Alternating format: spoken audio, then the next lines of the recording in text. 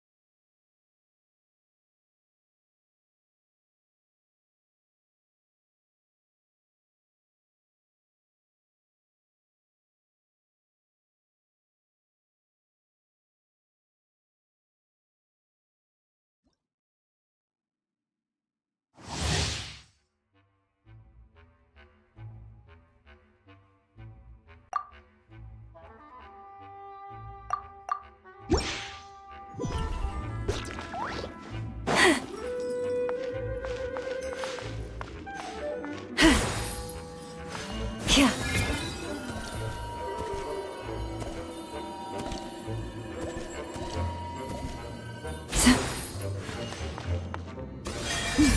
Yeah.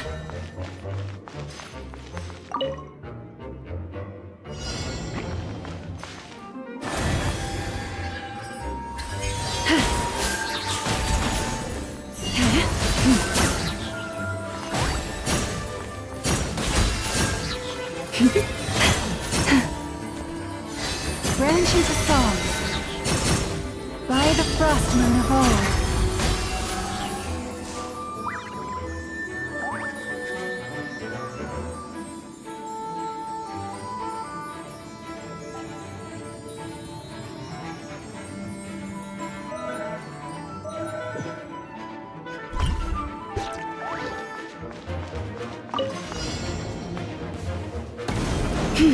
Leave this place. Grow! No, my sword! Rain cutter! Get with me!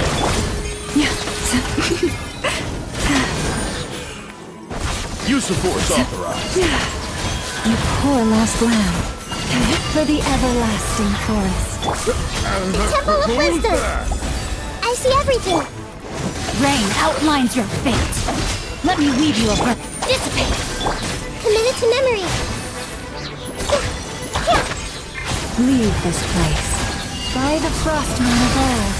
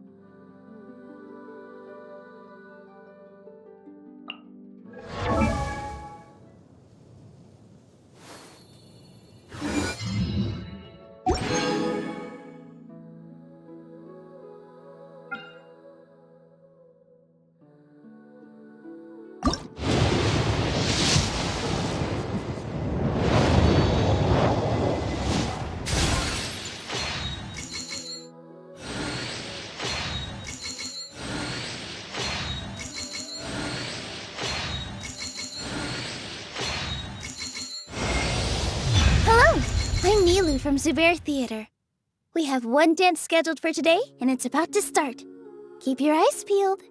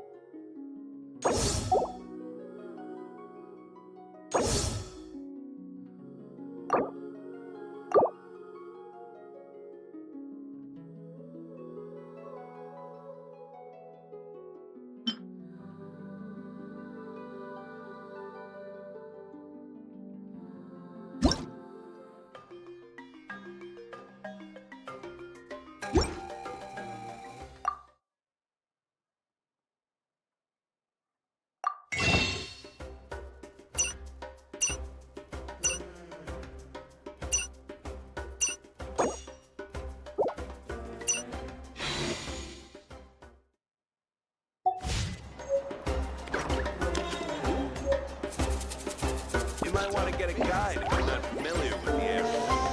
Interfere with the mixing process if he's going to keep all this stuff.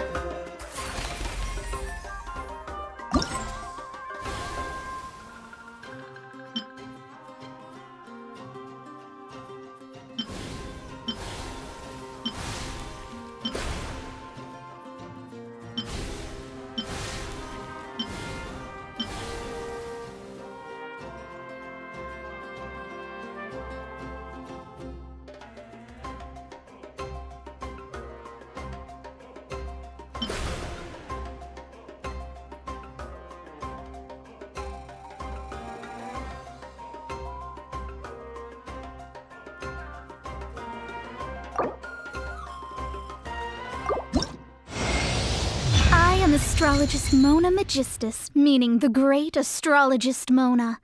If it is divination you seek from me, then I ask you respect my name by learning it wholly, here and now.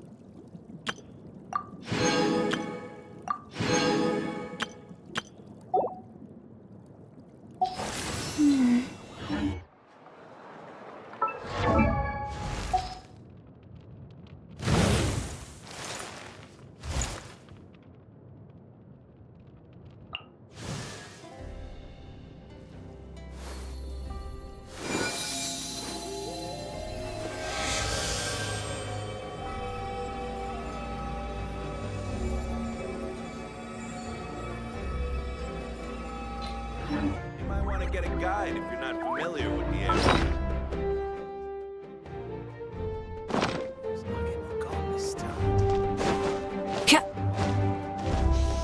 Don't interfere with the mixing process if you don't keep your voice down.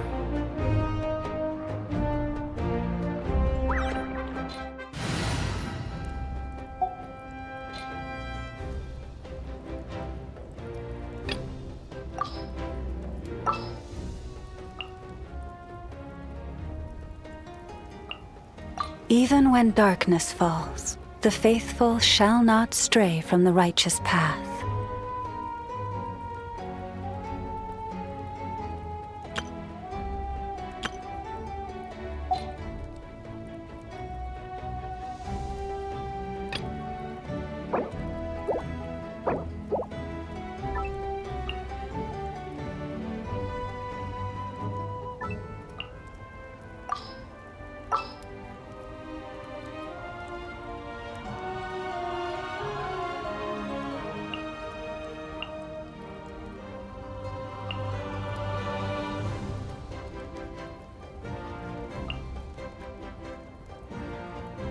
Witness my magnificence!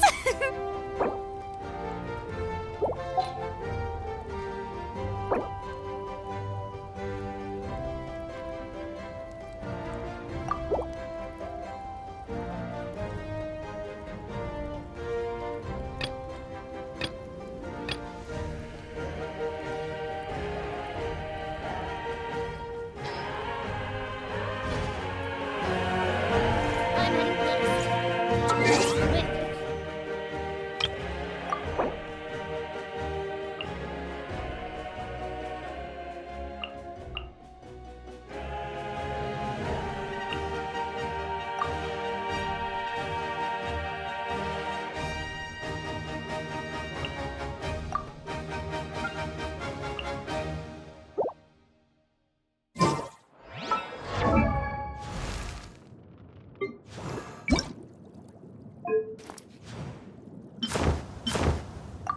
With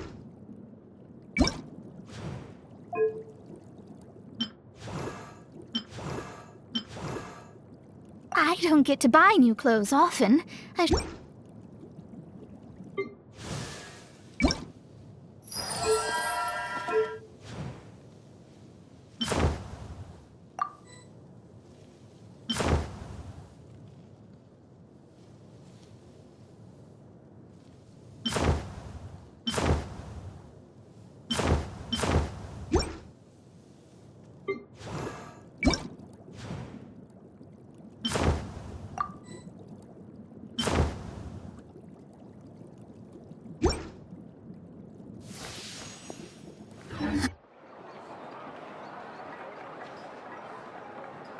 What a Best I place. don't see you over in the west, then. Surprises.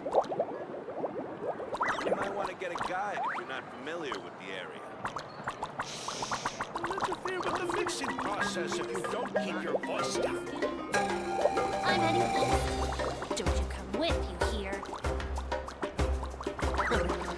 Is the ability to not get lost some sort of talent?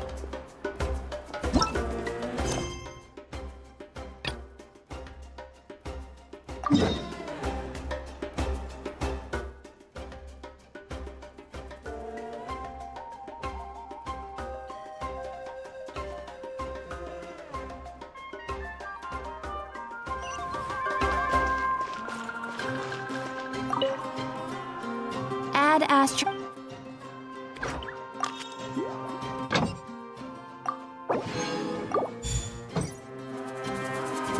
Add Astro.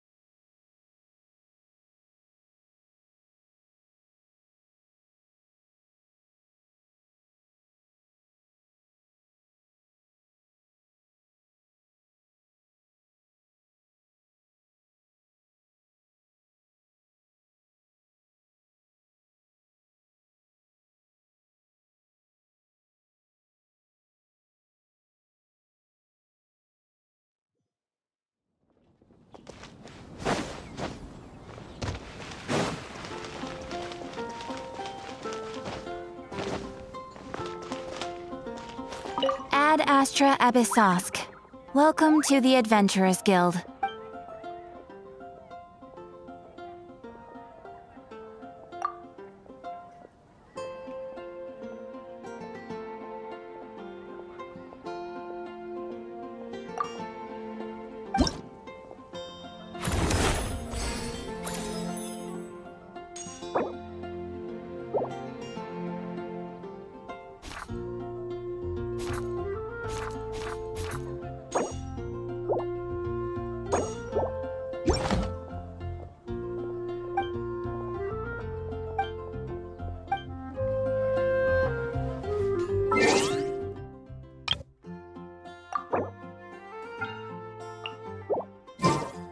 Ad Astra.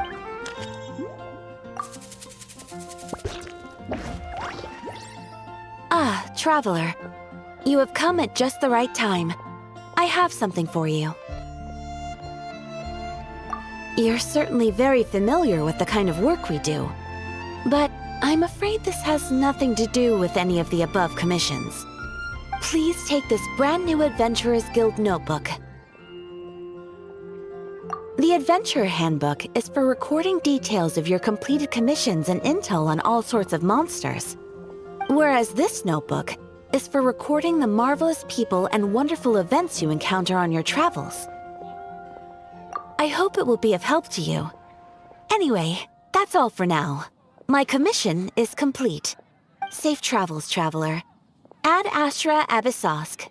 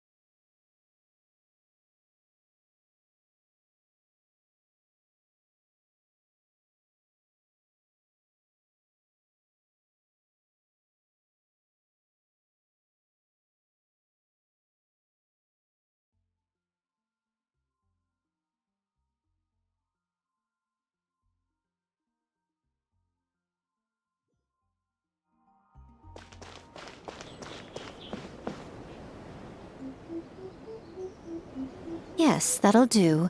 Just a quick and simple cleanup job. Ah, little one, you're just in time.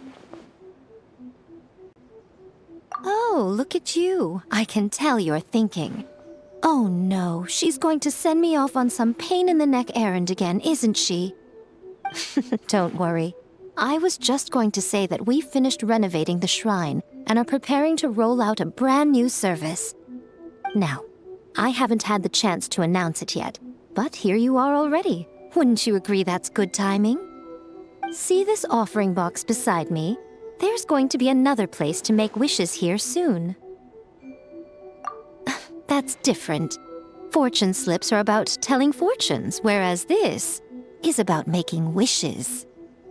Now then, close your eyes, make a wish, write it down on a prayer plaque, then hang it up on this rack here, and maybe your wish will come true.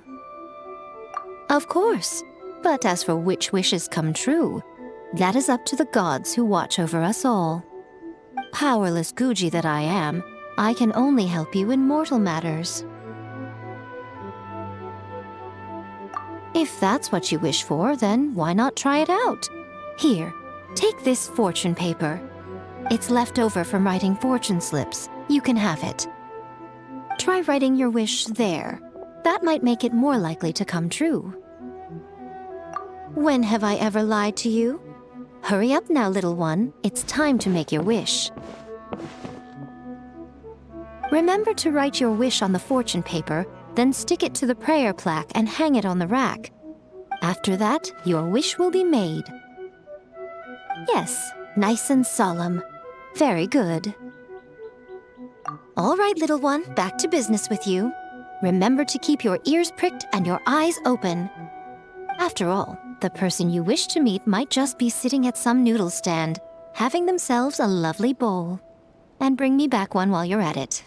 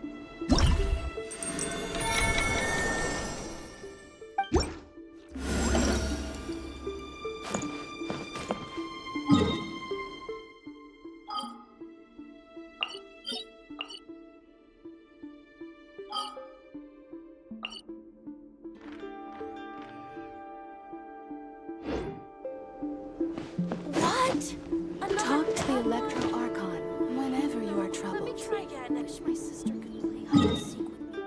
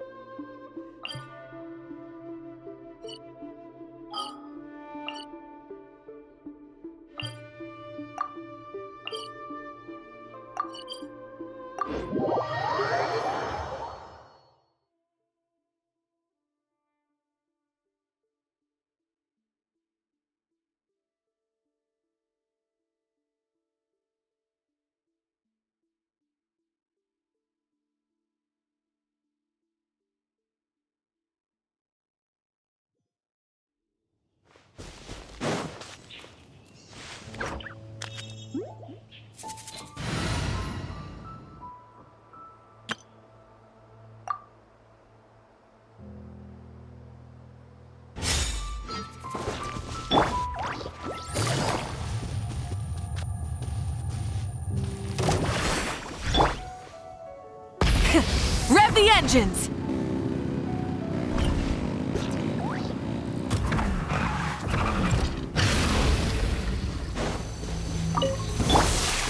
Silence!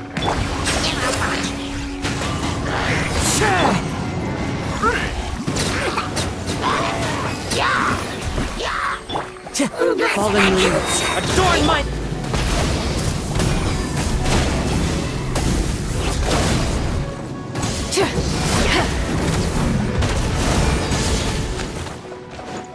Settle down! Busted! The wind knows me.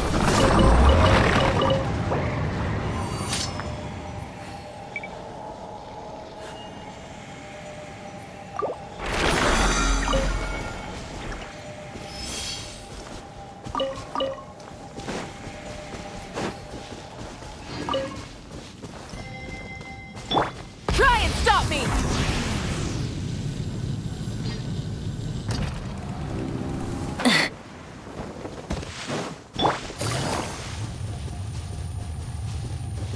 Take it easy. Bow your head.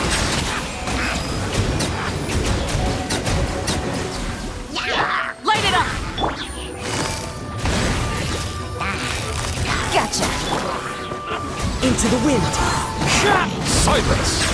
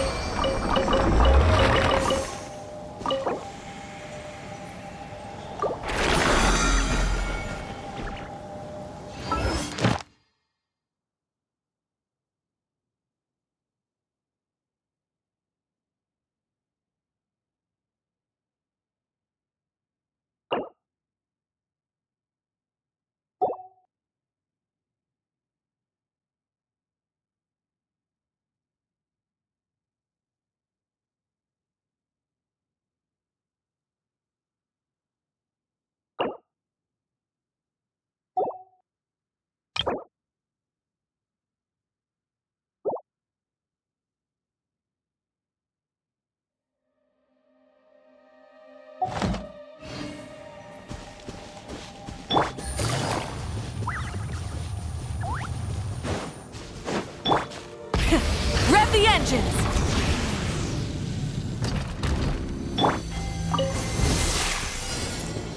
Settle down!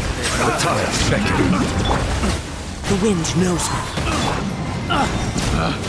Picked the wrong test subject. You're open! Want to taste of my hammer? One with nature! The hunter becomes the hunted.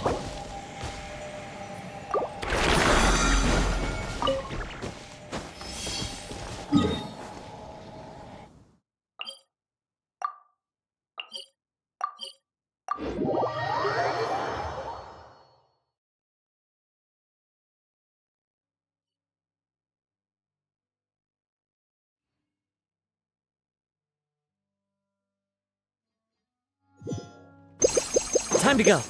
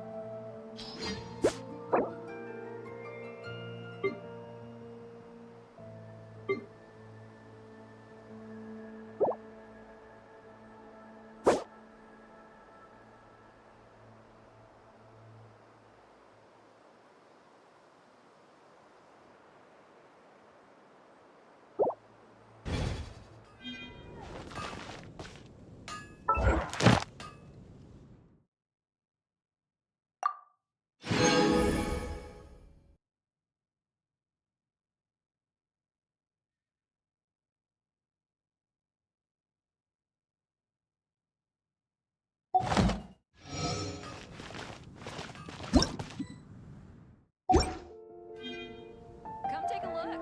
There will definitely be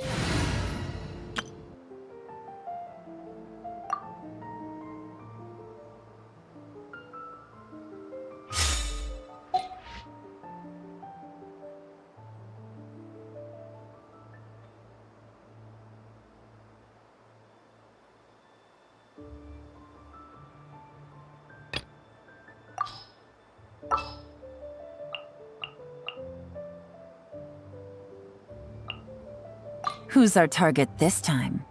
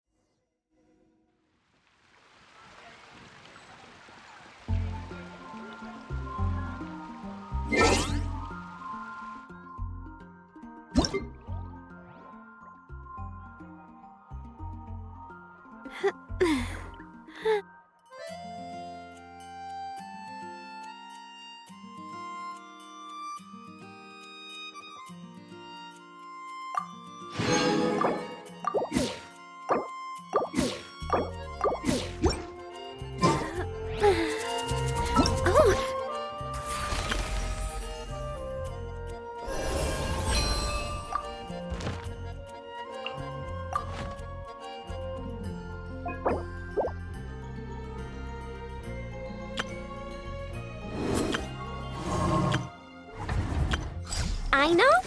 Present!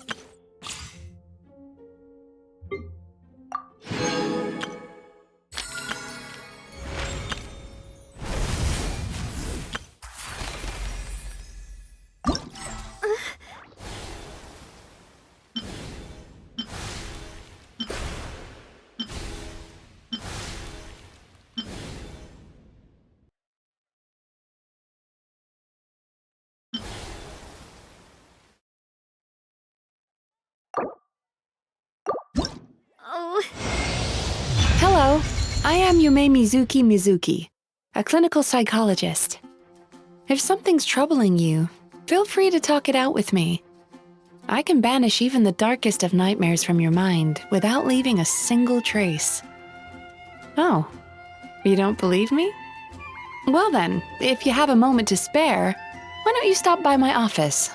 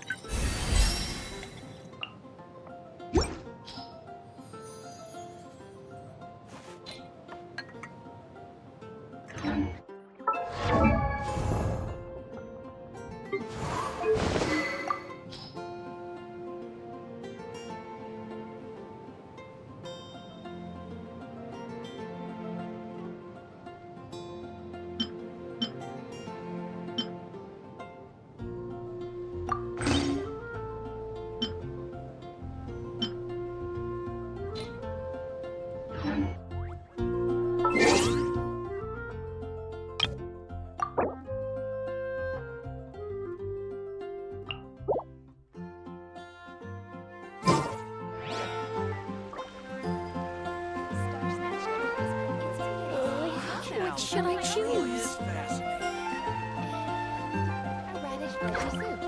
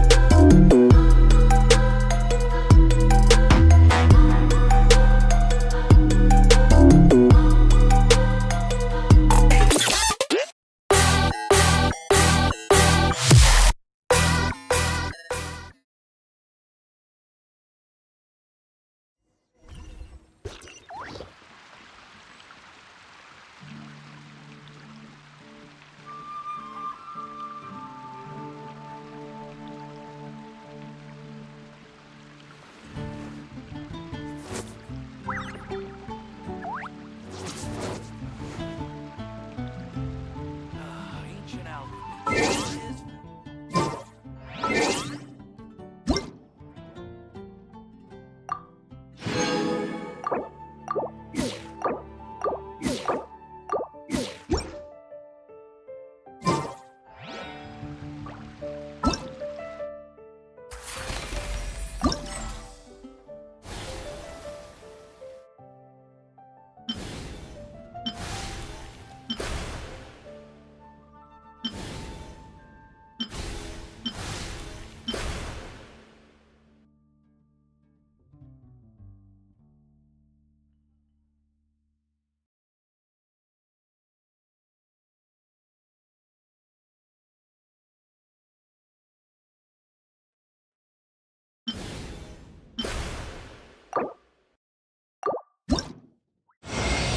I am astrologist Mona Magistus, meaning the great astrologist Mona. If it is divination you seek from me, then I ask you respect my name by learning it wholly, here and now.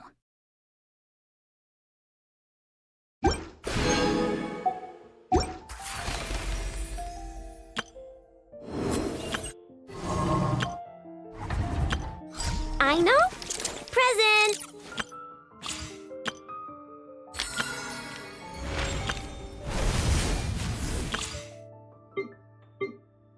The neighboring nation of Liyue prospers.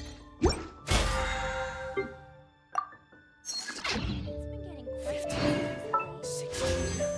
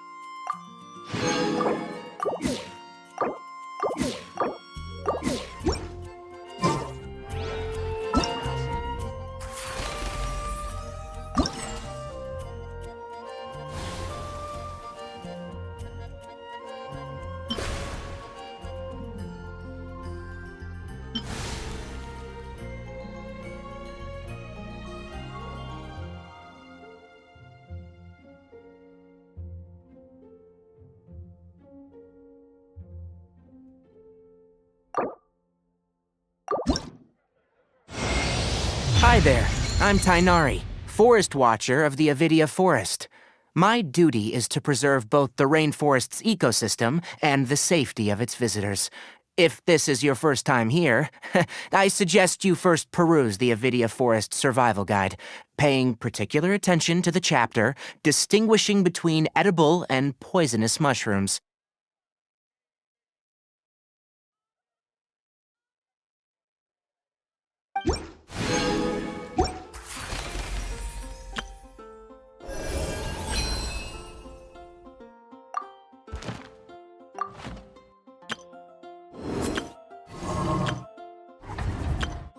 I know. Present!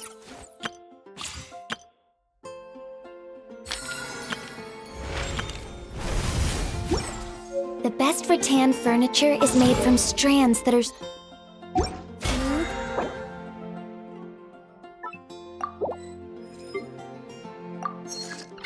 thin and strong like silk.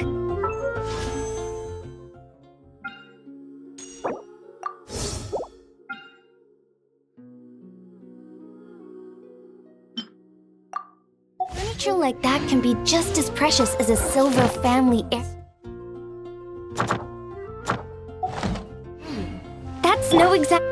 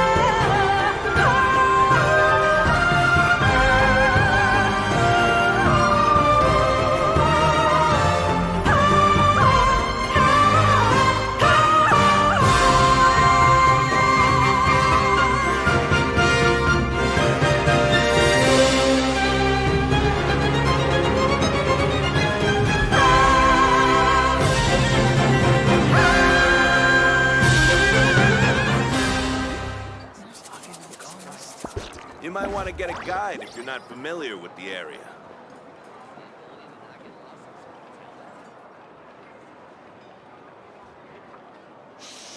You'll interfere with the mixing process if you don't keep your voice down.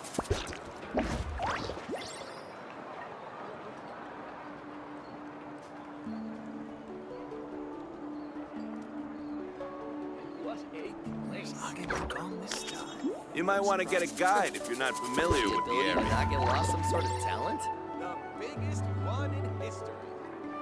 Rebooting.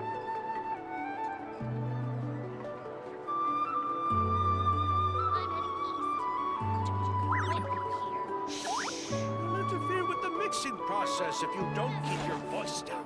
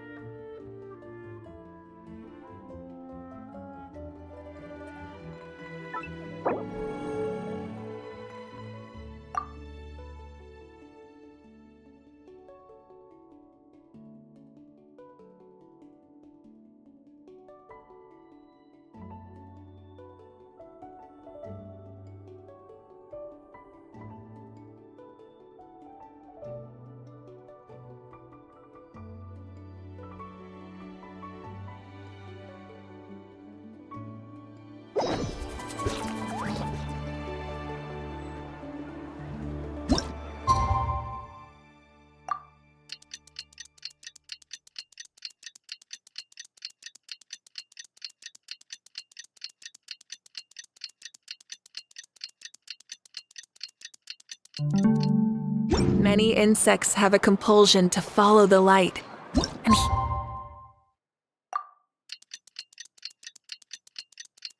humans are the same. Except we call that light hope.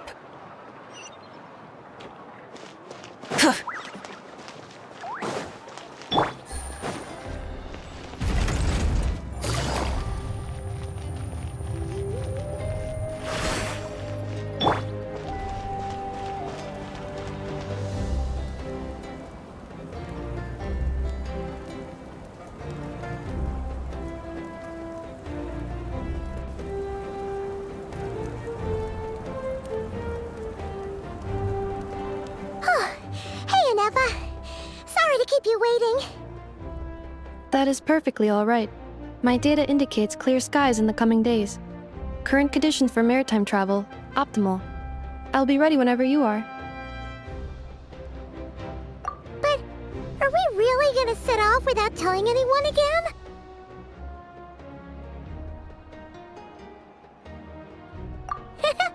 Funny you mention it. You'll never guess who Paimon saw on the way over. Hey! You didn't seriously think we'd let you leave without a farewell party, did you? No chance. Yeah, come on, Traveler. We've already made all the preparations. And most importantly, how dare you try and slip away without first paying your respects to the almighty Dragon Lord! A little bird told us you'd soon be leaving for Nodkrai. So, we asked Paimon to give us a heads up before the date of your departure. You sure it's not time to think about changing that little habit of ours? Don't worry, we won't keep you long. Besides, everyone's there already. Shaska, Ian-san, Auroron, even the Pyro Archon herself. You're invited too, Anefa. Shilonen has a special gift for you. Accompaniment request accepted. Shilonen demonstrates excellent massage technique. My impression of her is exceedingly positive. Wait, so robots like massages too? Or is it just that Shilonen really knows how you're wired? Alright, enough with the chit-chat. Let's head to the venue. Woohoo! Party time!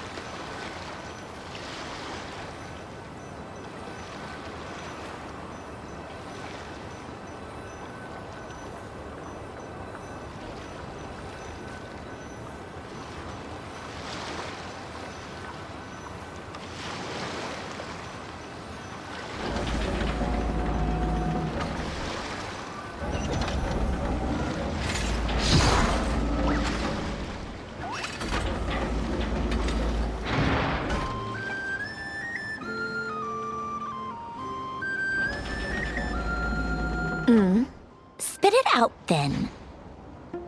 They've set off. Just as my calculations projected. About time I met this variable in person.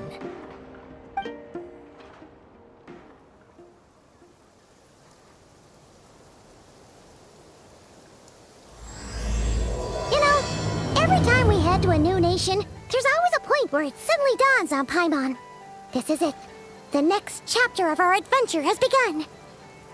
This time, it was the moment she realized she just polished off the very last of her Saurus crackers. Should have stocked up better at the farewell party. In other words, Paimon has marked the geographic coordinates from 2 minutes and 40 seconds ago as the boundary between Natlan and Nodkrai. This deviates somewhat from the official coordinates stored in my database. Paimon meant more in terms of how it felt on a psychological level. Anyway, what about you, Traveler? When did it really sink in for you? That actually kind of makes sense. What about you, Anefa? Come to think of it, maybe we should be asking the other way around. So, when you came over to Natlan, what was the moment you felt like you'd left Nodkrai? In that case, probably when my sensors could no longer detect the moon's power. The moon? You mean, that one we can all see in the sky? Negative. I was referring to... Here we are. Paimon, Traveler, we have arrived in Nodkrai. Oh, wow!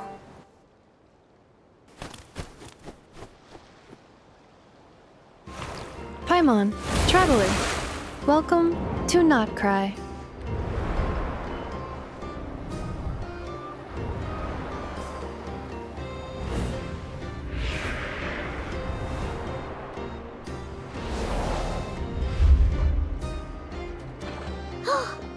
That must be Nasha Town up ahead! That's the place you were telling us about on the way over, right?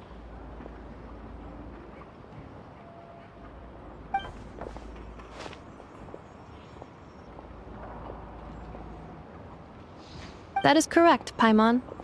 It is also the most bustling commercial hub in all of Nodkrai.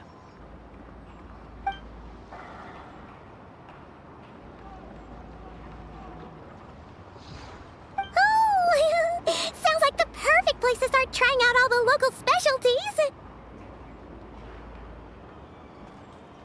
Huh? Is something up, Traveler?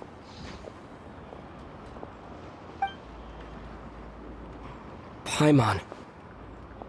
This is where our spaceship landed when Lumine and I first arrived in Teyvat. Huh? Are you sure? But how come you've never mentioned that before? Seems pretty important to Paimon.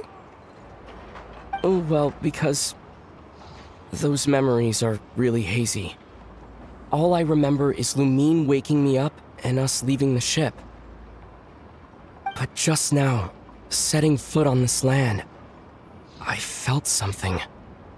The kind of power I sensed in those moments. Are you referring to Kuvaki? Kuva what now? The locals refer to it as Kuvaki. It is a unique elemental force found only in Nodkrai, or rather, a pure, primordial form of elemental energy. That is correct. Another similar concept I have found in my database is the primordial sea. Legend has it that long ago, the moon that shines in the sky above us once rose from the land of Nodkrai. Modern geological surveys and meteorite studies conducted in the region have since supported this claim. So, when you mentioned being able to detect the moon's power earlier, you were referring to Kuvaki?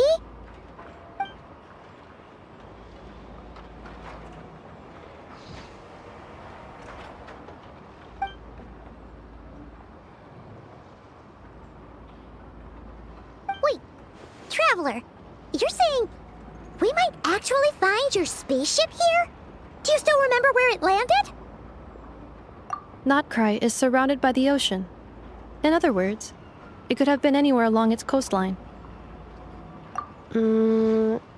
Negative. Description still lacks sufficient detail to pinpoint target location. Hey, it's okay if you can't remember everything right away. After all, it's been a really long time. Let's just do what we've always done, and keep searching as we explore. Besides, what have you got to fear with your sidekick Paimon still here? I'd be more than happy to help you out as well. Our pleasure.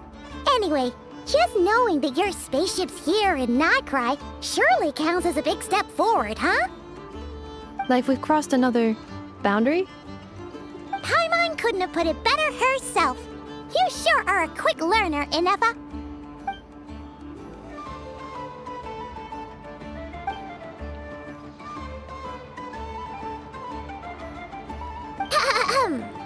Well, as the best guide in the whole of Teyvat, Paimon hereby does solemnly declare, nodkrai, here we come!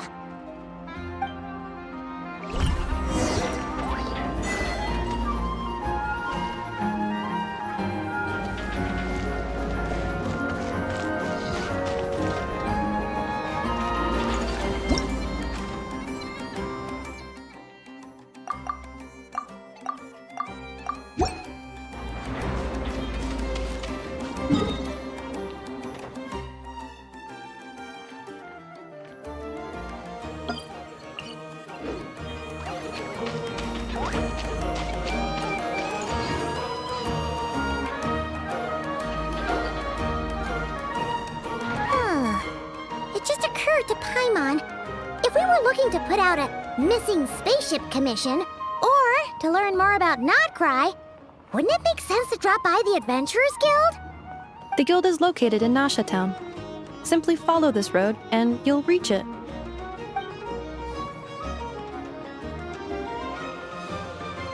Huh? What in Teyvat is that? Looks kinda like a Sealy, floating around in the air like that. That is a kuhenki, a species unique to the land of nodkrai. A kuhenki? Does she have something to do with the moon, too? Indeed it does. According to the Frost Moon Scions, the indigenous inhabitants of this land, the kuhenki, are said to be familiars of the moon goddess, leading those who walk in the moonlight's glow to things of great importance. The moon goddess? Don't all people here worship the Tsaritsa? Although nodkrai lies on Snezhnaya's border regions, the people here have held their own unique beliefs since time immemorial. As I mentioned, everything in this land shares a deep connection with the moon and the sky above. The beliefs of the Frost Moon Scions seem to date back to the civilization of the angels. According to the documents in my database, even the 7 Archons did not exist at that time. Wow! So the origin of their beliefs goes back even further than the Archon War? Correct. At some point, you may come across some statues of their goddess. The Frost Moon Scions carved these as well. Hey! Looks like she's floating away! I suggest you follow her. The probability of an ordinary person encountering a kuhenki lies in the single digits. Many here consider them heralds of good fortune.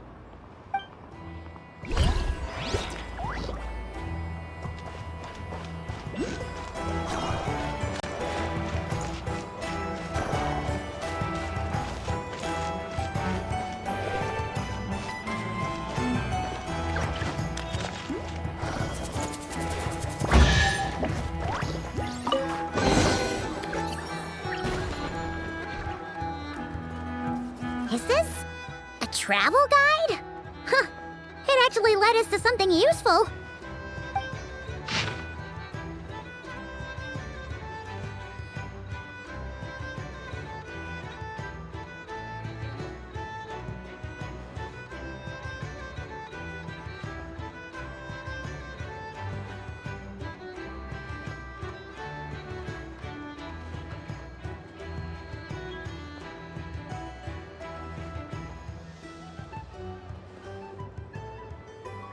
Are there any particular points of interest? Oh, it all looks pretty interesting to Paimon. If we have time, she'd love to see, pretty much everything. Recalibrating route. If we keep following the current path, we will arrive at an area of scenic beauty. From there, we will be able to identify both the Adventurers Guild and several must-visit specialty stores. Yikes! Why is Paimon suddenly getting the feeling that if she doesn't step it up soon, Ineva's gonna put her out of a job?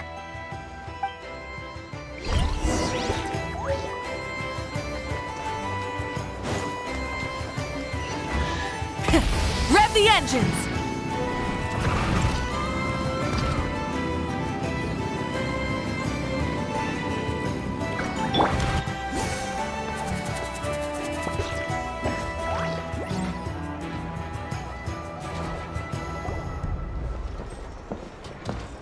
Wow!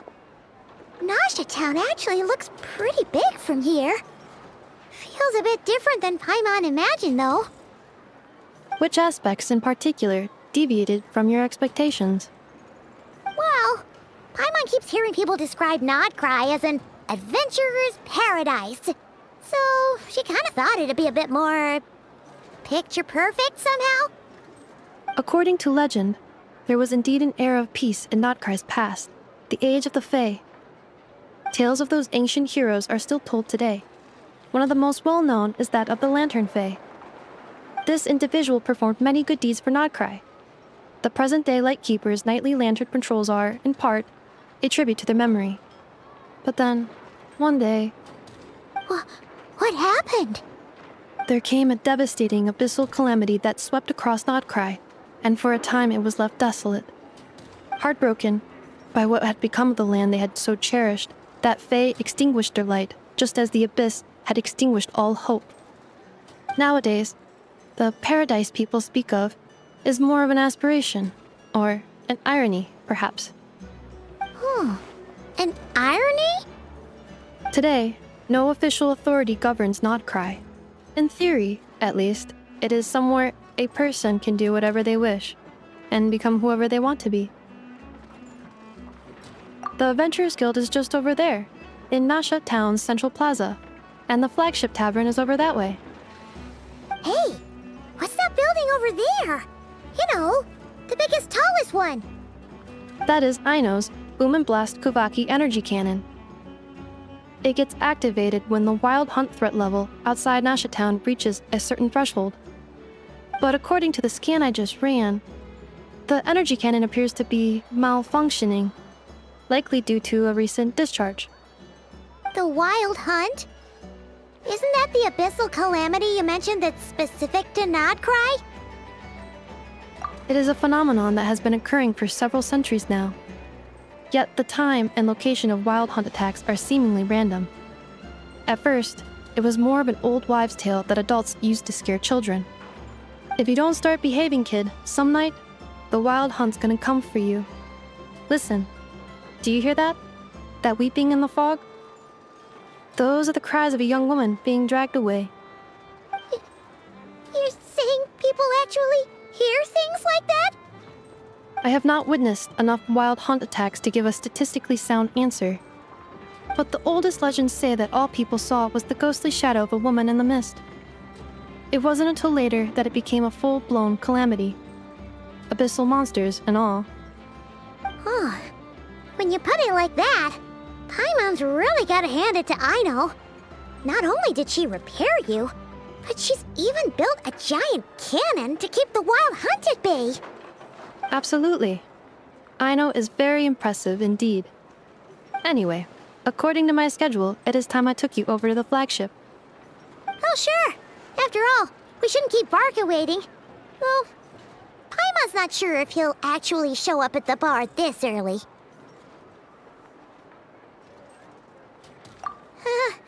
You're right about that.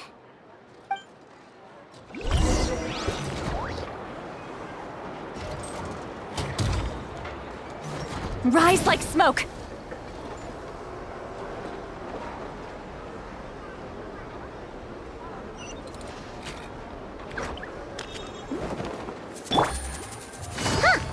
Isn't this the Adventurers Guild? Why isn't anyone here? Does that mean that Catherine and Nodkrai actually gets to clock out? Anyway, let's come back later.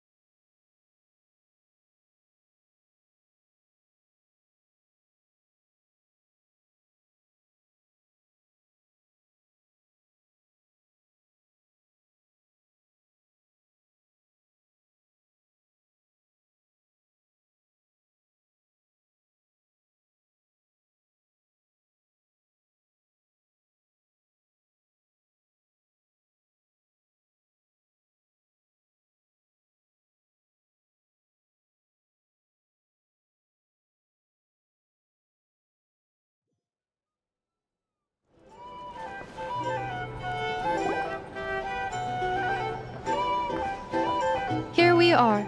The flagship. Varka told us to meet him here in his letter, right? Let's see. Varka? Varka! No matches. I identified. Huh. So he isn't here after all. Oh, guess we never did actually say we'd be arriving today. Hey, why don't we go ask the owner? If what they say is true, Varka's drinking prowess must have left quite the impression.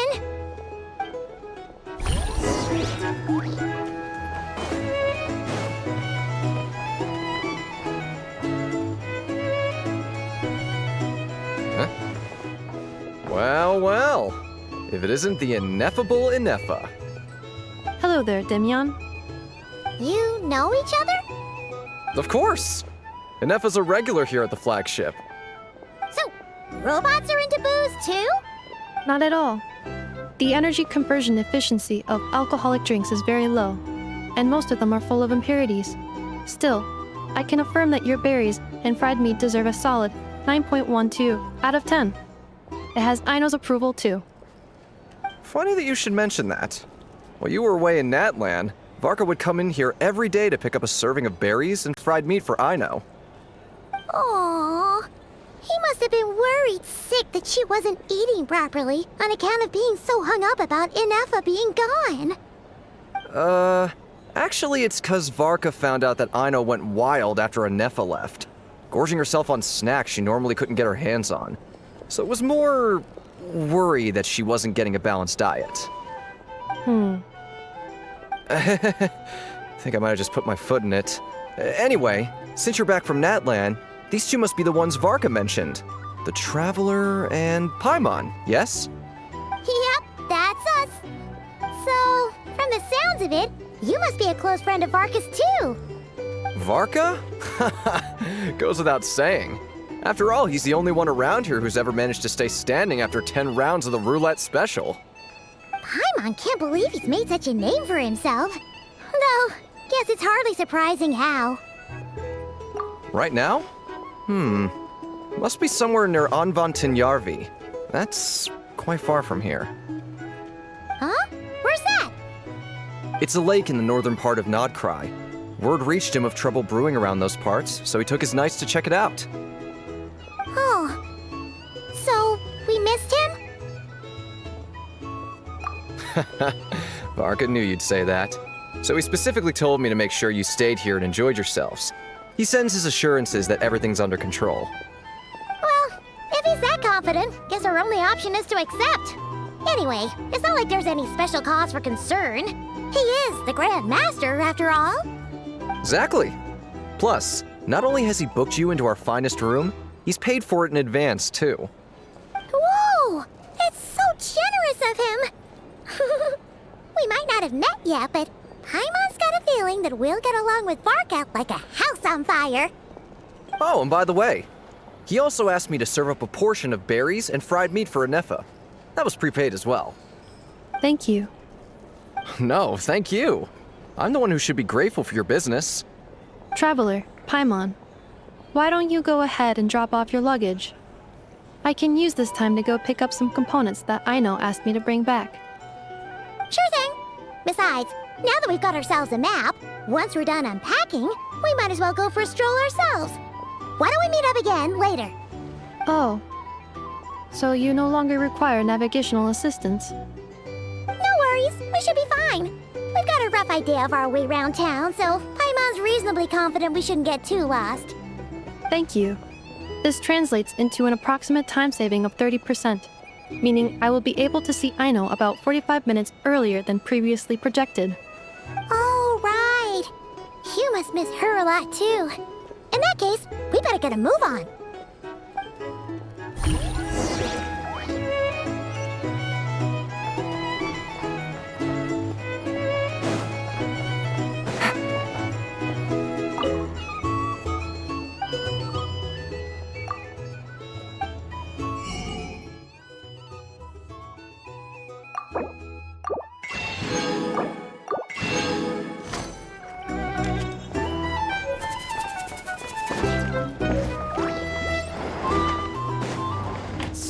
noisy here. Back in my day, we'd...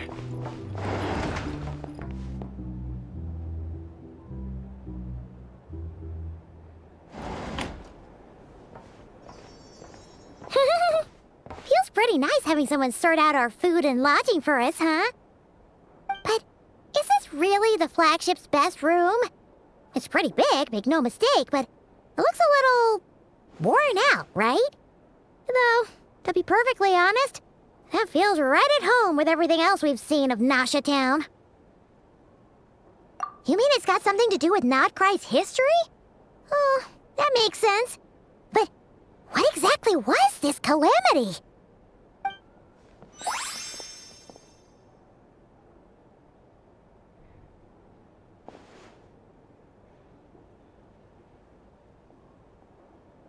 Oh, should we try the berries and fried meat too? Paimon's getting hungrier and hungrier every time someone mentions it.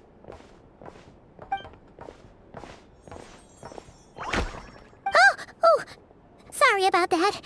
Paimon wasn't watching where she was going. Please, there's no need to apologize. If anything, I'm the one who should be sorry. Clearly, I shouldn't have gotten lost in my thoughts in the middle of a hallway. Wait a sec. Are you staying in the room next to ours? Ah, quite the perceptive one, I see. First things first, allow me to introduce myself. My name is Kirill Chudamirovich Flintz, but please, just call me Flintz. Whoa, that's an impressively long name for sure. Ah, is that so? Names like mine ought to have been fairly common in Snezhnaya, at least in the past. Would I be correct then to assume that the two of you are travelers in this land? Yep, you sure would be. Paimon is Paimon, and this is the Traveler. We've been to a bunch of nations already, but we only just arrived in Nodkrai today. What a rare honor it is to meet such worldly travelers. Are you here for travel too? If only I had the time to spare. No, I'm just staying the night. Oh, so you're here for business? That's certainly one way to put it. I'm a Ratnik of Nodkrai, normally stationed near the burial grounds to the north. My sole cause for being here today was to repair this lantern of mine.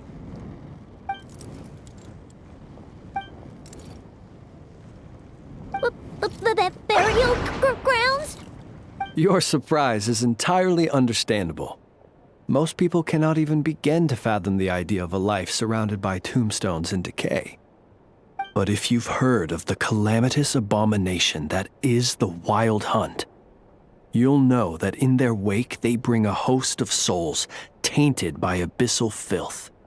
That then is why we are stationed by the burial grounds, to hold the line where it is most vulnerable.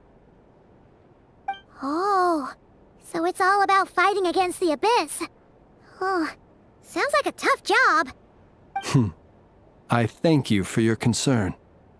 But in truth, I've long since grown used to it. In fact, I like to think it rather suits me. If anything, I'd say I prefer the peace and quiet of a graveyard to the hustle and bustle of urban life. Paimon sort of gets it now. But even so, she's still pretty sure she could never get used to living in a graveyard herself. For one thing, she'd be too scared to fall asleep at night. Oh, I assure you, there's no need to worry on that account. The kind of ghosts you find in cemeteries aren't too big on talking. But even when they do, they're usually far more discreet than the living. Well, would you look at that? Who'd have thought we'd end up chatting this long? Must have a lot in common, huh? Forgive me, but I must excuse myself, for the time of my appointment draws near. And in terms I'm sure you'll understand, a lanternless Ratnik is like a mapless traveler. A serious conundrum indeed. Oh, sure. In that case, you go right ahead. We won't keep you any longer. Not at all. Should the opportunity present itself, I'd gladly continue our conversation another time. You're always welcome to come visit my grave. The grave I stand watch over. Your visit would bring much-needed light to that place of final rest. Right. Well, if we get the chance. Then allow me to wish you a traditional Ratnik's farewell. See you by the graveside. Ugh. Jeez. What a weirdo. Not to badmouth him at all. In fact, he seemed pretty cultured, but at the same time, kinda spooky? Must be all that time he spent around graveyards. His lantern? No, not really. You mean, 'cause it was broken? Huh. Guess you've always had a nose for stuff like this.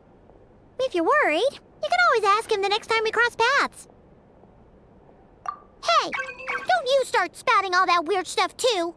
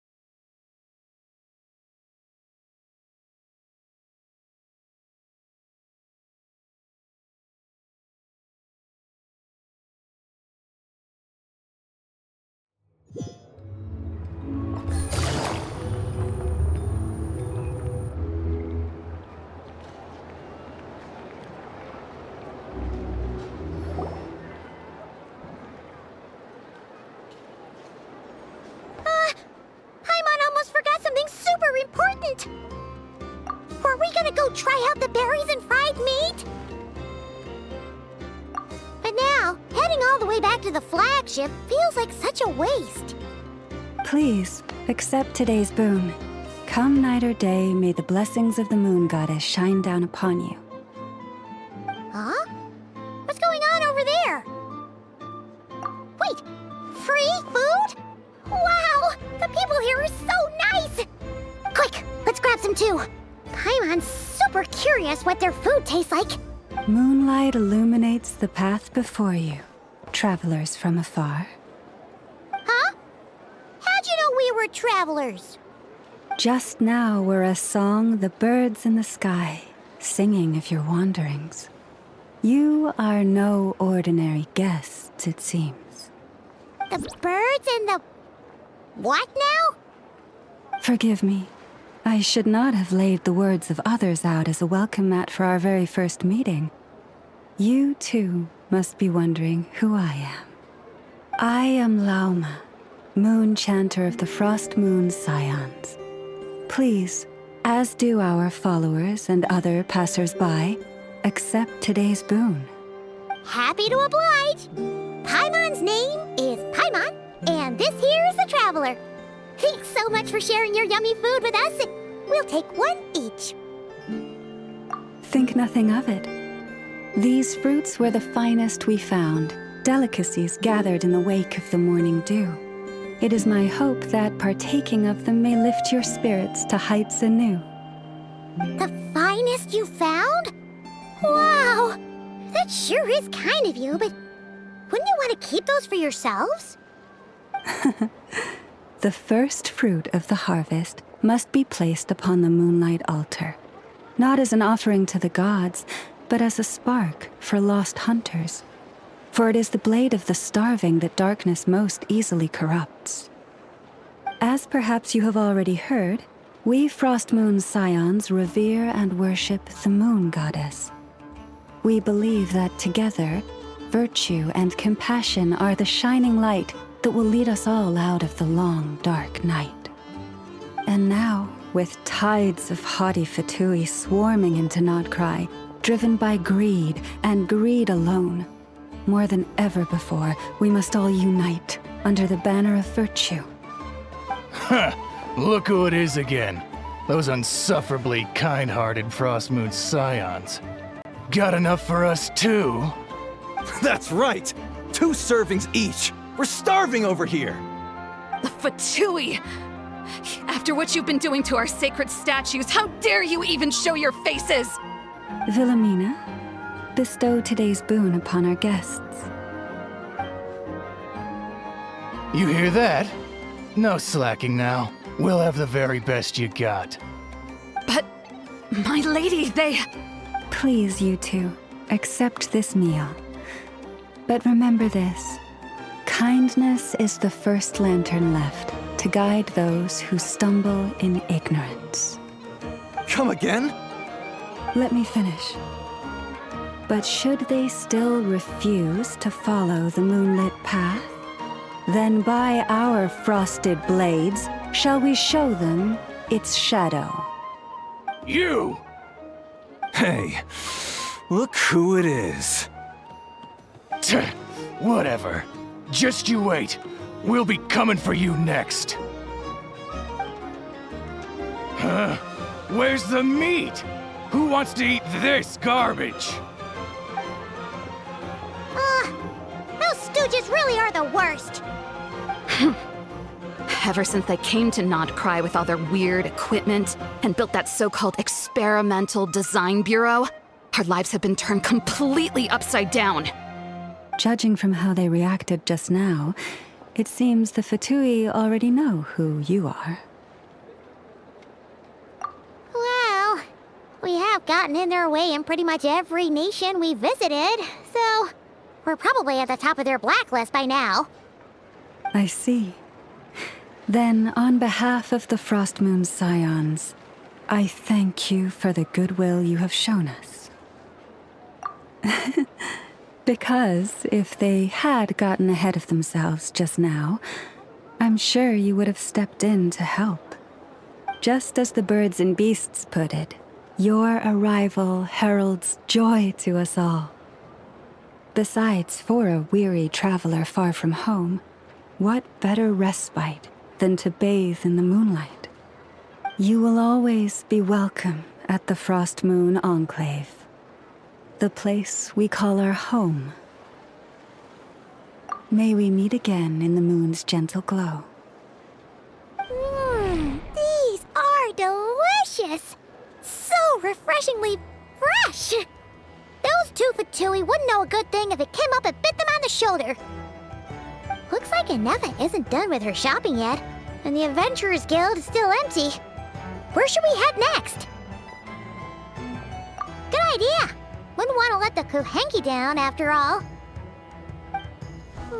Let's see... Okay, Paimon's got our route all figured out. So, all that's left to say is... don't fall behind! This is Nuts and Nuts. It's mostly a fruit shop, but there's a crafting bench, too. This is the Speranza, one of the travel guide's recommended restaurants. All the waiters here are kids. This is the Vesnici Prolegia greenhouse. Apparently, their flowers are all made of metal, so they'll never wilt away. And this is the Rossum Workshop. If you ever need a weapon made, this is the place to go. And over here, they've got a super tall observation deck. Whoa! Take a look at that! You can see really far out into the distance. That way's north, and that looks like something built by the Fatui? And then over there to the west, that must be the place Lauma mentioned, where the Frostmoon Scions live. So, what'd you think? Even if Inefa kinda stole her limelight earlier, this just goes to prove that Paimon's own tour guiding skills aren't too shabby either, right? Hey, come on! Would it kill you to compliment Paimon? Huh? Look! There must be someone at the Adventurers Guild now! There's already a line forming outside. Looks like we'll finally be able to ask about your spaceship. Oh, or was there anywhere else you wanted to stop by first? Where? Which one are you? Oh, now you mention it, Paimon's noticed it too. Ugh, better not be who she thinks it is. Anyway, where we go first is completely up to you. Either the Adventurers Guild, or that suspicious-looking shop. A word of warning, though. If we step into that shop, be sure to keep a very close eye on your Mora.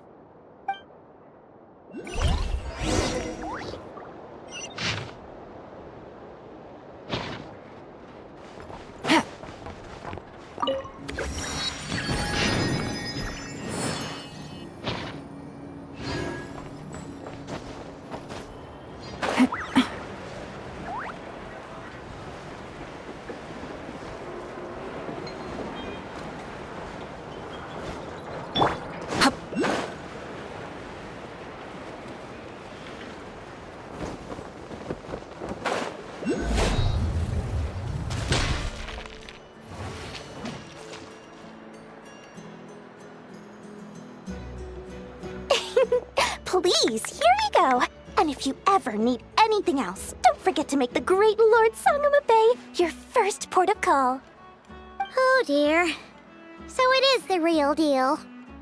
Of course it's the real deal. Everything you'll find here is 110% real, meaning every one of my deals is as real as a deal can... Wait a minute. Well, if it isn't my two most valued clients! And with no small thanks to your munificent patronage. Come, how could you just sneak into nodkrai like this without telling your dear Lord Sangama Bay?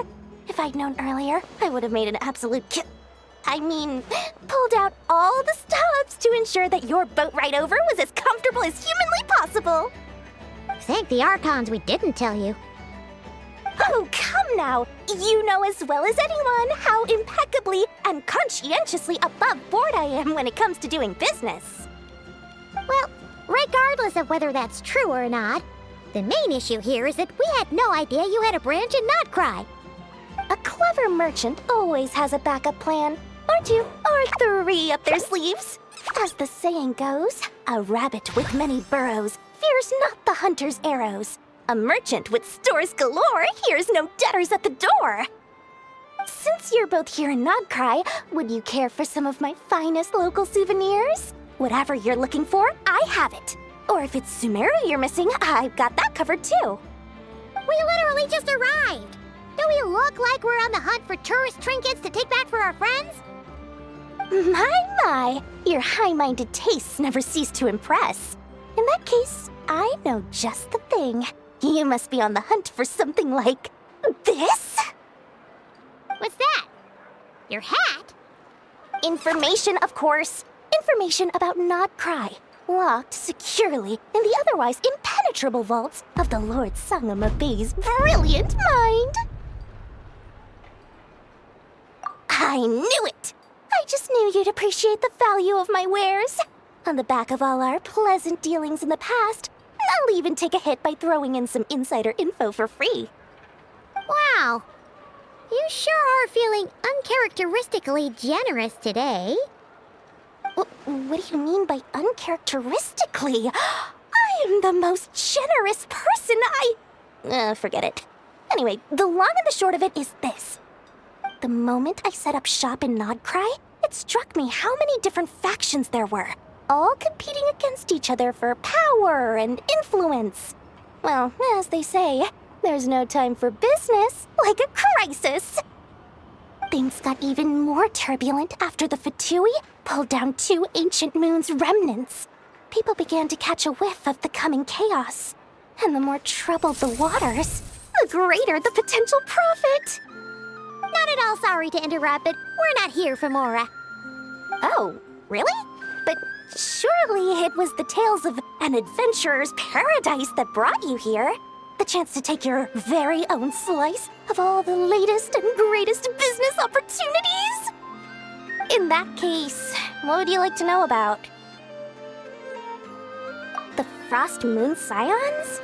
You mean the people who believe in the moon goddess? They're not a bad bunch. It's just, well, they have such simple tastes. No luxuries, no indulgences, no nothing. Trying to earn a little more from that lot is like trying to squeeze blood from a stone. Still, things between them and the Fatui have gotten pretty tense. It's only a matter of time before the powder keg goes boom.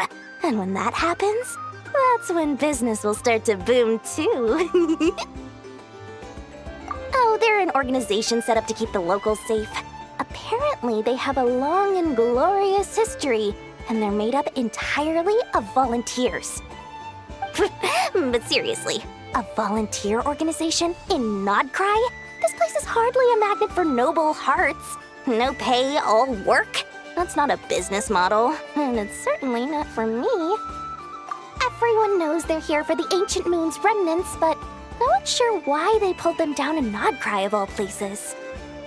Anyway, they've been acting mysterious enough, but if you ask me, that Kuvaki Experimental Design Bureau of theirs up north hides secrets wilder still. That bunch of booze-loving monsters? Ugh, don't even get me started. As fellow Outlanders, I thought they'd be easy pickings, but somehow, every single one of our business negotiations wound up at the flagship. I've done plenty of deals with heavy drinkers before, but those guys? I never once made it to the contract signing before blacking out. I'm getting flashbacks of the hangovers just thinking about it.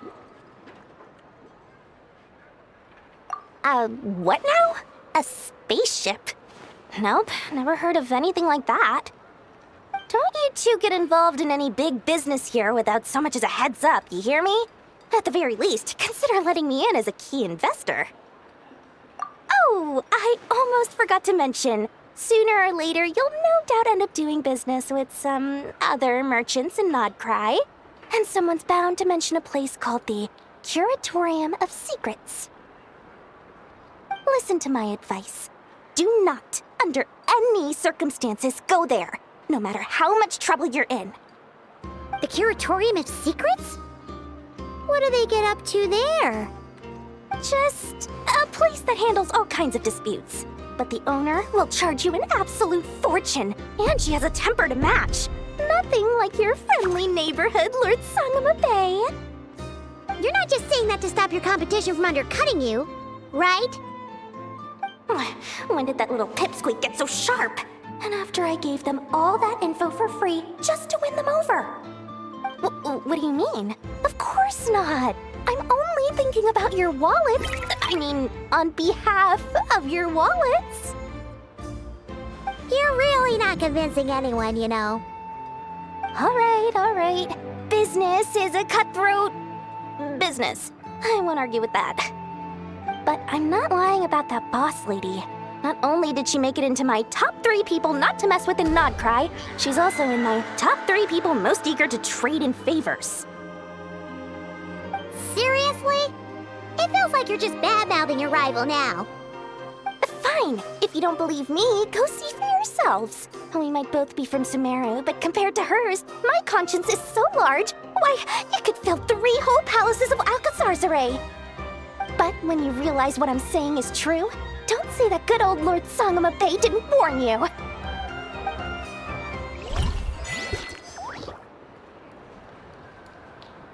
Anyway, don't be a stranger now.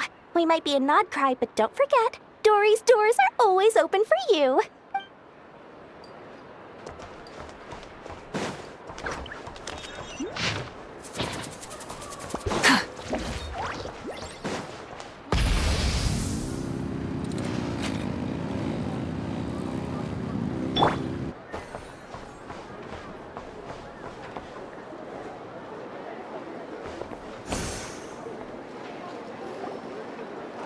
Lucky us! The line seems to be gone now. Come on, let's go say hi to Catherine. Hey, Catherine! We meet again!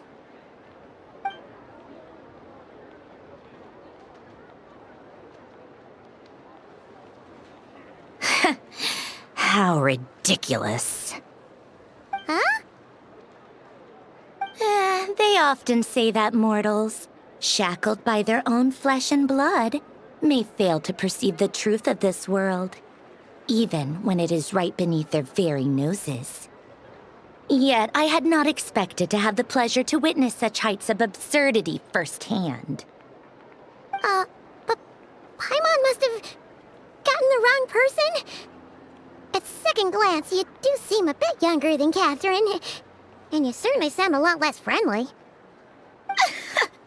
A creator might forgive ignorance, but being mistaken for one of my own creations is beyond all pardon. Look very closely, for standing before you is none other than Marionette, 7th of the Fatui Harbingers.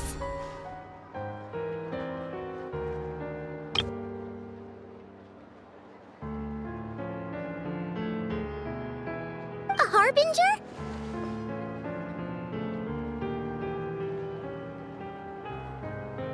I told you already, I'm not Catherine. Just how obsessed are you with my machines?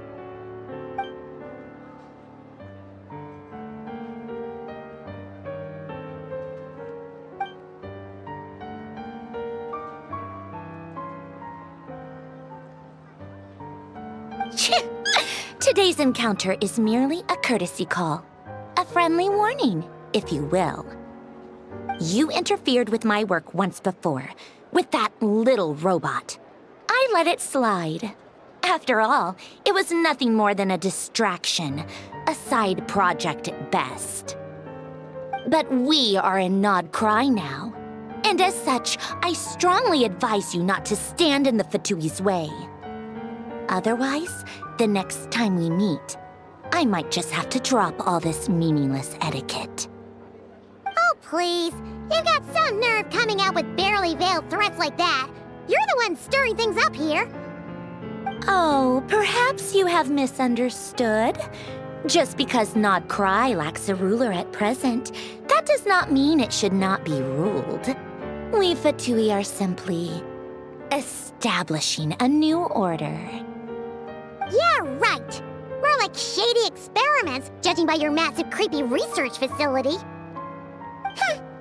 I've said what I came to say. What you do next, only you can decide.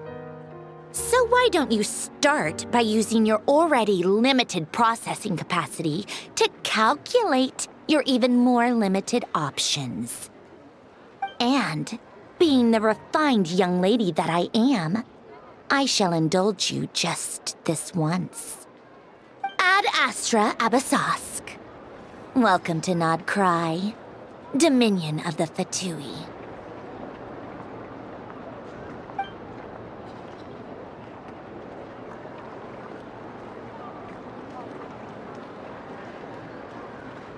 Ugh!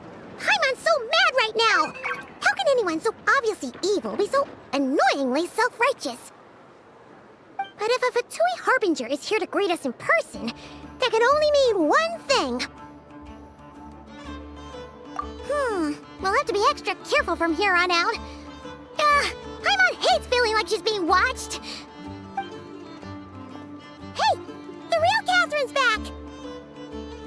Ad Astra Abyssosque. Welcome to the Adventurers Guild. How may I help? I will do everything I can to assist you. You're so much nicer to talk to, Catherine. Please don't leave us again, okay?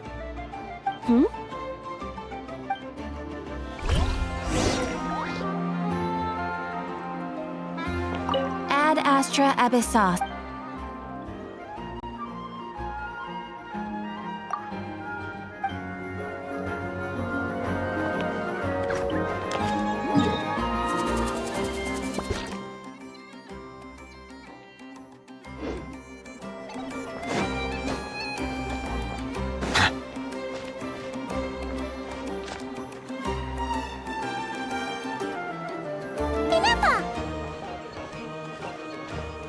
Hello.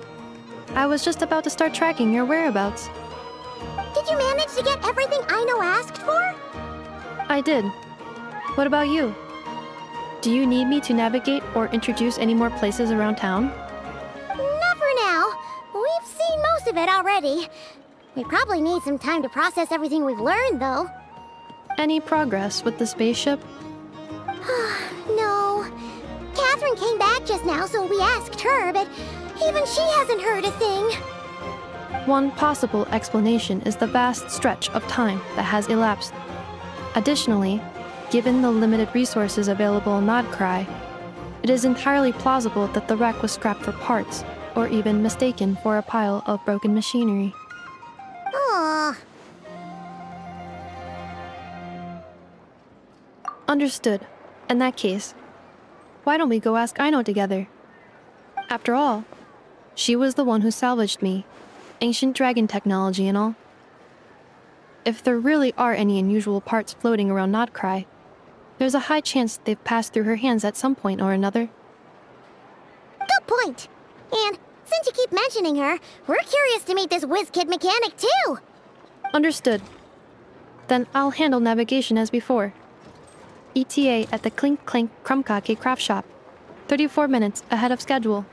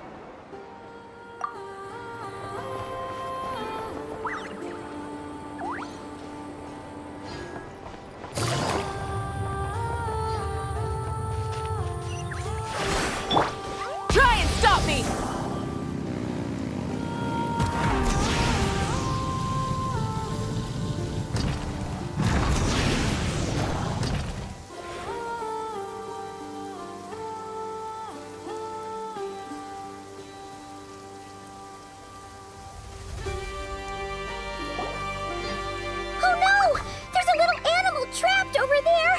Let's go help it out! Huh? That's weird. Why isn't it responding?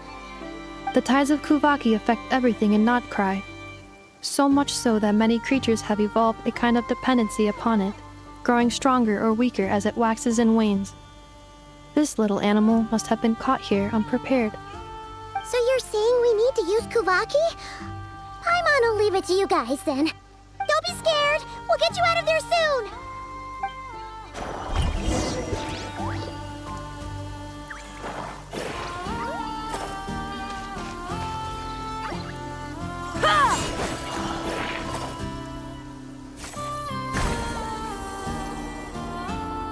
Oh! It worked! Off you go now, little one. Don't go getting yourself caught again.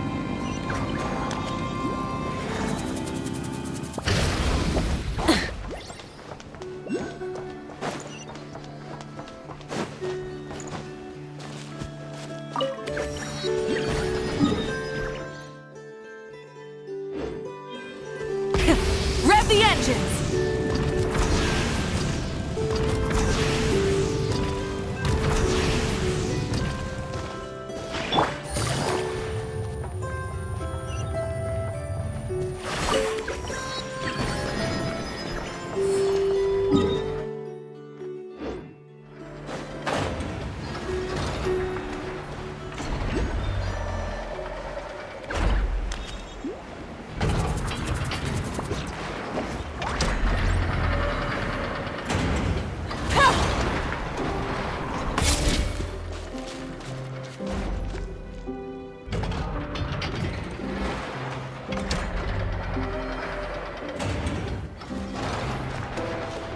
Here we are.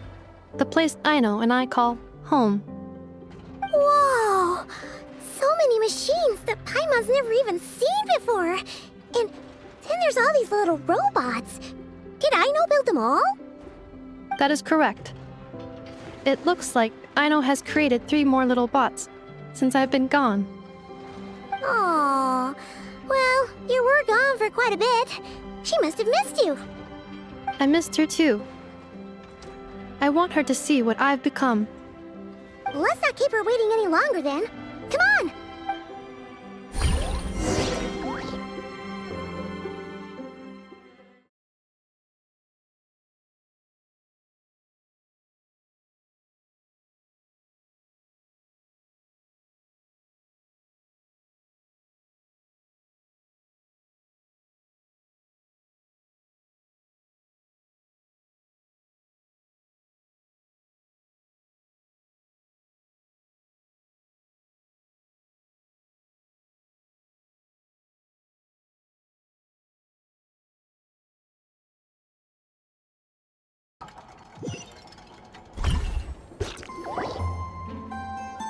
I know. I'm back.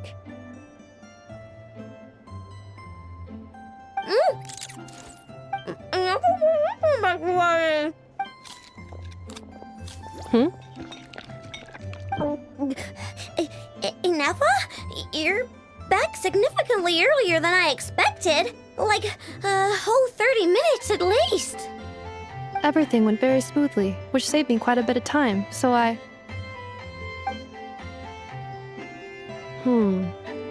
I know. Could you turn around for a moment? I know. I've been on my best behavior the whole time you've been gone. She's got chocolate all over her mouth. I know. While I was away, did you strictly abide by my tailor-made snack intake schedule? Oh, of course I did. 1 whole cake, 1 crumb cake, and 1 pack of chocolates a day, right? It was either a cake or a crumb cake or a pack of chocolates per day. Oh, shoot. When did you finish the snack stash I left for you? Literally just earlier today. Let me just go run a scan on that. I meant today, a week ago. And then you restocked an entire week's worth on your own initiative? 2 weeks worth. Why does Paimon feel like the roles in this household are pretty much the opposite of what she imagined? Calculation complete. Aino's recommended snack calorie intake for the next 4 weeks. 0. No fair! You're a meanie, Ineffa. This is what happens when you break an agreement. Oh, come on! Don't do this to me! I only ate a teeny bit extra every day. Just a teensy-weensy bit extra. That is objectively not a teensy bit extra. Oh, seriously? If you'd only arrived half an hour later, I would have had everything cleaned up and you wouldn't have noticed a thing. But now that I think about it, you even said you'd come back a bit earlier than you did, so I wouldn't have to worry.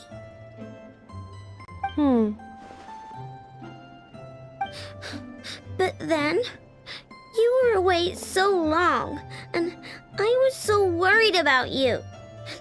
And that's the only reason I even... Oh. I know.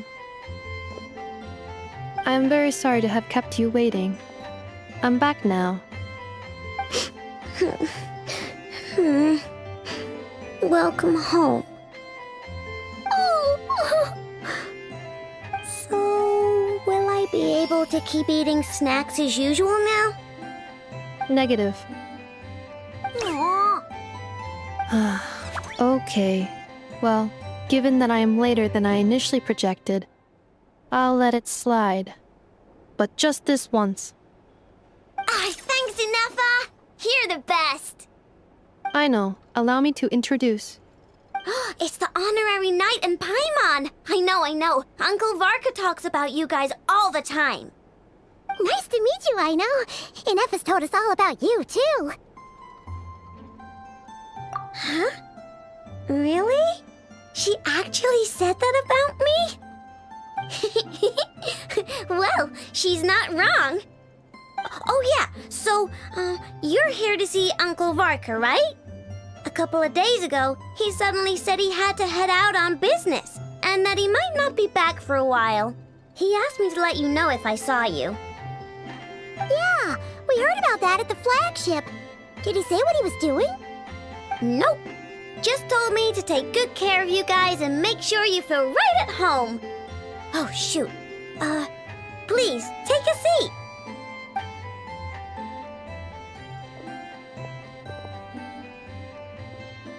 Do either of you need my help with anything? Anything at all? After all, I'm the head of this household. Sure wouldn't know it from that snack tantrum she just threw.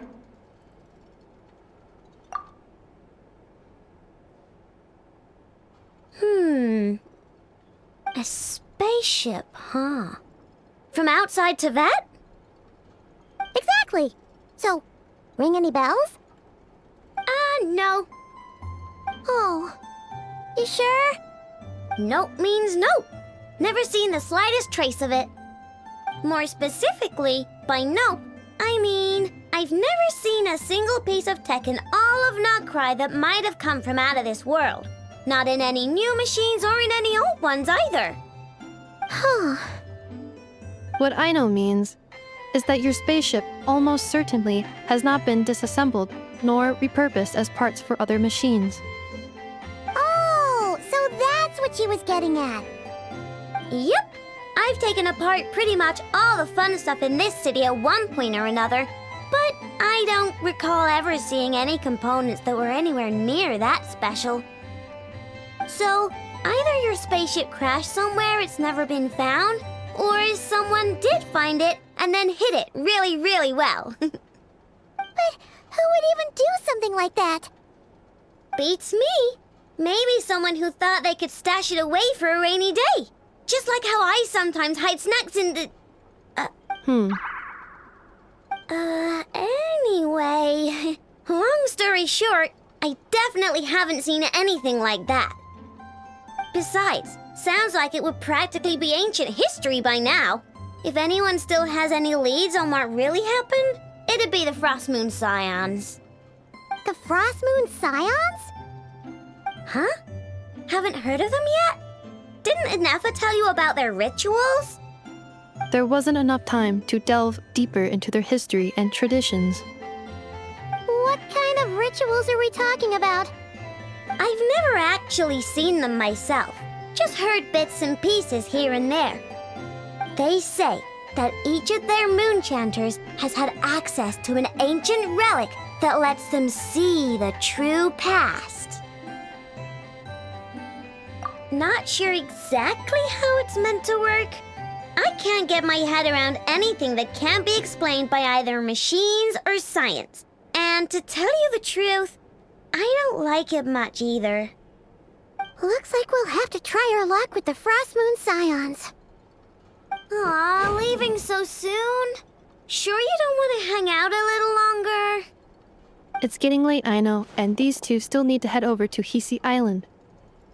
It would not be convenient for them to linger much longer. Aww. All right then. Don't worry. We'll be sure to drop in on you as often as we can. Really? You promise? Sounds like my type of visitors. You're welcome anytime. I'll be staying to look after Aino today, so I won't be going with you. Hey, don't sweat it. We'll find our way just fine. I'm glad to hear that. Also, I must admit, I have very much missed the charging bed that Aino made for me.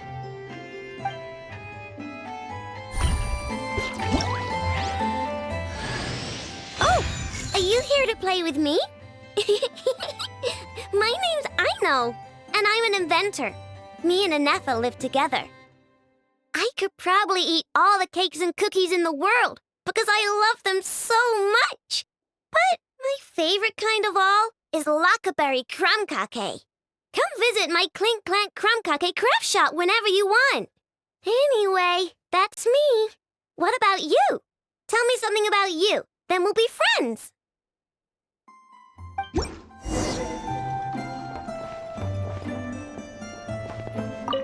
Inefa, Yes, feeling comfortable? I am indeed.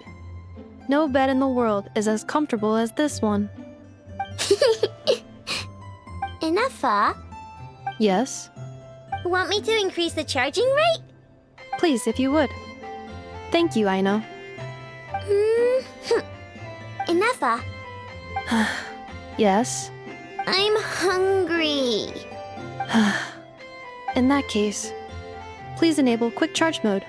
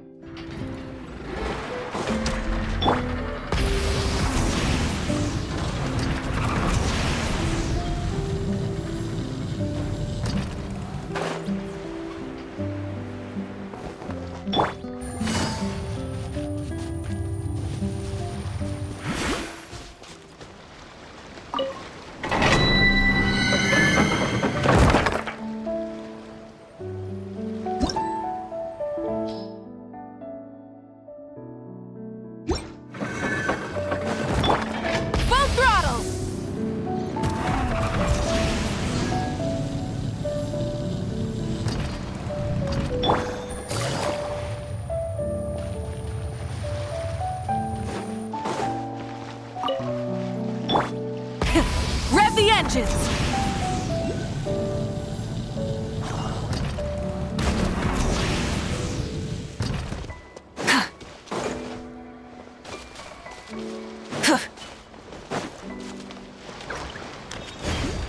Try and stop me!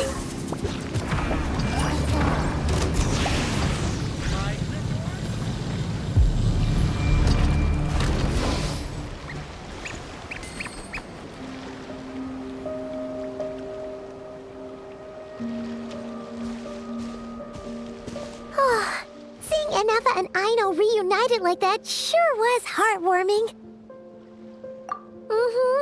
We should definitely hang out with them more in the future.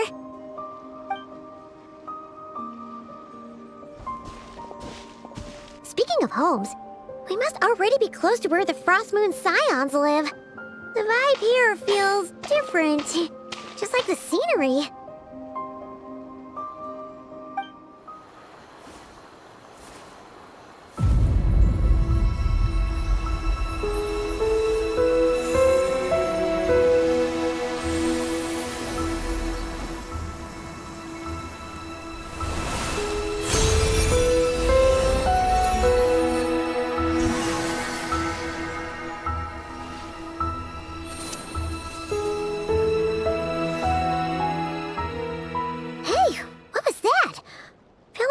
Sort of breeze blew by, and then the petals suddenly turned into...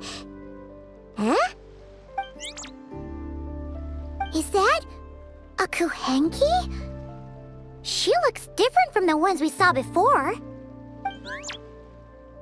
Hey there! What's your name? Huh. Doesn't seem able to speak.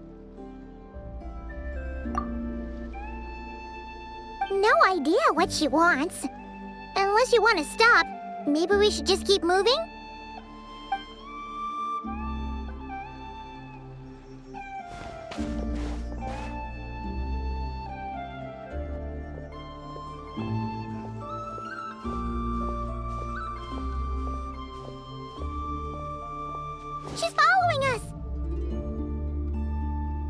Go on. Go on now. We've got stuff to do. Best you find someone else to hang out with. Hey! Don't make it sound like Paimon's some kind of meanie. Paimon had no idea what she wanted, okay? Ugh. Anyway, next time Paimon sees her, Paimon promises she'll be nicer. Seeing as we're on our way over to meet Lauma anyway, we can ask her about it while we're there.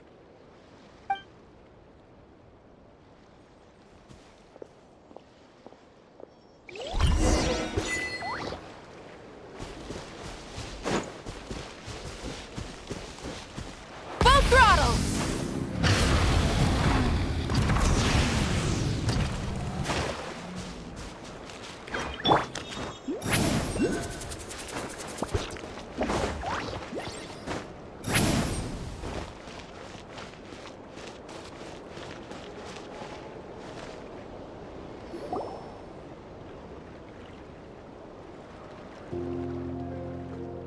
Huh? Hey, look! Isn't that Lauma? The moon chanter? Let me take a look at your wound. You must be more careful. Doesn't matter how much of a rush you're in, your safety always comes first. Oh, you're back too. How was your day? You what? Those two Fatui? The ones who were causing trouble in Nasha Town? You went to teach them a lesson? And you put that in their food? You naughty little thing! How could you do that? They didn't notice. That's not the point. You mustn't do that again, okay? Next time, at the very least, bring a few of your friends along too. You'll be an easy target if it's just you on your own. Hey, Lauma! Still remember us? Oh, it's the Traveler and Paimon, isn't it? Welcome to Hisi Island. Not at all. Those who come with kindness in their hearts are always welcome with the Frost Moon Scions. Were you just talking to those animals? I was indeed. The Frost Moon Scion's bloodline is unique, for throughout our history, there have been many among us who could communicate with all living things. What was that? Oh, is that so? She says she was trapped in a plant earlier, and that you were the ones who rescued her. She wants me to thank you on her behalf. Oh, it was nothing. Barely lifted a finger. If you both are free, why don't you join us at the Frost Moon Enclave for dinner? Consider it a small token of thanks for your kindness. We'd love to! And actually, we had something we wanted to ask you anyway.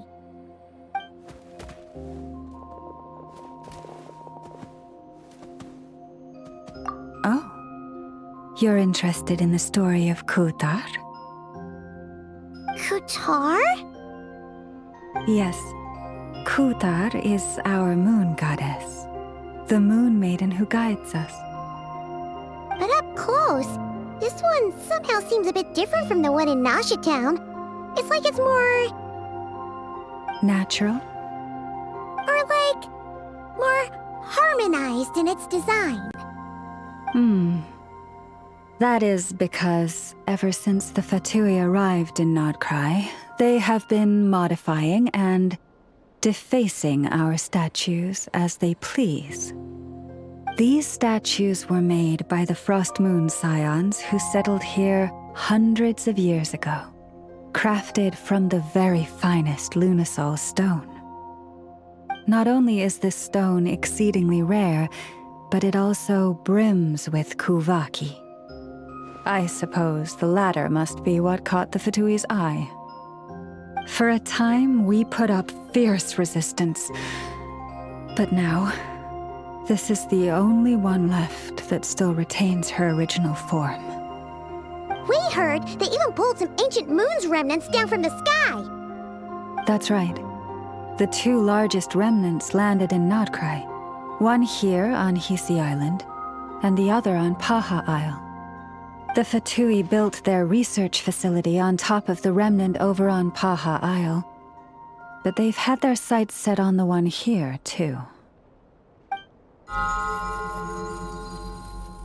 Ooh! Oh! It's that little Kuhenki again! Surely that can't be. Hey! We've been wondering what was up with it, too. It just appeared out of some petals and hasn't stopped following us since. No, that is no ordinary Kuhenki. These we name Luonnotar, beings born from the moon goddess's blessing. Can you understand what it's saying? We honestly haven't got the slightest idea why it's been following us. I'm afraid not. I cannot fathom its thinking any better than you can. Sometimes a long time must elapse before the moon goddess's blessings turn into Luonnotar. Perhaps you two were simply there to witness that transformation. Oh, maybe. Legend has it that the Luonnotar bring good fortune. Given that it seems to have taken a liking to you both, why don't you let it come along with you? Really? Then you can start by helping us find some more treasure chests along the way. Capiche? Twilight approaches. If you would hear more of the moon's story, then let us make our way to the Frost Moon Enclave. Beneath the gentle moonlight, I shall share this tale in full.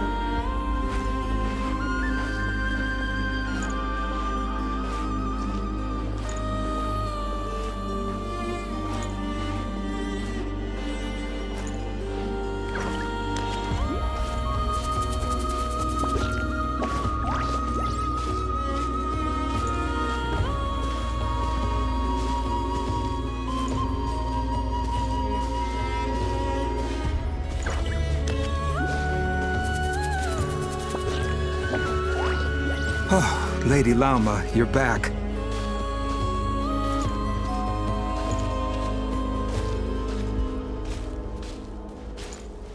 Come day or night, may the blessings of the moon goddess shine down upon you.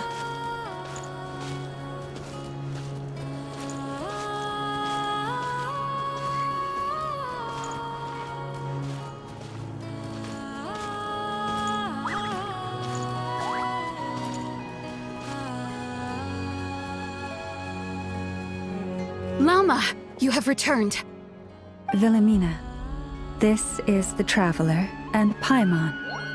Kindly arrange for 2 additional dinner settings for our honored guests. Of course, my lady. Wow! Everyone along the way here pretty much saluted you. Are you, like, super important around here? I am but a moon chanter. One entrusted to convey the moon goddess's will. Nothing more. She's just being modest. The Moon Chanter holds the highest rank among us Frost Moon Scions. Lauma is our leader. Wilhelmina? I know.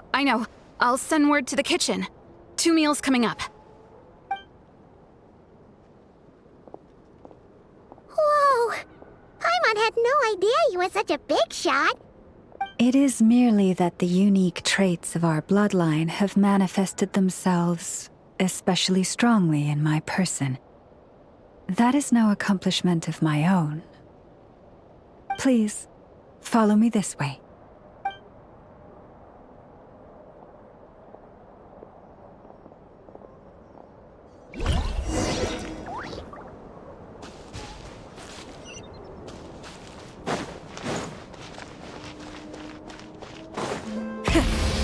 vengeance!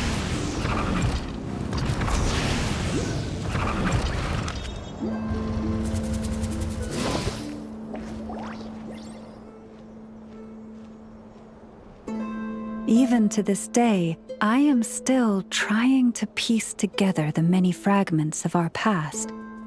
It is a story not only of the Frost Moon Scions, but also of the moons themselves. A story of the moons? Yes. We Frost Moon Scions are the last descendants of the ancient golden realm of Hyperborea. Its former glory may have faded, but what remains is a memory uniquely ours. In the distant past, Teyvat had not just one moon, but 3. It is said that they were created by the primordial master of this world, cast into the firmament to keep peace in the land below. Firstborn was the eternal moon, largest of the 3. Legend has it that it was her immense Kuvaki that gave rise to the ocean tides. Next was the Frost Moon. Smaller than her big sister, yet brightest in radiance. Her glow became the cold, undying lantern of the night. Finally came the iridescent moon, smallest of the sisters. Most of the time, her light was barely visible to the naked eye. Yet when she shone, her fleeting halos were all the more mysterious for it. Wow! Sounds like it all happened so long ago.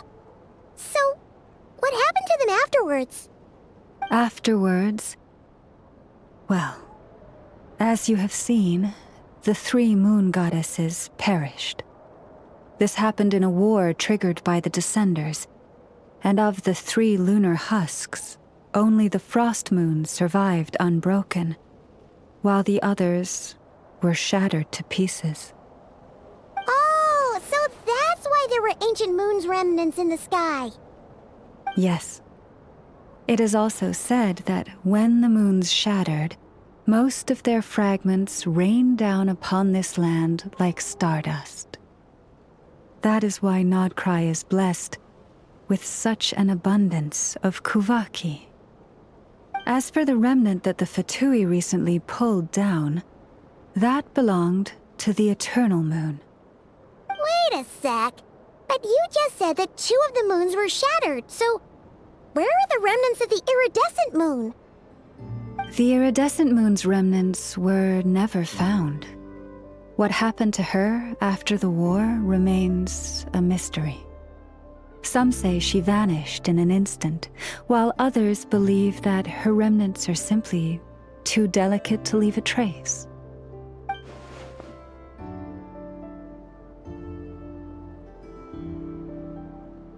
Yet, though the era of the 3 moons has long since faded into legend, successive generations of Frost Moon Scions have always passed down a prophecy that one day the moon goddess would return. And in the end, that prophecy did indeed come to pass, though not quite. Lady Lauma! Lady Lauma, are you there? Cappy, what is the matter? Lady Lauma, it's my daughter, Karina. Her illness. Take me to her, right away.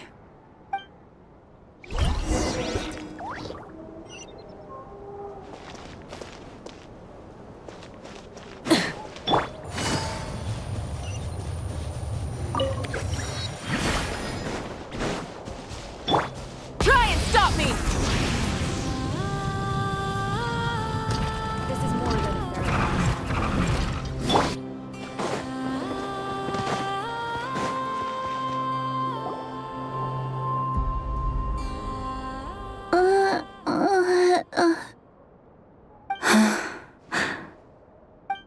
Her sensitivity to Kuvaki is flaring up again. After her last treatment, did you follow my advice and seek medical help in Nasha Town? But those doctors are all Snezhnayan. They're outsiders, compatriots of those brutes who invaded our homeland. How can we possibly trust them? Not all outsiders are enemies, Cappy. They've been treating this condition for generations. They have the experience we lack. But we're Frost Moon Scions. Should we not remember what the outsiders did to our moons? Surely the Lady Kutar will reward our devotion. But Cappy, Kutar is long... This isn't the time for debate. O lost child, snow-swept and buffeted by the howling winds of the frigid night, let not the silver flame within you fade. By the frost moon's grace, I shall warm you, curled up as a fledgling in frozen soil.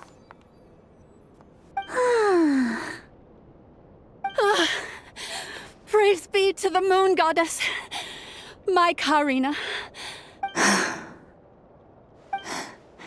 Remember, she must take powdered laka berries daily. It will ease her symptoms. Lauma? Philomena, what is it? Dinner is ready. I see. Cappy, let her rest here for the night. I'll have someone bring her a blanket. All right. Thank you so much, Lady Lauma.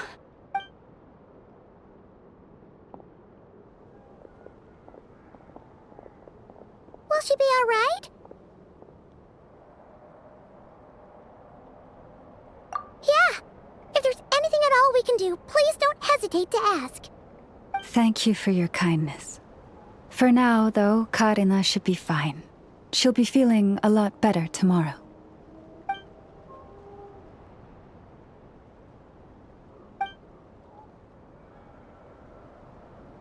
Please do not be worried.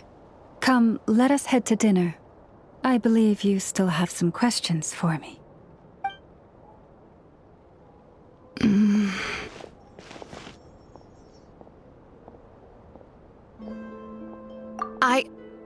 Oh, sorry. Yes, I'll be coming too.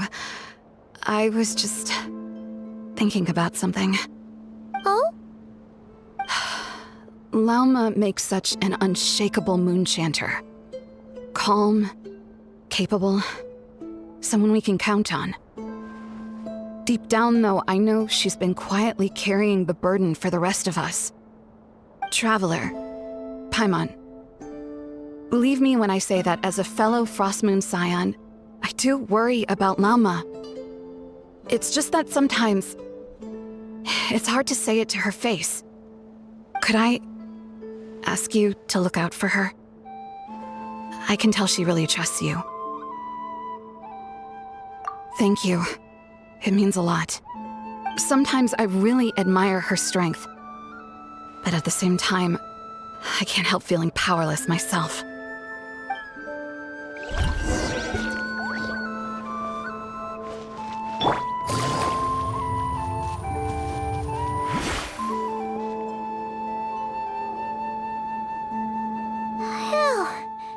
Paimon's so full.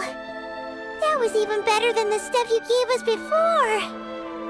I'm glad to hear it. Thank you for accepting such simple hospitality. Hey, we should be the ones thanking you. Seriously, that was seriously scrumptious. How did you even manage to finish it? This slop's barely edible. Then again, I guess that's what you'd expect from savages. It's you! Those rude old Fatui we just met back in Nasha Town! My sincerest apologies. If you found the food we gave you earlier difficult to swallow, may I suggest taking a deep breath and joining us? These delicacies might change your mind.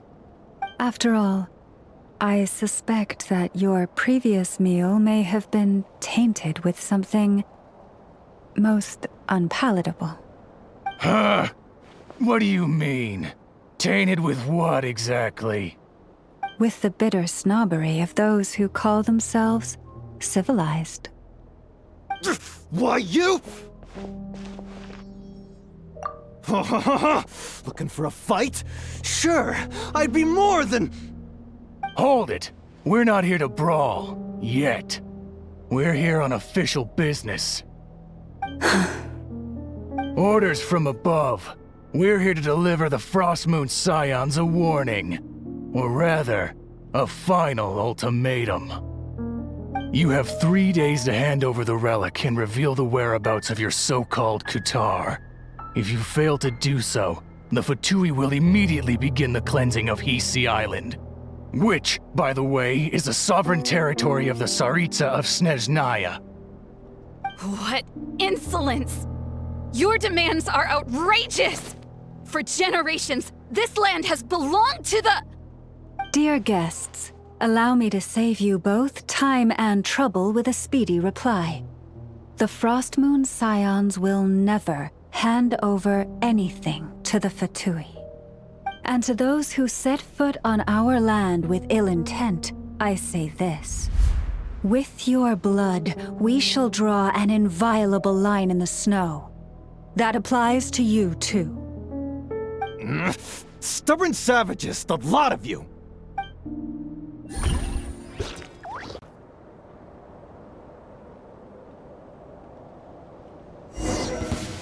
Better hold back this time. Who's that?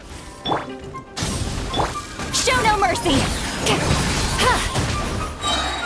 You two! Time to end them! Light of the blazing sun! Bow your head. You poor lost... Pretty sharp. You'll pay for this. Mark my words. Hey, if you're so tough, get back here and put him up! Huh. Guess all they're good for is running away. I'm so sorry. You've had to put up with far too much unpleasantness today. Come on, it's not your fault. We don't like bullies like them either. But still, they mentioned a relic and Kutar. What exactly could they be after? Oh yeah, so this might not be the best time to bring this up, but we kinda have a favor to ask of you, Lauma.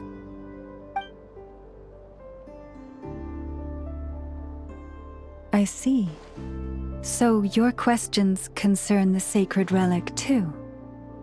Please, do not hesitate to speak your mind. Unlike those insolent intruders, you walk in the moonlight with open hearts. You stood by us when we needed your help, so it's only right that I return the favor. But let us continue this conversation somewhere more fitting. As it happens, there's something I'd like to show you, too.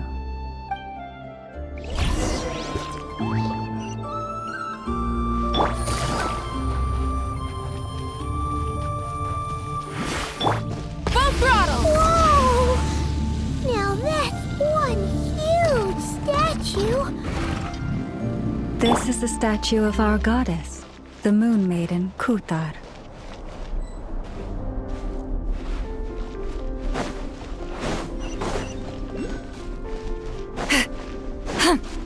Return to the skies!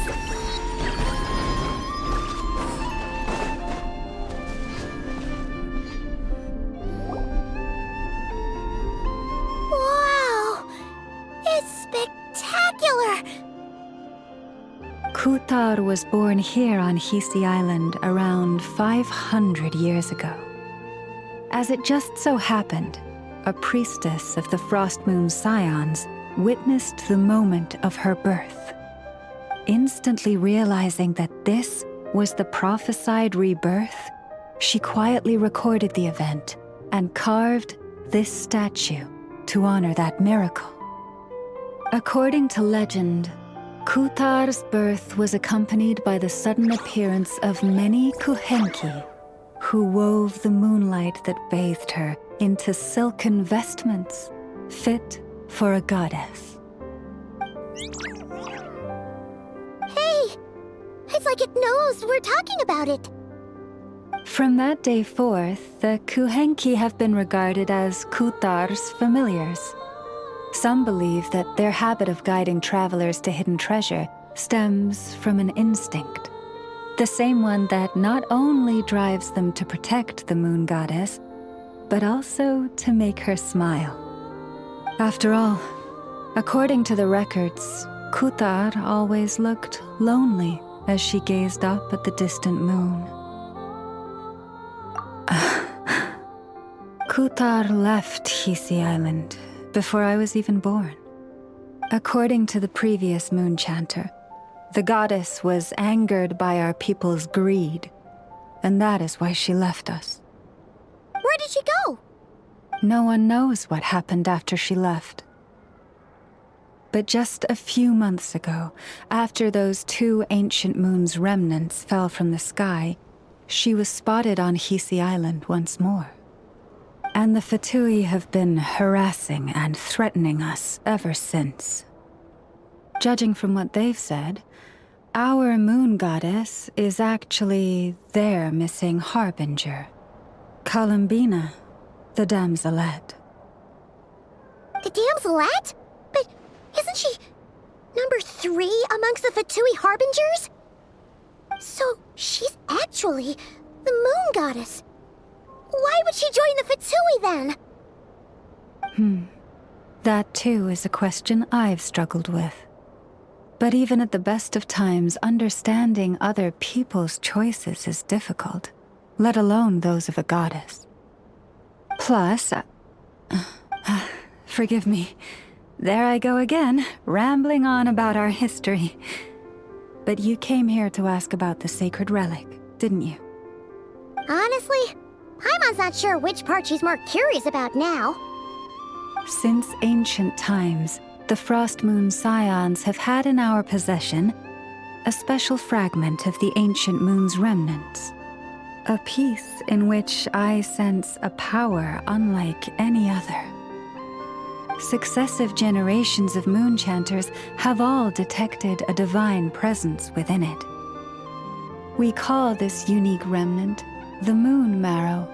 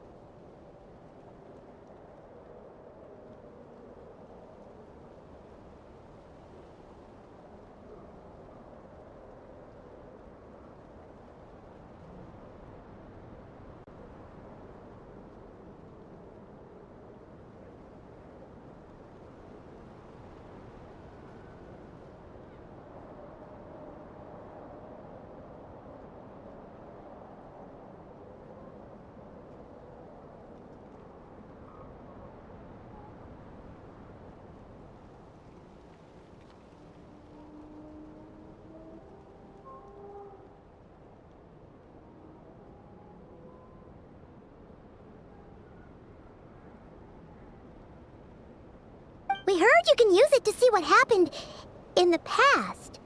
What is it in particular that you seek from the past?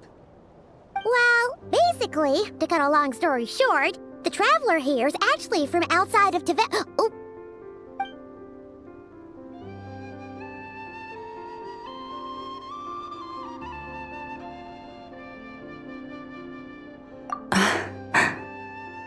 Thank you. Your honesty is a sign of your trust, both in me and the Frost Moon Scions. Unfortunately, though, I won't be able to use the Moon Marrow to shed light on your past just yet. Our people revere the Moon Marrow as a sacred relic. I'm only permitted to retrieve it from the secret chamber in which it is hidden once a year, on Moon Prayer Night. Oh, really? So, when's the next Moon Prayer Night? Judging from the tides this evening, a little less than 2 months. Huh? Does that mean the date changes every year? The ceremony is held on the night when the moon is closest to Tevat. This is also when Nodkrai's Kuvaki reaches its peak. Only then can the seal on the secret chamber be lifted. Oh, guess we've got no choice but to wait. I am truly sorry that I cannot help you sooner. But, as the Moon Chanter, I swear that I will do everything I can to help you find the answers you seek. Think nothing of it. After all you've done for us, you deserve nothing less. Who'd have thought today was only our first day in Nodkrai? Feels like so much has happened already. If I may be so bold, what does family mean to you?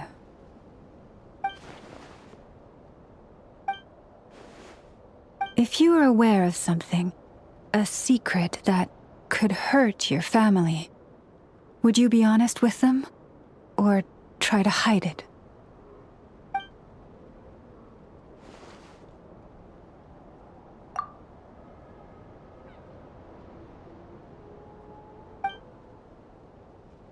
Oh, I'm so sorry. That was a strange question. I didn't mean to put you on the spot.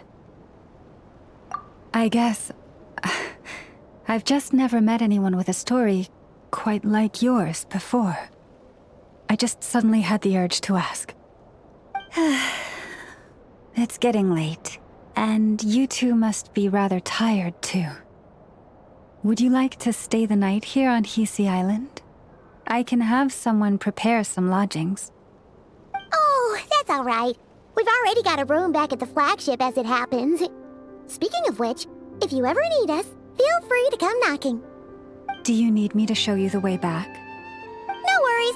It's quite a way, and you should get some rest too, Lauma. We'll make sure to be careful. Understood. Then I won't keep you. May your first night in Nodkrai pass in stillness and peace.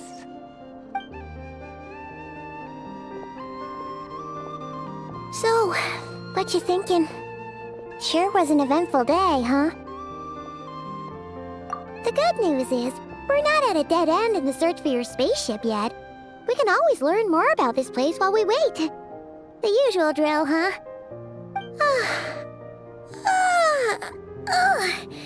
Paimon's really getting sleepy now.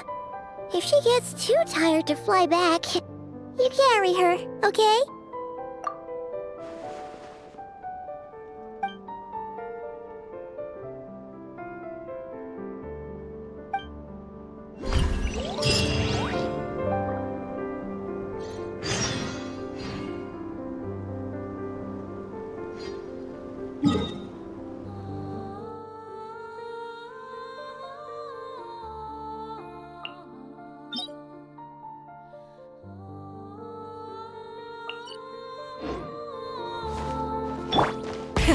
Rev the engines!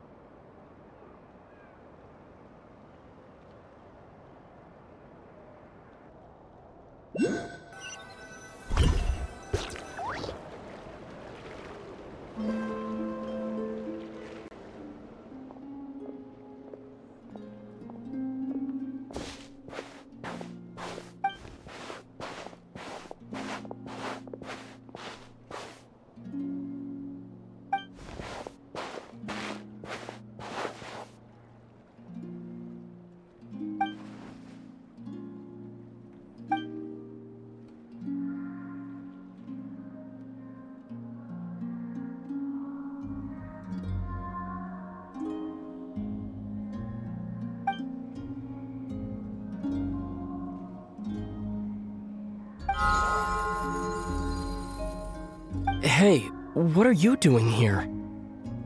These flowers. I remember. When you first appeared, there were flowers like this all around you.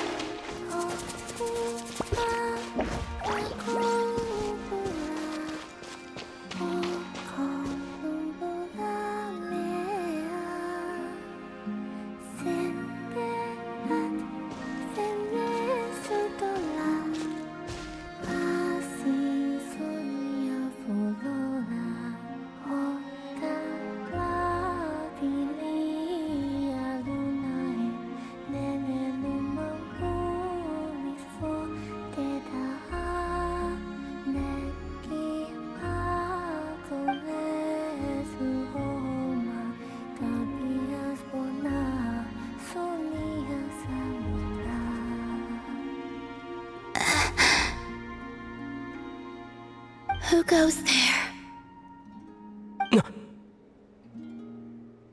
How did you get in here? I am but a passing traveler. I followed your song here. I'm very sorry if I've intruded.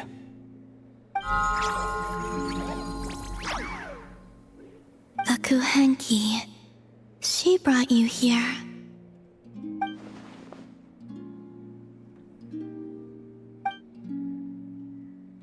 May I ask, are you the one they call Kutar? And the harbinger that the Fatui refer to as the Damselette? The Fatui? Are you here at their behest?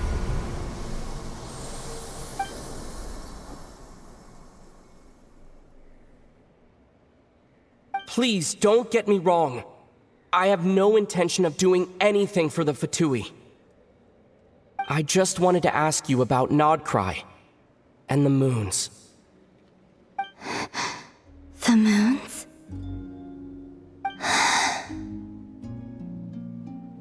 Do not believe in what you can see.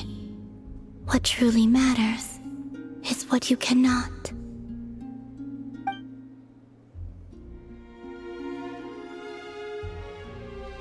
What do you mean?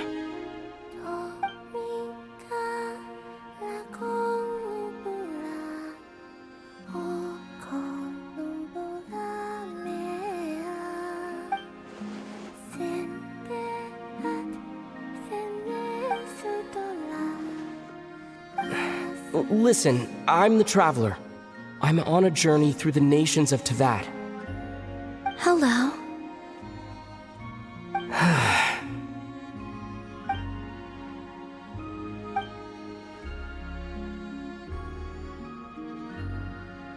Could you tell me your name?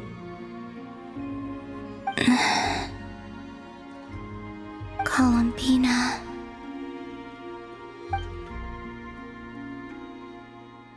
Kutar, the damselette, the moon goddess. Pick whichever takes your fancy. I do not know my own name.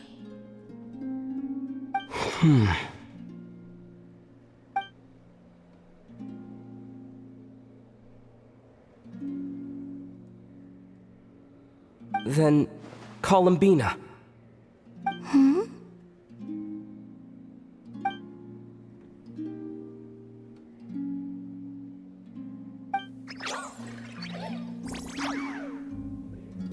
This Kuhenki, this Lanatar, did you bring her into being? Come here, little one.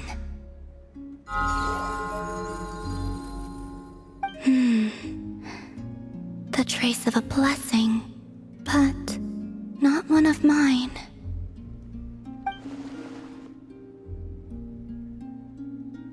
People always assume I can do many things. Assume I have done many things. But I haven't. All I ever wanted was to.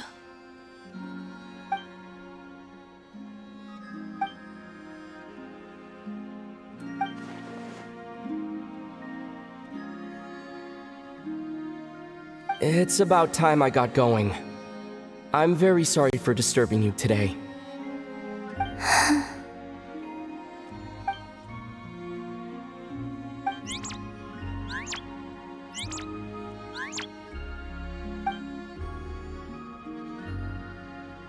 Columbina, that Kuhenki. Oh, you're leaving?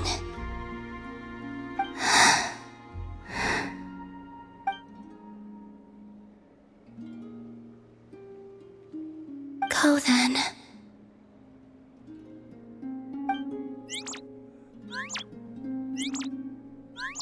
Goodbye. Take care.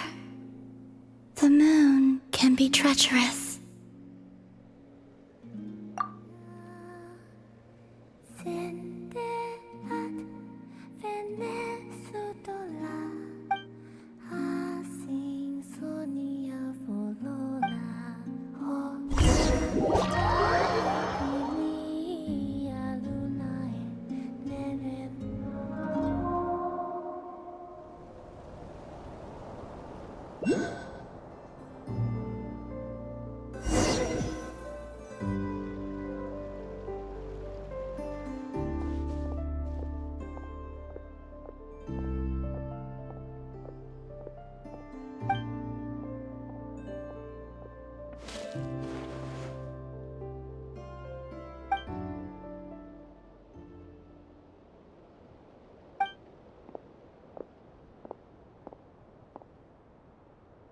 Wait, is that... Lumine?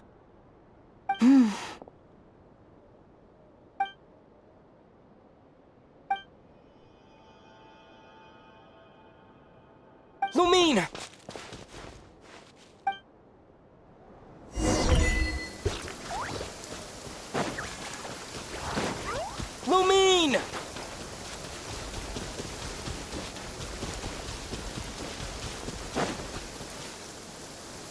Lumine! Ether, it's you.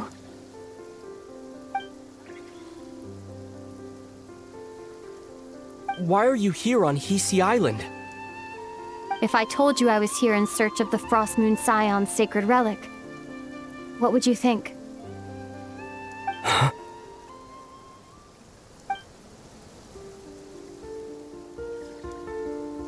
Are you also here to uncover the truth about our past? That's right. What happened to us in the past, how we came to Teyvat, why our spaceship crashed here. There are things I want to know too. But I'm not about to sit around waiting for another 2 months to find out. Wait! Wait? But I still have unfinished business.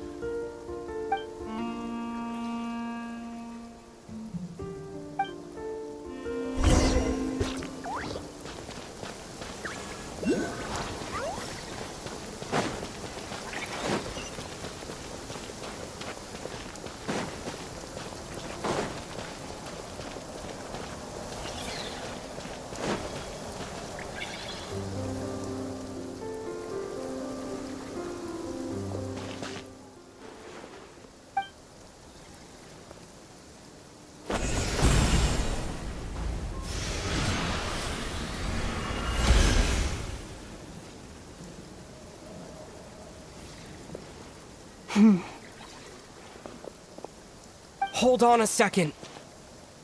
What's wrong? That's the Frost Moon Scion's sacred relic. We can't just... Use it to get to the bottom of all this? We should at least get their permission. You barely even know her, yet already you hold that moon chanter in such high trust? What do you mean? She told you that the seal can only be broken on Moon Prayer Night, when the flow of Kuvaki is at its peak, yes? You heard all that? Watch this. Huh? But... Get it now? She's been stalling for time. As long as the statue's base is imbued with sufficient power, the secret chamber can be opened at any time.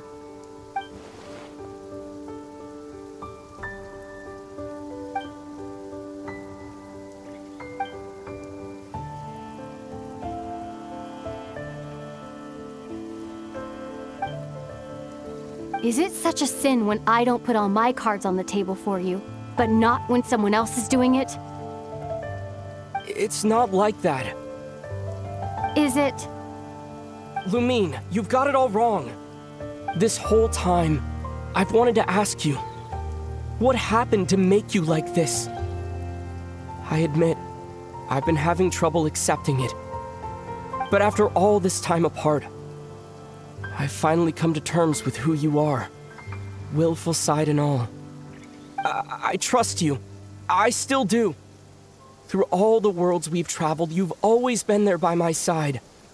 If there are things you can't explain yet, I can wait while the journey goes on.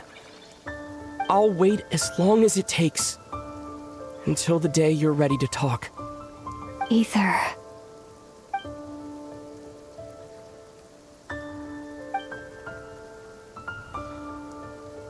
I'm not looking to borrow the Moon Marrow simply because of our past. It holds answers about the very origins of Teyvat. I've always believed that if you want the truth, you have to see the whole story for yourself. I'm not asking you to trust me, Ether. Just don't try and stop me. If this choice weighs on your heart, then let me go in alone. Forget this meeting ever took place. Bit late for that now. But maybe this is the chance I've been waiting for all along. Even if it fades with the morning light. I want to go with you. You sure? Yeah. Then let's go. Lumine. It's been ages since we went on an adventure together. I can't wait. Really? You think I'd lie to my big bro?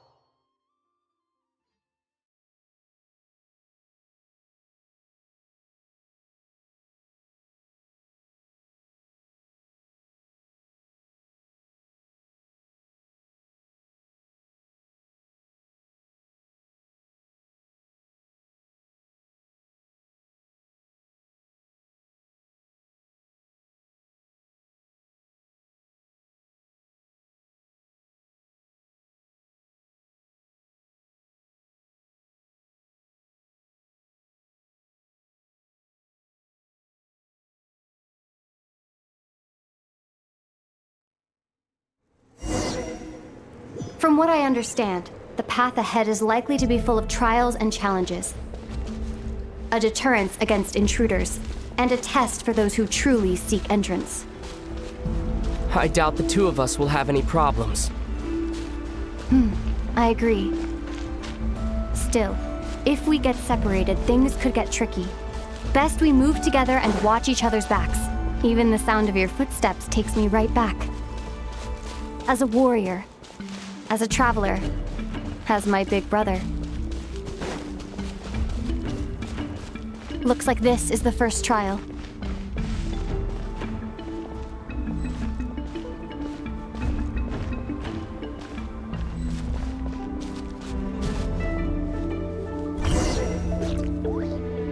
Ether, do you understand how Kuvaki works?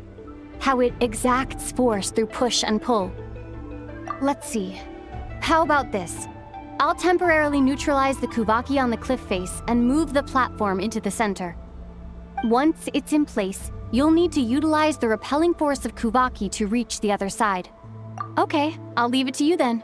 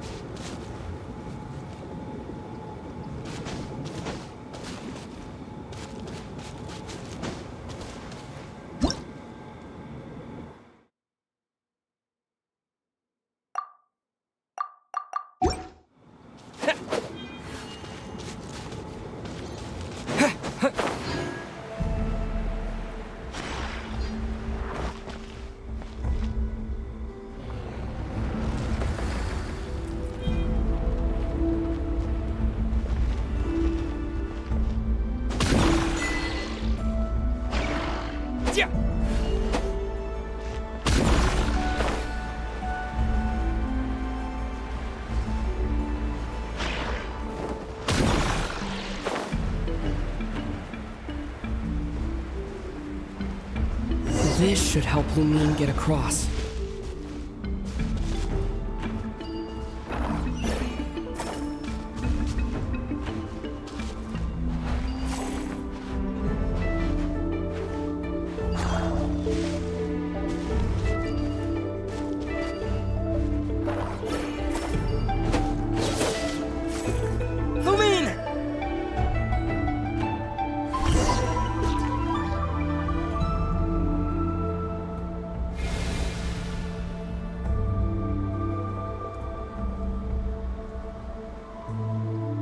We make a pretty great team, huh? Just like the old days.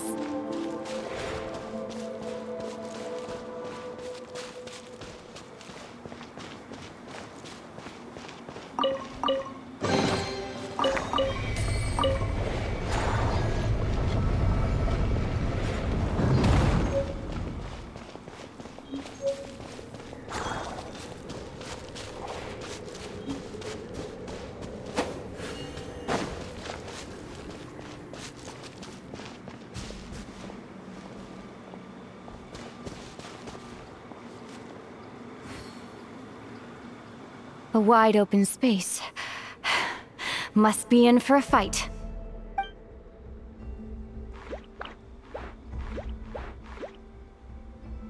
Was that it? What a letdown.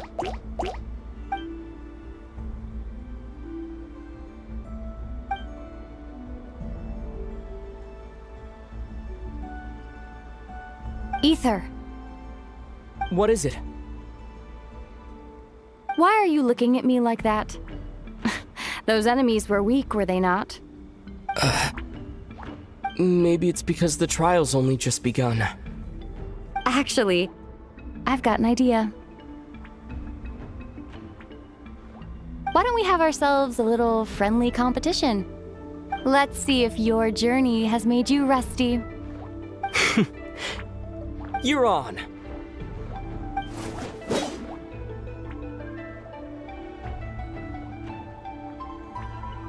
I won't lose to you, Lumine.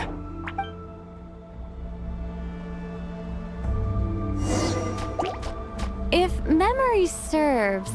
I used to come out on top more often than not.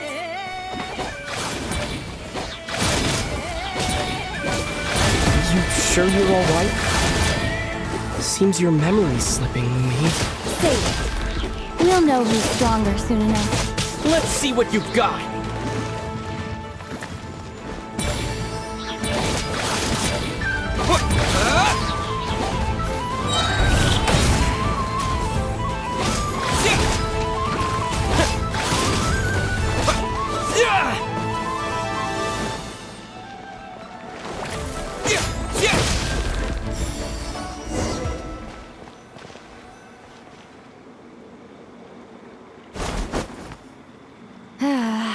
Fine. You win. Didn't feel like you really wanted it anyway.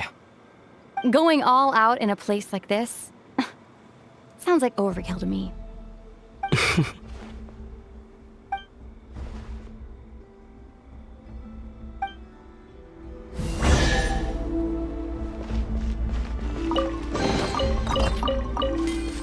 Let's keep moving.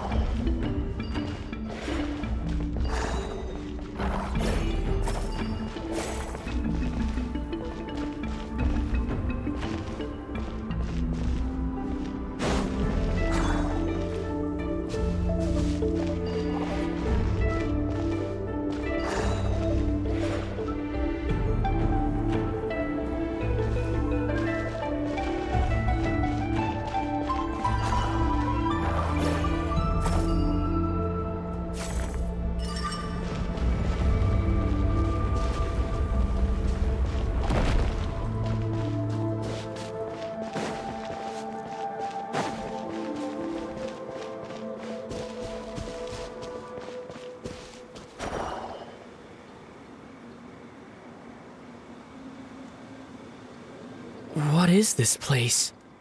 No sign of any monsters. Feels like a ritual site. But something's missing. It's ahead. Inside that thing that looks like a mirror. I can feel it. But maybe it's sealed within. Can you open it using Kuvaki? Apparently not. Do you think it might have something to do with the Frost Moon Scion's bloodline? Lumine? If this is about strength of blood, what could possibly stop us? Let me give it a try. Why don't you check around for other clues? Sure.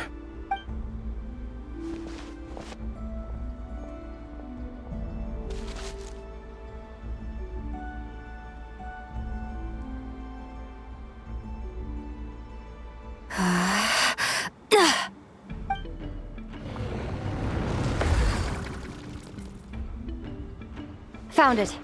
This should do the trick. Okay.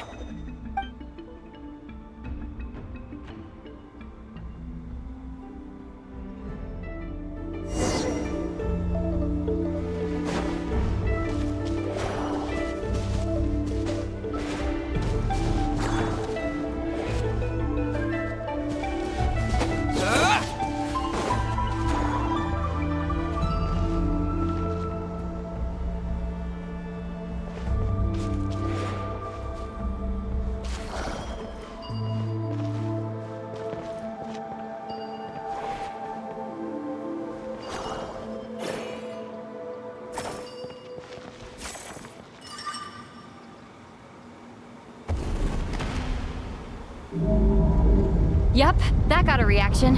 That's one down.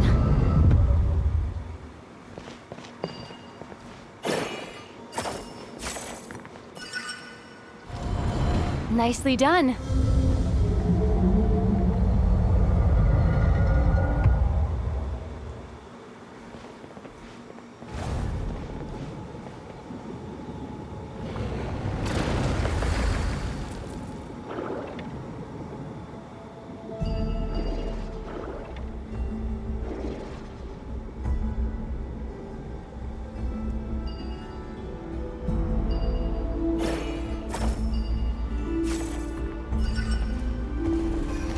You've got this.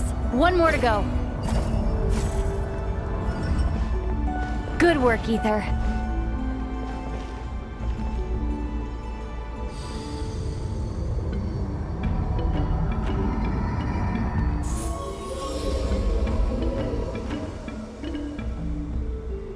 The door's open. Come. We must be close.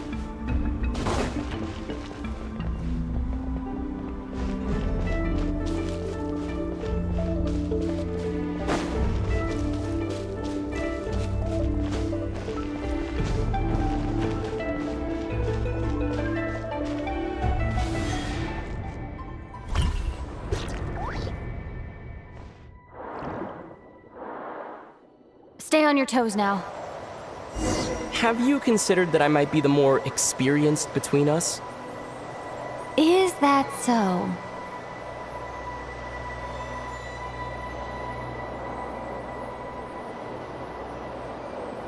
So, will you be heading off again after we're done here? Maybe, maybe not. Another cryptic response. Don't worry about things that haven't happened yet.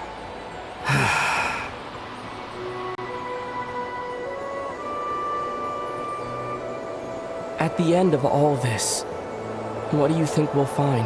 Whatever it is, we can handle it. What about the end of our journey? That's not something we need to worry about right now.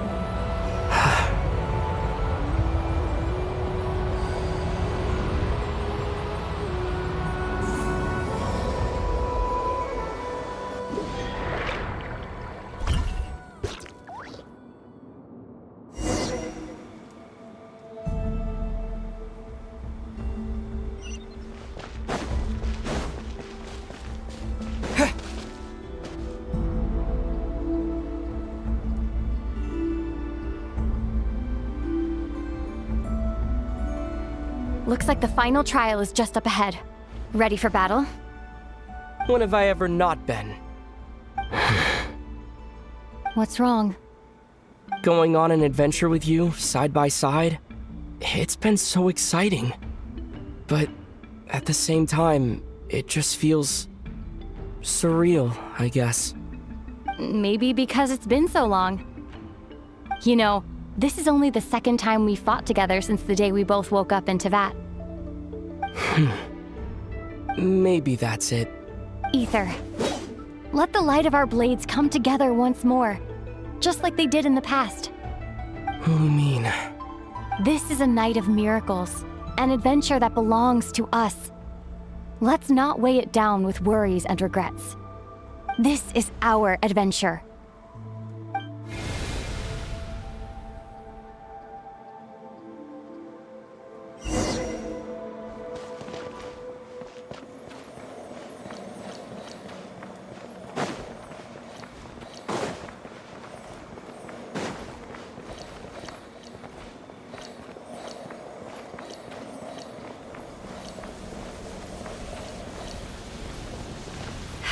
Here goes nothing.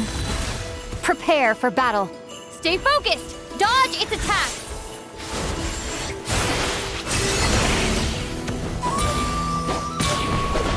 Don't forget to heal yourself!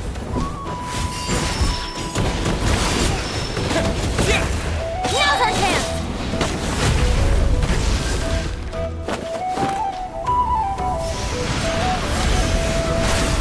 Watch out!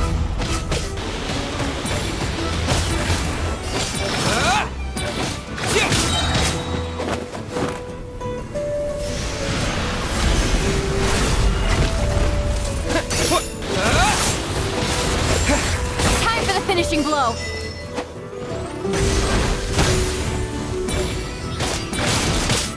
Stay focused. Dodge its attack.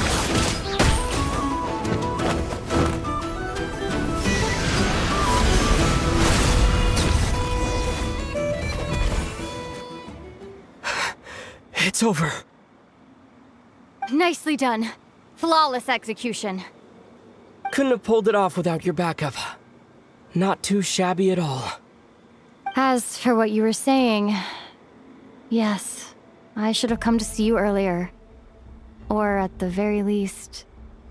Spent more time with me going on adventures like this. Something like that. Instead of just running off and expecting you to follow my trail. Wait a sec. That's not an official apology, is it? That goes without saying. Come on. Time to claim the treasure we came for.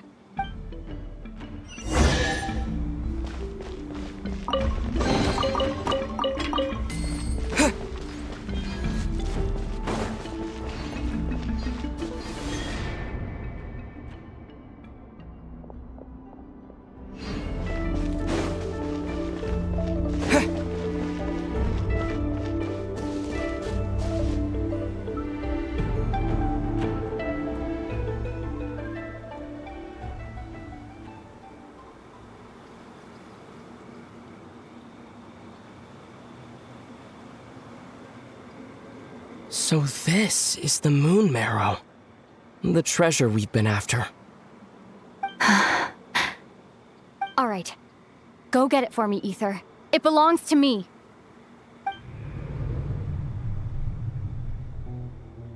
What's wrong, Ether? After everything we've just been through, you still don't trust me? Don't you want to know the truth too, just like I do? Rest assured, I'll share the truth with you afterwards.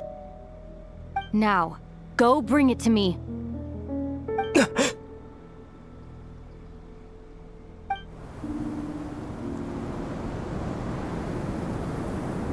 What's going on?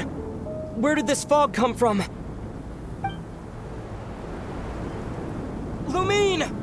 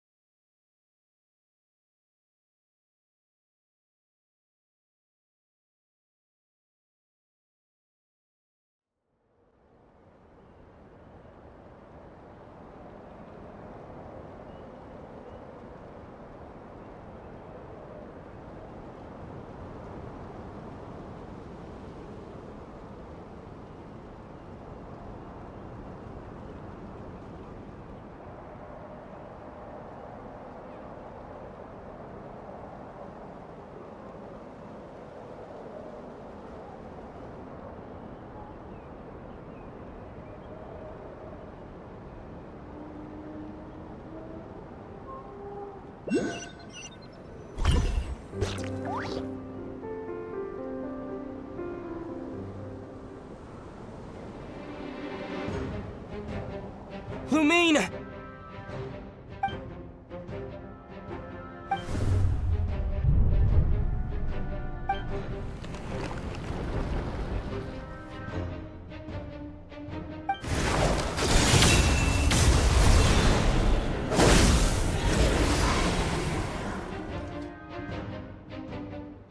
Lumine!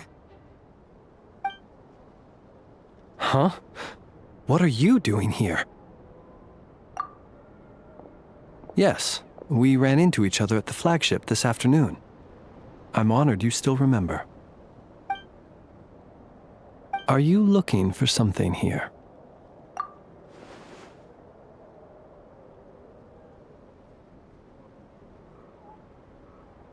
And you just happened to end up surrounded by the Wild Hunt. Sorry, I did not intend to come off as pointing fingers.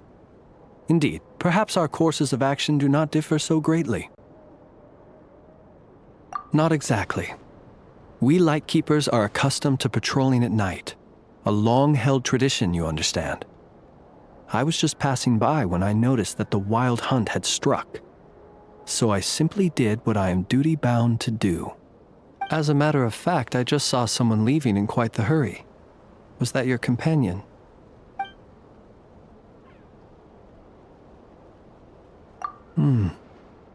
Perhaps I should take my leave now. After all, my patrol isn't over yet. Nodkrai is a dangerous place to be at night. I'd advise that you head back soon as well.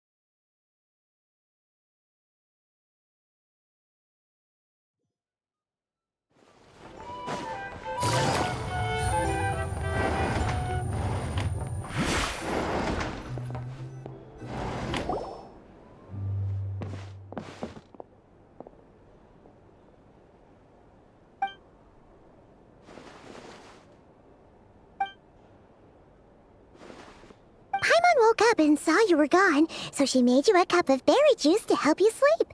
Her own secret recipe. When you get back, drink it up and go get yourself some rest.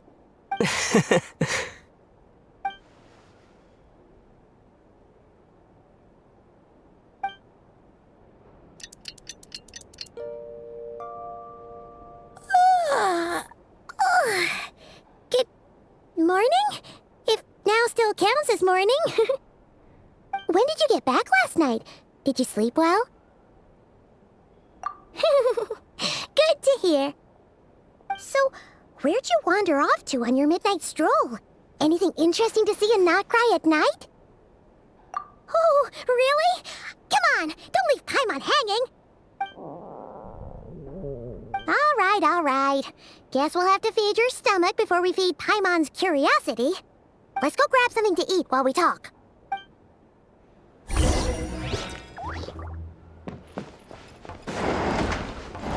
Take it easy.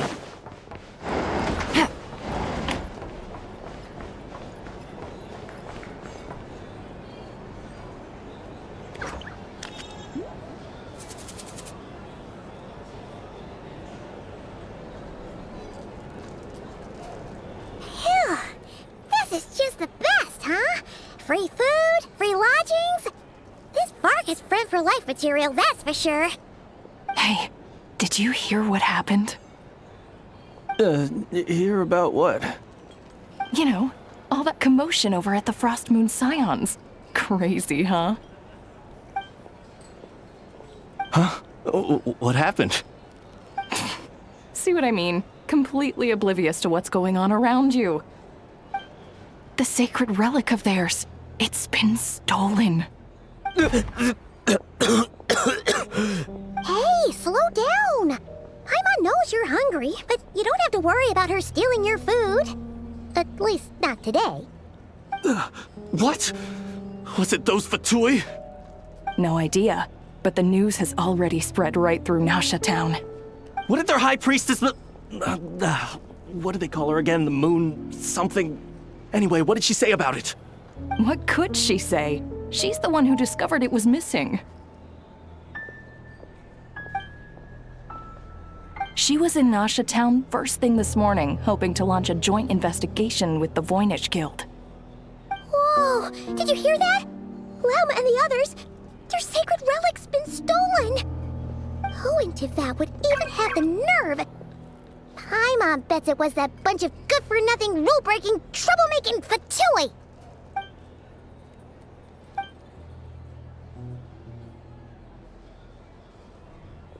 Huh? What's wrong? You feeling okay? A joint investigation? Good luck getting any takers. Unless there's some reward or business opportunity to sweeten the deal.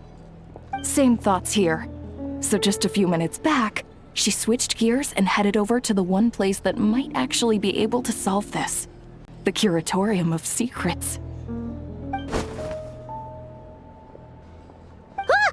You scared, Paimon! What is it? Huh?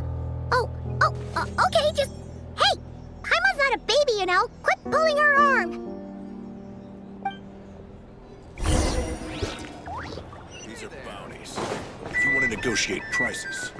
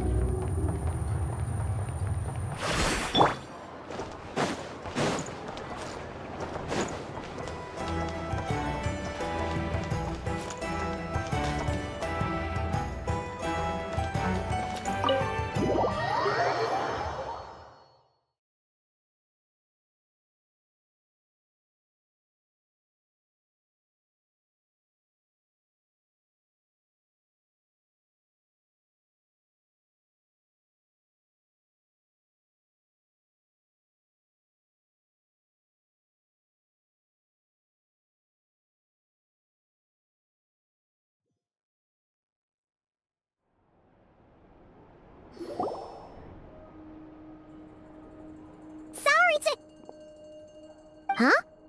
There's no one here. But didn't they just say Lauma came this way a few minutes ago? No one except for a cat watching over the front desk. Excuse... meow? Are we supposed to check in here?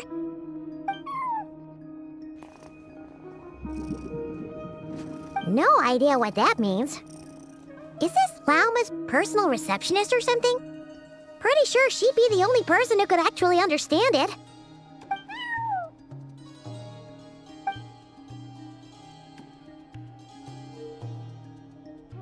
Huh? It's heading into that room!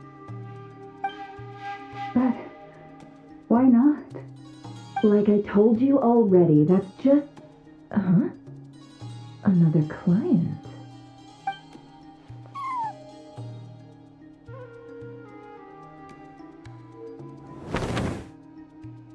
Ah! So, you were in this room the whole time? Something I can do for you? Traveler. Paimon. Oh, you're acquainted then? Yes. They visited Hisi Island yesterday. We had dinner together. Allow me to introduce you. Traveler, Paimon. This is Nefer, boss of the Curatorium of Secrets. Pleasure to meet you. They are travelers who arrived in Nodkrai just yesterday. Greeted by the birds and beasts of this land, they are kind-hearted souls who walk in the moonlight's glow.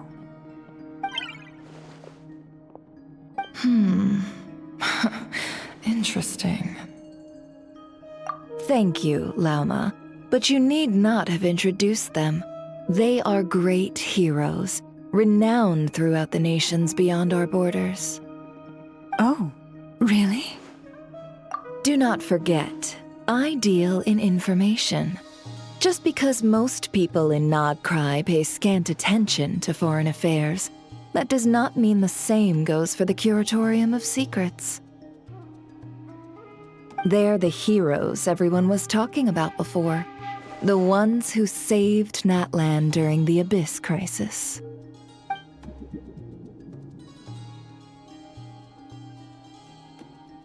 I see. We Frostmoon Scions seldom leave our domain, so I had not heard of your heroic deeds. Please, forgive my ignorance. It's no big deal. We were hoping to keep a low profile anyway.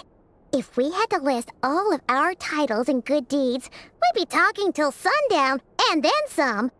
Huh? What's wrong? Still not feeling great? So, what brings you both to the Curatorium today? Oh, so basically, we were just eating when we overheard people talking about how the Frostmoon Scion's relic had been stolen, and then he dragged Paimon over here. I see. Ah, I see. So you came over here because you were worried about Lauma. A combination truly befitting of great heroes. Strong at arms and pure of heart. In that case, Lauma, I've got a suggestion. Why not ask these battle-hardened heroes to take the commission for you?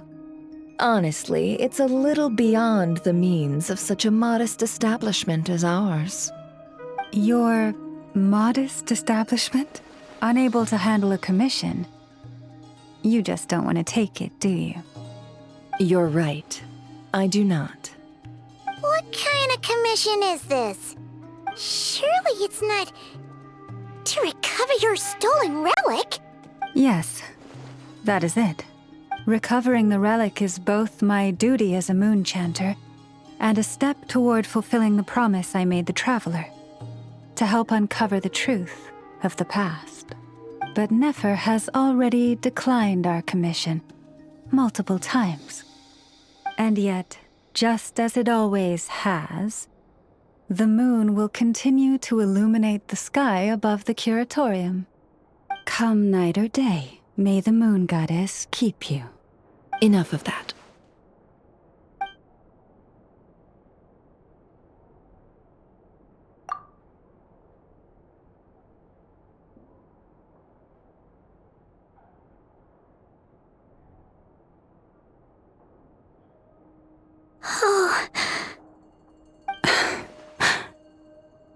So, according to him, he never came into contact with the relic. So he suspects his sister may have taken it. I understand. The Frostmoon Scion's secret chamber has remained hidden from the world for generations. But the reason outsiders are forbidden entry is not only to prevent theft. Within the chamber lie ancient trials, challenges designed to test the worthiness of those who enter. To intrude without rightful cause is a most perilous act indeed. So please, don't be too hard on yourself. The fact that you made it through those trials proves your right to stand before the relic. To put it simply, the Moon Marrow itself has deemed you worthy. No. Your honesty tells me everything. You never sought to take the Moon Marrow for yourself. As for what happened at the end, I suspect the Chamber's protection mechanism may have been activated. Among those who entered the final chamber, there was either someone with impure intent, or else an abyssal presence. The Abyss? Perhaps that's why, then. Either way, the Moon Marrow was taken. And I believe you. So the problem remains the same. I need to recover our relic. See? Didn't I tell you it would all work out in the end? But before everyone starts celebrating, forgive me for asking just one more thing. Are you absolutely sure your sister took the relic?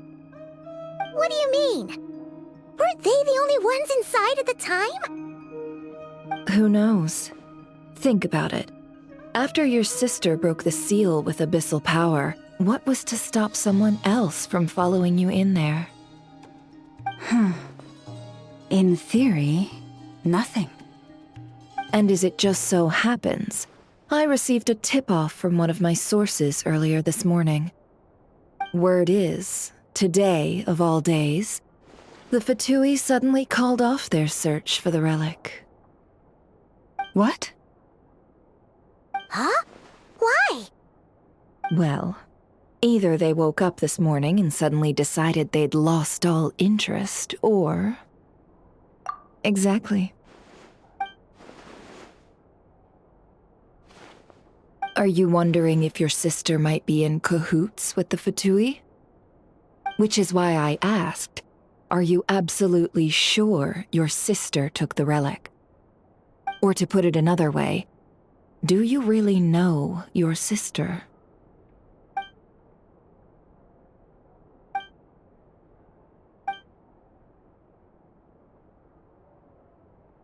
In other words, it's highly likely that the Fatui already have the moon marrow. So, basically, all we need to do is find our way into that Fatui research facility, and we should be able to get to the bottom of this, right?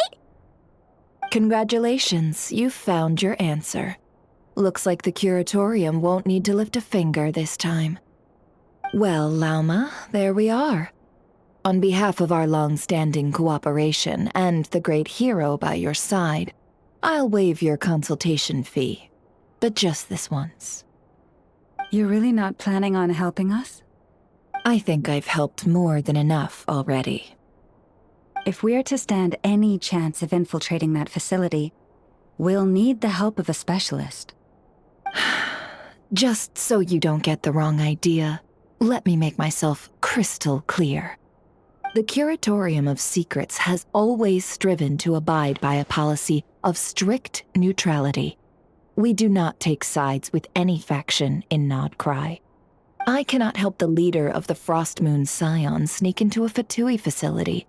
That would make me their enemy.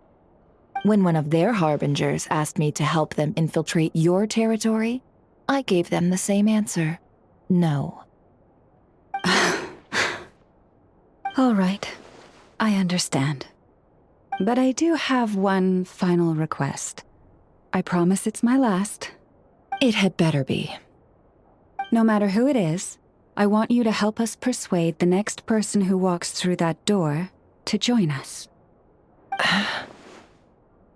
What is she up to? You're that desperate for help? What if it's a member of the Fatui? It doesn't matter. You're welcome to tell them everything, even about our plans to infiltrate the Experimental Design Bureau. All I'm asking is for you to say one thing, just one thing to help persuade them. If you do that, I promise I won't ask you for anything else. Made up your mind? Fine. Fine, I'll play along with your little game. Besides, as long as I'm not personally involved, no one can accuse us of taking sides. Boss, I'm back!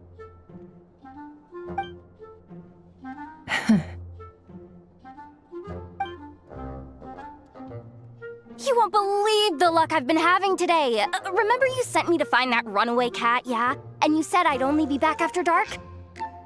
Well, guess what? Right after I left the house, this big ibis flew over and the missing cat was right in its claws. And once it got close, it loosened its grip and...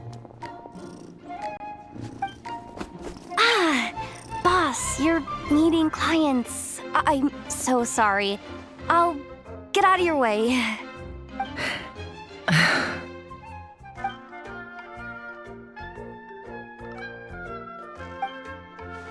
Yehoda, dear, come here. Huh? Me? Is something the matter? Oh, hi there. My dear Yehoda, I have a request. Yikes! Why does the boss sound so scary? Did I do something wrong? Would you be so kind as to accompany these 3 delightful clients of ours and help them infiltrate the Fatui's Kuvaki Experimental Design Bureau? What is going on here? Boss usually just says things like, hey, go do this, or you, go take care of that. Why is she being so scarily polite? And wait a sec, the Fatui's research facility? That's basically a death sentence. Made your mind up yet, my dear?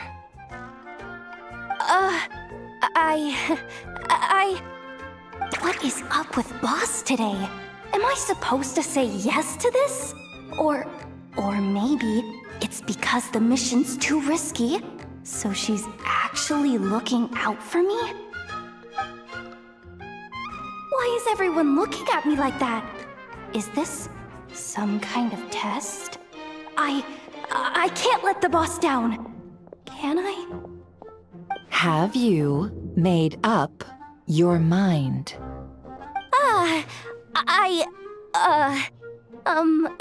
That's... Sure, why not? Really? You really don't mind helping us? Huh? Oh, yes. I mean, no. Of course, I guess I do. Oh, thanks so much! We owe you big time! On behalf of the Frost Moon Scions, too, thank you, Yehoda, for your help. What the? Seriously, what just happened? Why does the boss look so fed up? Oh no, was I supposed to turn them down? All that mentoring, time spent teaching her how to deal with different factions. In one ear and out the other.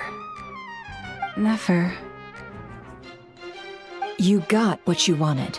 You promised that was it. I know this goes against your principles. I won't forget the favor. Trying to get me to change my mind now? Of course not. I just wanted to say thank you. So, thank you. Oh. Yehoda, we'll leave the planning to you. Let's discuss the details elsewhere. Huh? Oh, okay. Oh, what have I gotten myself into? Oh, by the way, Yehoda, before you go... What is it, boss? You're fired. Huh? Effective immediately. As in, this exact moment.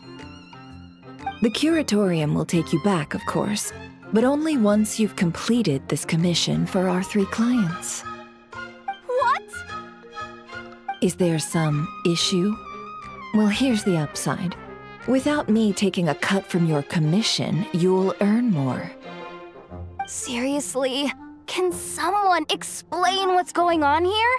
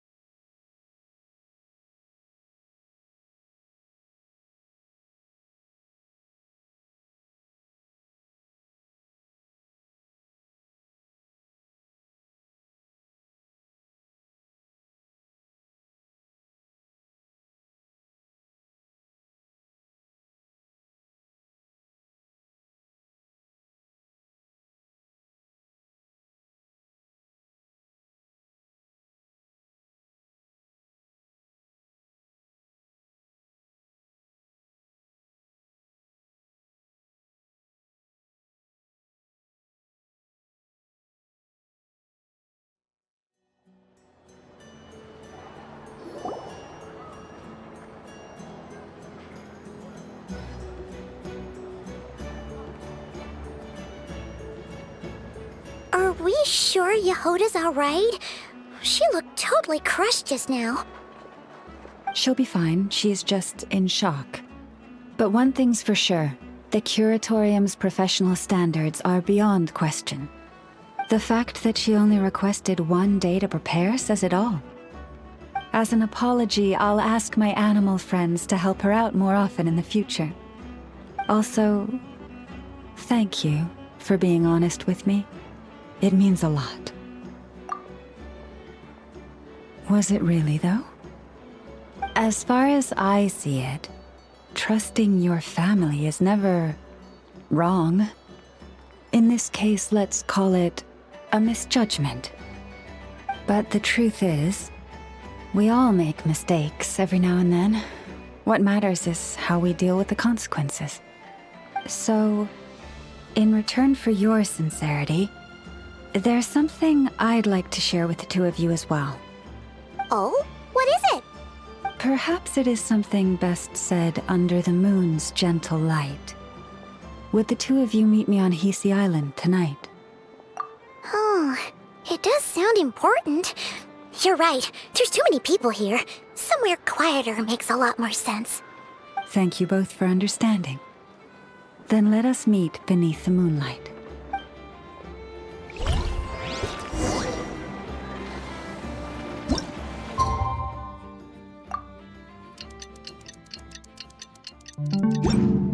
It's about time, and the moon's already up. Let's head over to the place we agreed to meet Lauma.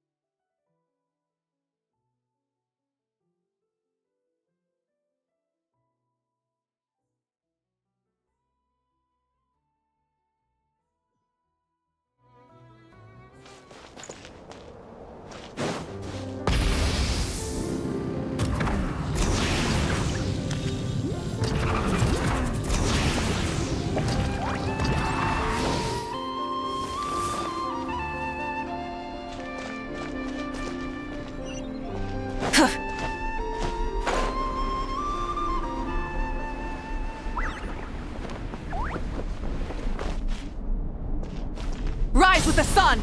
Try and stop me!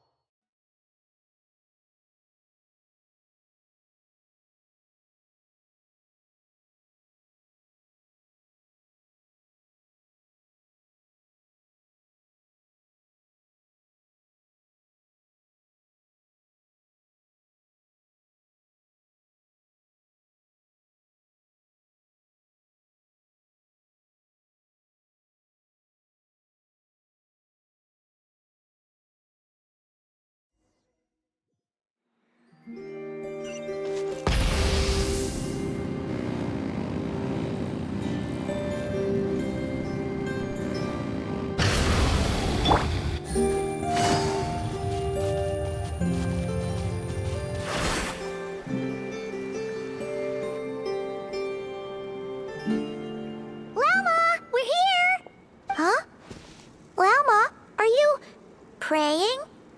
I am indeed. For the moment I was born, my people exclaimed, "Behold, eyes like the moonlit tide, antlers like the crescent moon, and blood that glimmers silver as the moon's reflection." From as far back as I can remember, I was revered as the Frost Moon's emissary and the Moontide Maiden. The first words I ever learned were prayers to the Frost Moon. The first gestures, those of our sacred rites. Wow, that must have been tough. Back then, I didn't know any better. It all just seemed so natural. The Frost Moon Scion's bloodline has long since begun to run thin. Nowadays, even those of us with antlers are few and far between, let alone those attuned to the power of Kuvaki. But I...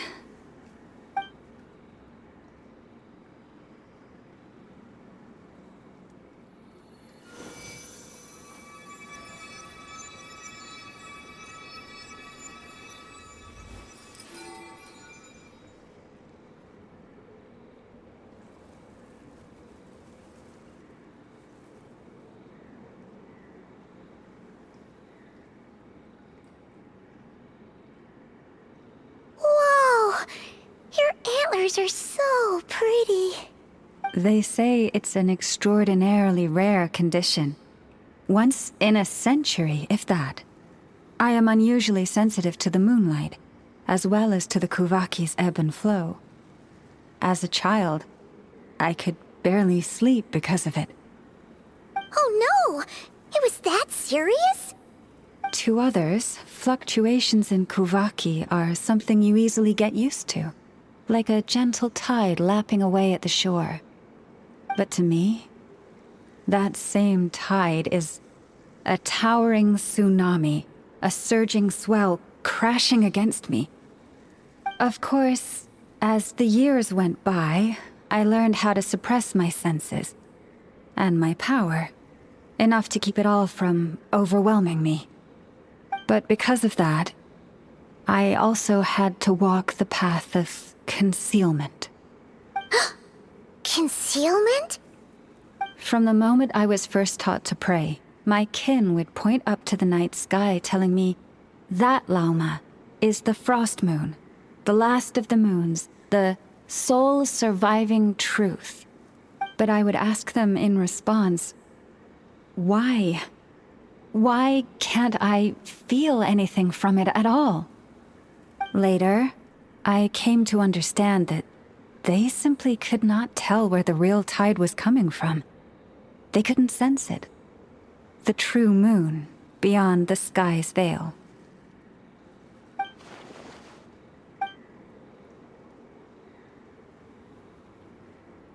The moon is false. I reached that conclusion long ago. But there was no one I could tell, not a single soul.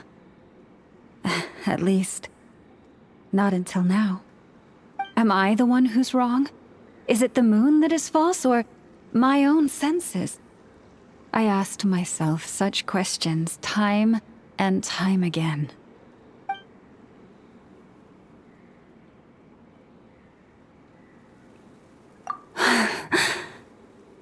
Thank you. When you called yourself a descender, I had a feeling you might be able to confirm what I had always suspected. And now that you have, it's exactly as I imagined. I feel relieved. Oh, Paimon kinda gets why you couldn't tell anyone now. It's not easy to change people's minds on something they've believed for hundreds of years. That's what I meant by concealment. I knew too much, so I had no choice but to keep my people in the dark. Every prayer I offer feels like a lie to keep myself going.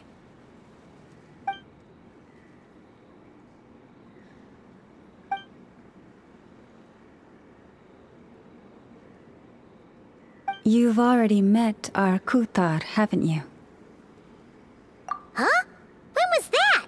And, more importantly, when were you planning on telling Paimon? Ah, no wonder. What did you think of her?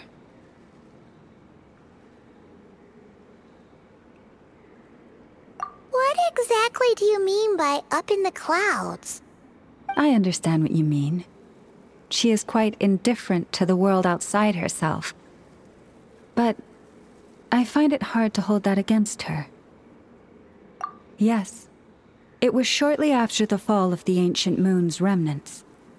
I asked her what the Frost Moon Scions meant to her, and why she left in the first place. Yeah? So, why did she? Perhaps it's better if you ask her yourselves. Things tend to get lost in translation when you speak on someone's behalf. What I can say for certain is this. Even when I had no one to confide in, I still had a family. I still had the Frostmoon Scions. But that girl, born beneath the moonlight, perhaps she's never felt she had either. The truth is, though, she might have had it all. If only the Frostmoon Scions hadn't let her down.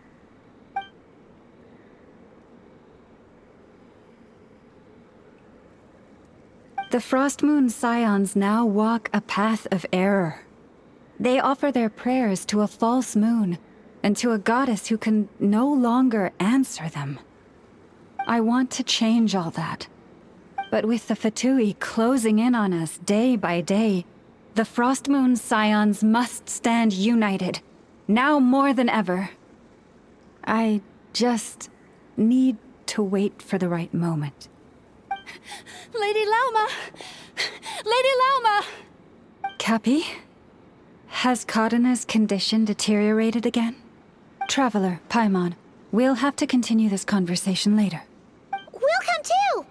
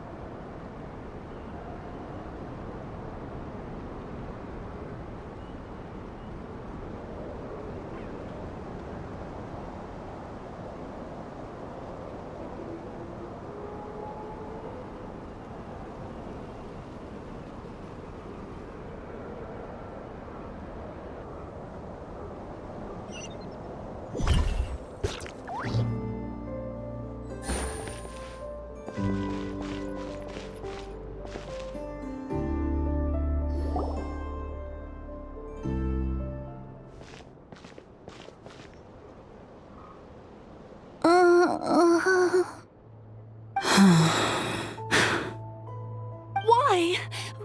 Did I do something wrong? I've been praying to the moon goddess every day. Why isn't she getting any better?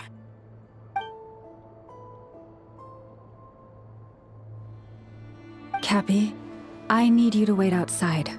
I'm about to start her treatment.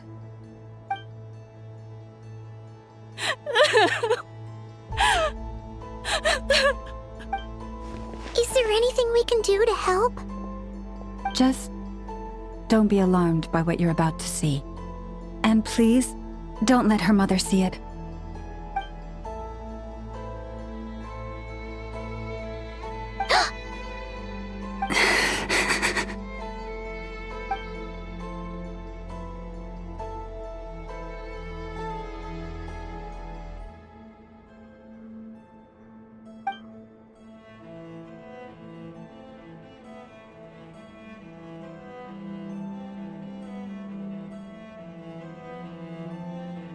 Shh. Please. Help me keep this a secret. She looks much better now. But, Lauma, was that? A medicine prescribed by a local doctor. For ordinary people, my blood has the power to counteract any adverse reactions to Kuvaki.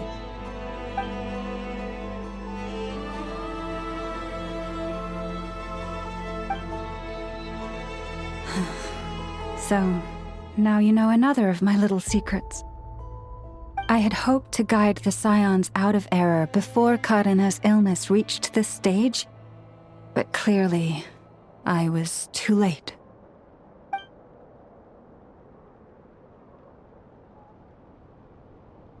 My life is as hidden from sight as the far side of the moon. Yet people only look to the bright side for guidance. If the day ever came when the two sides were reversed, could they truly accept it?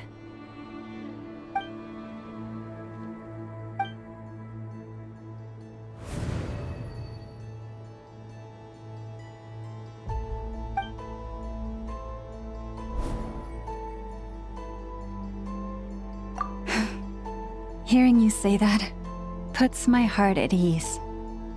Mm-hmm. And if there's anything we can do to help the Frost Moon Scions, just let us know. Our priority right now is reclaiming our relic from the Fatui. But I now understand that the day I will tell everyone the truth is no longer far off.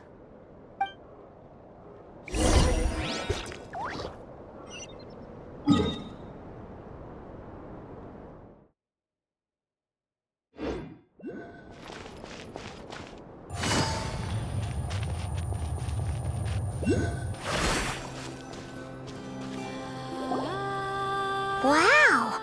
Paimon would never have guessed Lauma had all that bottled up inside. Hey! Watch your step! Ah! What's wrong? Oh, you scared Paimon. You scared me there too. Almost stepped right into one of my traps. A trap? Why would you leave a trap somewhere like this? Well, it's not like this is a main path. And besides, we Frost Moon Scions would recognize it instantly.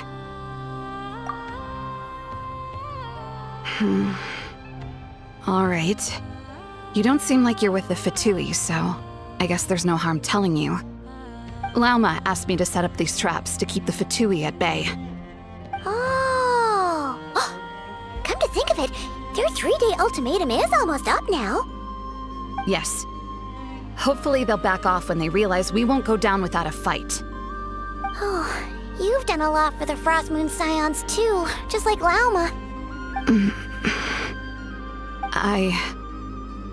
Philomena? It's nothing. I was just wondering if any of this is really worth it. What do you mean? Our people. So many are stubborn, stuck in their ways, clinging to a truth they refuse to even question. Do they really deserve everything Lauma's doing for them? Afraid. Huh. I suppose. Maybe you're right. No. I shouldn't be saying this. Just forget it, okay? Bye. Huh? Why did I say all that? Or really, why am I still doing any of this? Either way, this will be my final night with the Frost Moon Scions. Well, she sure took off fast. So, are we heading back to the flagship for a break or what? Wait, you're not thinking of visiting that damselette up in Cloud Cuckoo Land, are you? Huh. Given who she is, pushing her won't get us anywhere. Hey!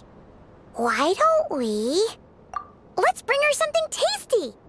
If she doesn't want to talk, we'll have to win her over with food. Hey, no harm in trying. At the very least, it shows we're trying to be friendly. Let's see... How about Ineffa's 9.12 out of 10 berries and fried meat, the Frost Moon Scion's boon of the day, and one of your signature dishes? Your choice! Should be a good mix of meat and veggies. There's bound to be something she likes.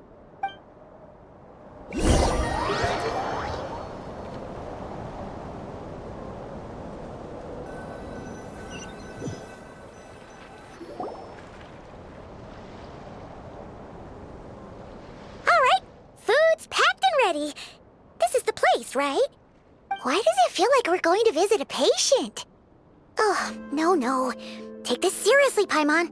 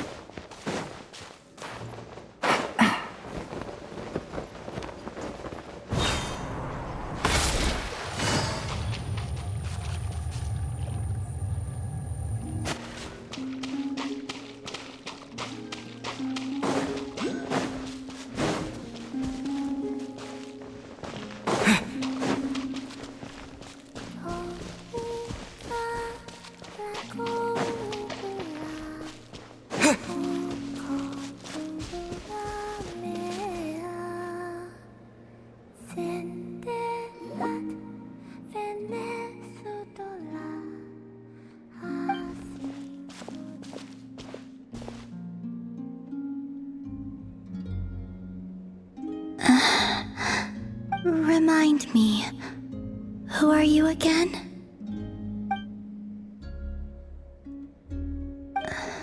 A different one floats by your side today. A different one? What's that even supposed to mean? Ugh, there goes Paimon's perfect conversation starter. Hi there! Paimon is Paimon, and this is the Traveler.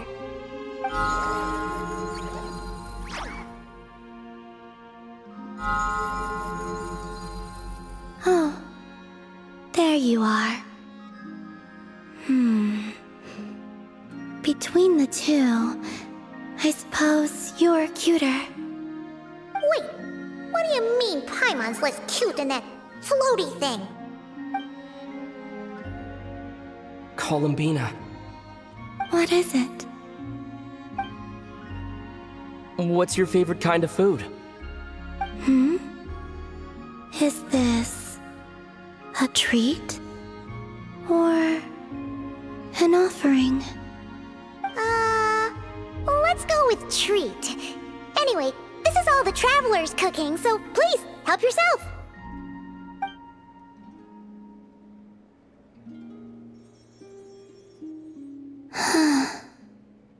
Oh, that wasn't exactly a yes, but she didn't turn it down either. What could she be thinking?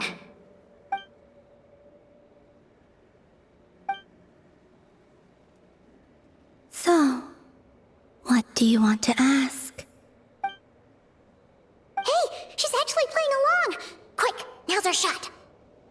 You know the moon in the sky isn't real, don't you?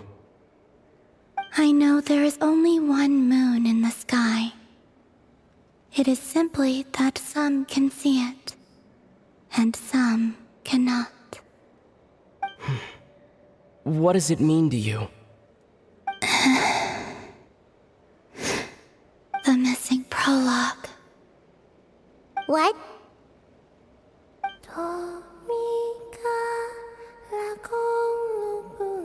Huh? What does that mean? Isn't she going to explain herself? Can you tell me more about that melody? You were humming it last time, too. It must be important to you.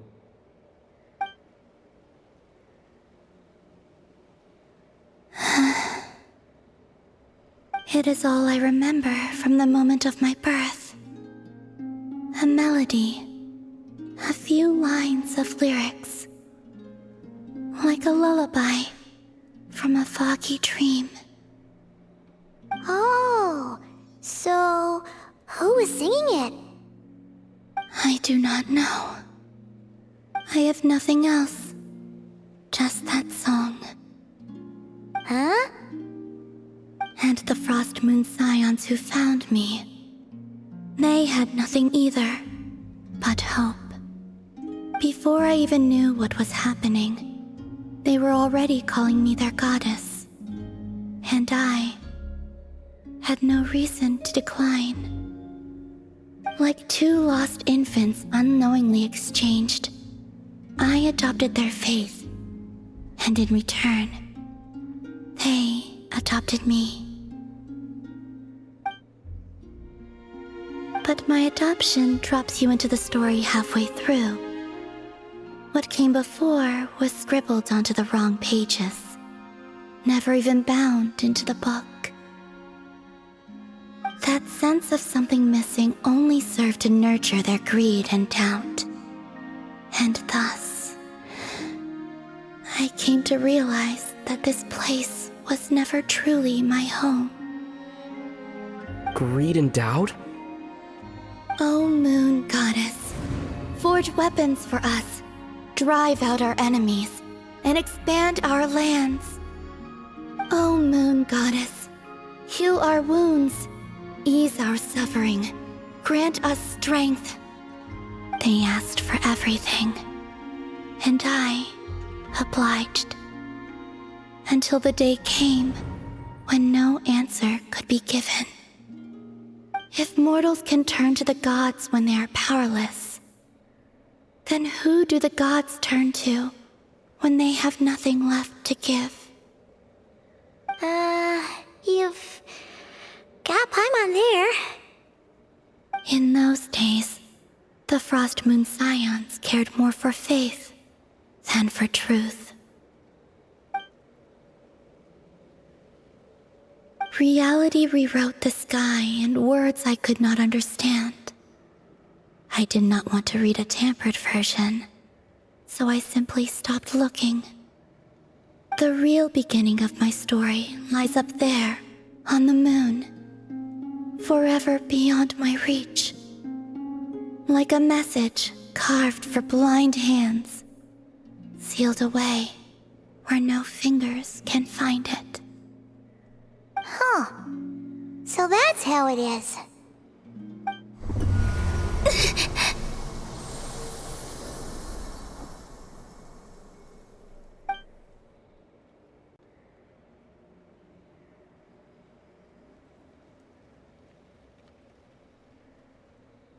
What's wrong?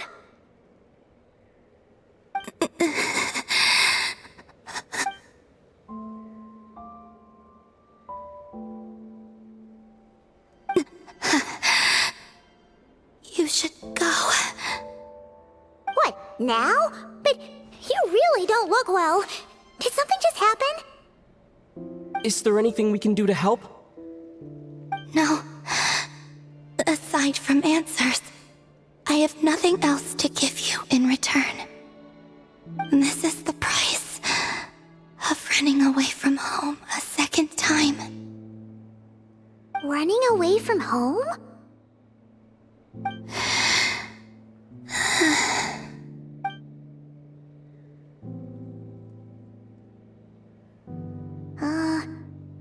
Is she heading towards the food? Did all of Paimon's questions make her hungry? Do you still have many questions? I know I should offer more in return for your kindness, but I'm feeling a little worn out. Oh, we're so sorry about that. The Tsaritsa was right. Freedom always comes with a price. She said I could treat the Fatui as a second family, a second home. But in the end, they were no different. All they wanted in truth was my power as the moon goddess. I'd rather not dwell on such unhappy memories.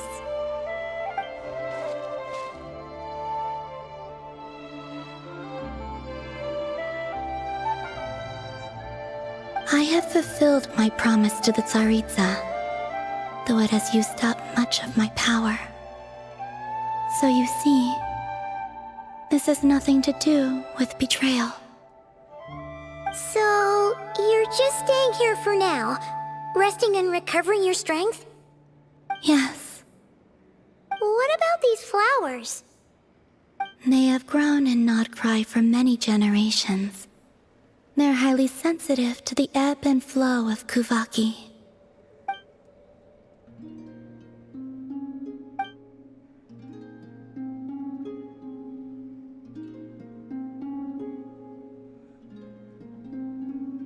At times, I thought about using that relic the Frost Moon Scions had hidden away.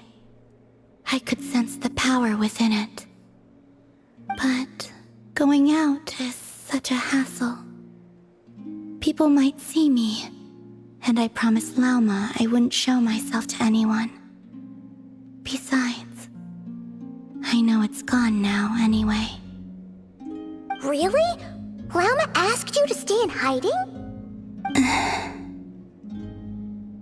Uh-oh, she's looking back at the food again. Paimon's still got some little crumb cookies here. You could have these for dessert if you wanted. Lauma said she wishes to change the Frost Moon Scions, which is why she asked me to stay out of sight. I don't really understand what she meant, and to be honest, it's not something that concerns me. But I wasn't planning to see anyone anyway. If they found their way here themselves, that's hardly my fault.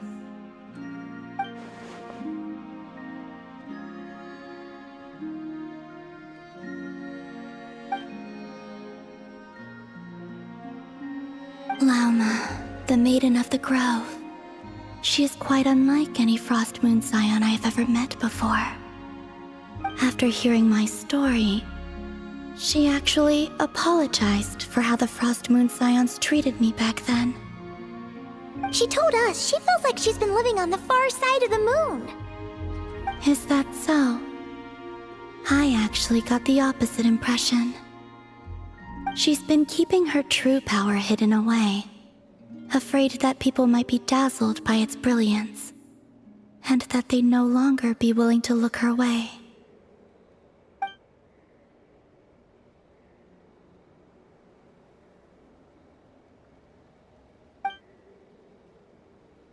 So what do you wish for now?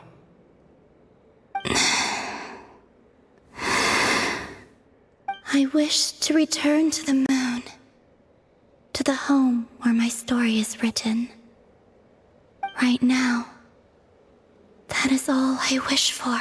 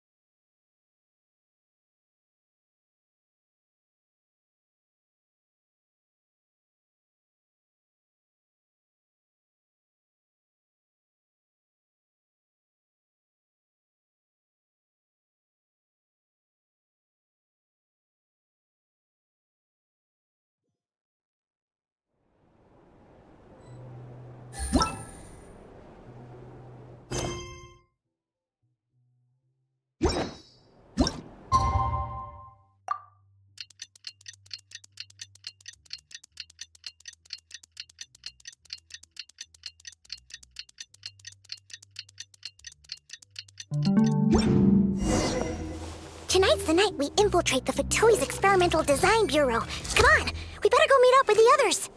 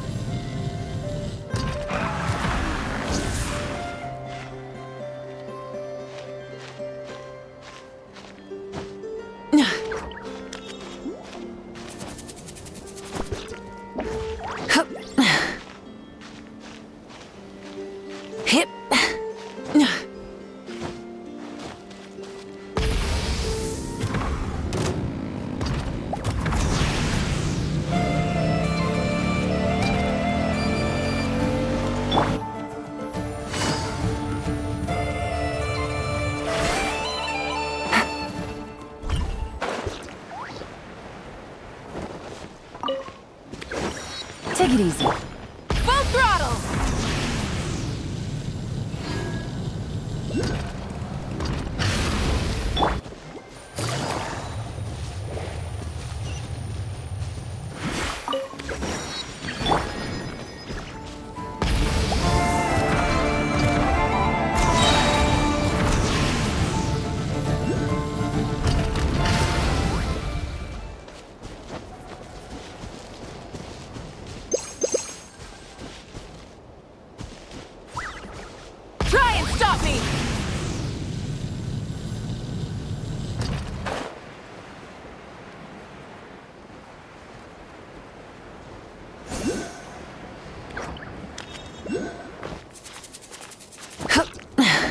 Hip. Full throttle!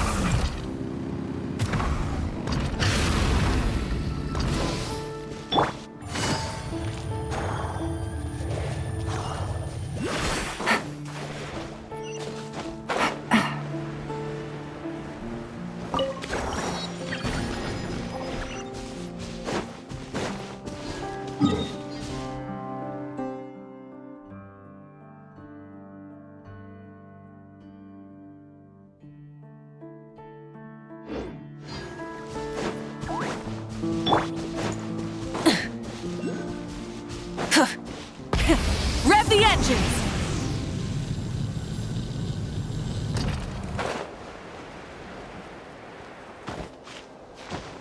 Try and stop me!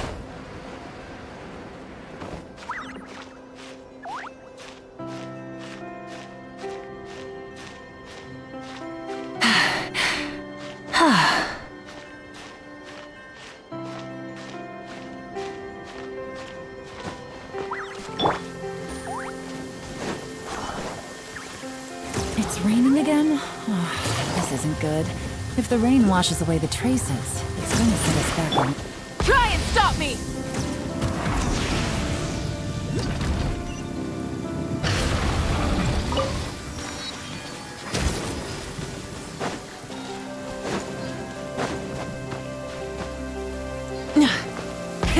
Rev the engines!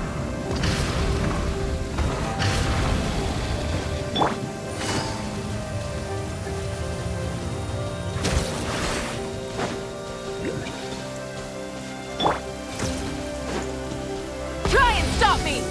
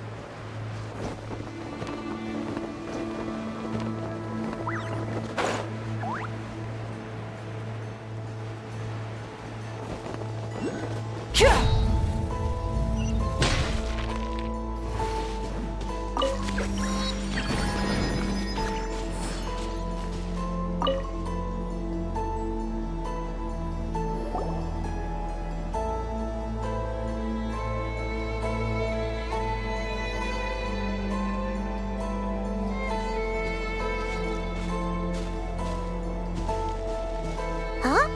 How come you're here by yourself, Lauma? Where's Yehoda? I haven't seen her. Seriously? Don't tell Paimon she's ditched us on our first mission together. I don't believe so. Nefer and I have our differences, but that shouldn't interfere with our shared objective. Recovering the relic is my duty. But as far as she's concerned, there's plenty to gain here too. In Nodkrai, it's common knowledge that the Curatorium has a nose for profit and opportunity. The same way aphids flit from flower to flower in a never-ending quest to make honey. Huh. Sounds like you know her pretty well.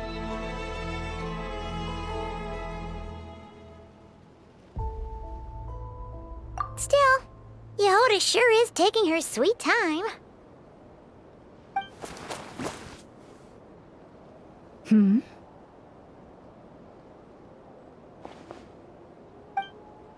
Huh. I believe we may have misjudged and underestimated Miss Yehoda. Huh? What do you mean? As a former employee of the Curatorium, I'm confident that she possesses both professionalism and integrity in ample measure. Huh? Ah! What was that noise? The sound of a wavering conscience, perhaps? Ah! Whoa! Something just fell down. Hello, everybody! What kind of an entrance is that? Wait a second. Have you been hiding nearby this whole time? Yeah. I was just, scouting things out from up high. Darn it. How did Jane Doe even notice me up there? I can't believe I'd only realized I'd run out of smoke bombs this morning. What if something goes wrong inside? How am I supposed to make a quick getaway now? Thought I could just hang back and wait for the clients to get cold feet. But nope, turns out they're all completely fearless. Don't they know how scary the Fatui are? Really sorry everyone. Truth is, just as I was heading out this morning, I discovered I'd run out of a super important, completely essential, absolutely indispensable piece of equipment. So, what are we gonna do? Well, as I see it, there are two options. Plan A is we take a detour to Nasha Town to restock, though who knows if any shops will still be open this late. Plan B is we call it quits right here, disband the team and I'll go home. My place is only like a 10-minute walk from here, so... Personally, I vote Plan B. Bada bing, bada boom! Maximum efficiency, minimal effort. Don't try to solve your problems by running away. Not a fan of either? Then I guess our only option is to fall back on Plan J. That's J for Yehoda, by the way. Why didn't you just tell us that was an option in the first place? Come on, that would have totally ruined the surprise. Boss pulls this trick all the time, and it's always the clueless ones who end up praising her to the skies. Feels like you just threw shade at a whole lot of people. I have faith in your professionalism, Yehoda. You don't need those flashy tricks. Your abilities alone are more than enough to earn our respect. Huh, this Jane Doe sure has an eye for talent. Speaking of which, maybe it's time I started calling her something nicer? You really mean that, Jane? Lauma Doe? I do. I'll tell you what, it's not every day you get to work alongside such considerate clients. I have a feeling we're gonna make a great team. Plan J is this. We find our way in through the freight access on the facility's east side. It's tucked away from view, and security's lighter at night.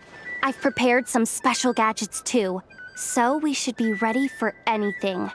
If we want this to go without a hitch, we'll need to work together every step of the way. So everyone, stick close behind me. Now that finally sounds like a real pro talking. Hey, you saying I didn't before? Kinda, yeah. You... Never mind. A top-tier treasure hunter like me never lets the naysayers get to her. All right, let's go over what we agreed on yesterday. The goal of infiltrating the Kuvaki Experimental Design Bureau is to locate and, if possible, recover the relic that the Fatui stole. We also need to figure out why they built the facility in the first place. I'm worried that they've set their sights on the ancient moon's remnants on Hisi Island too. Well, now that we've got a plan, time to get this show on the road.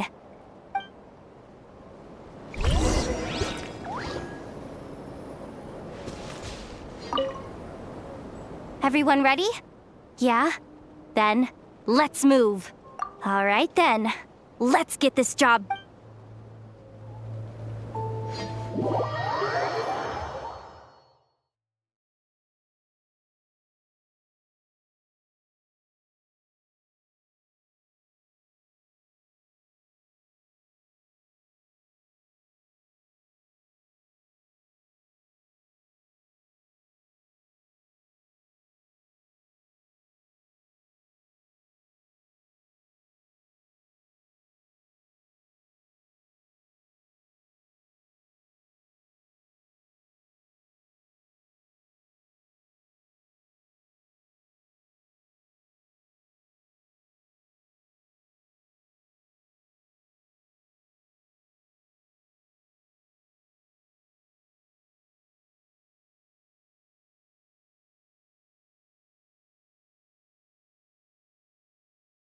Go, go, go! But make sure you stick to the side.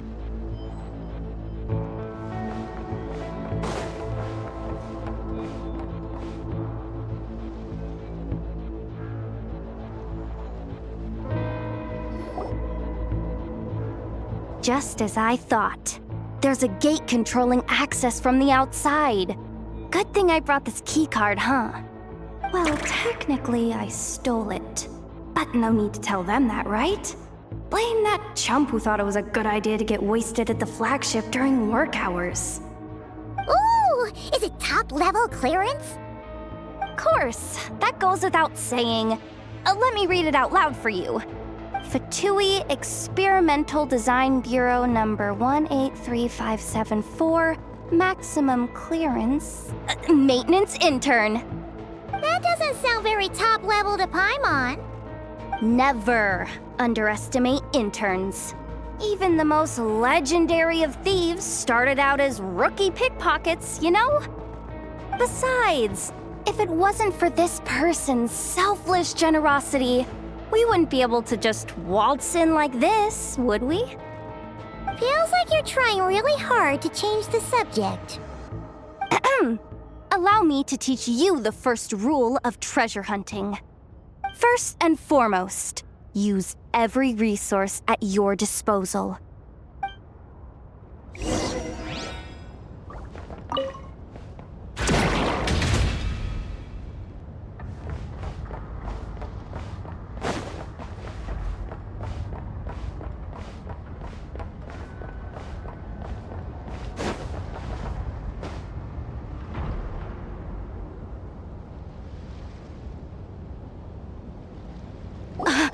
I get it now.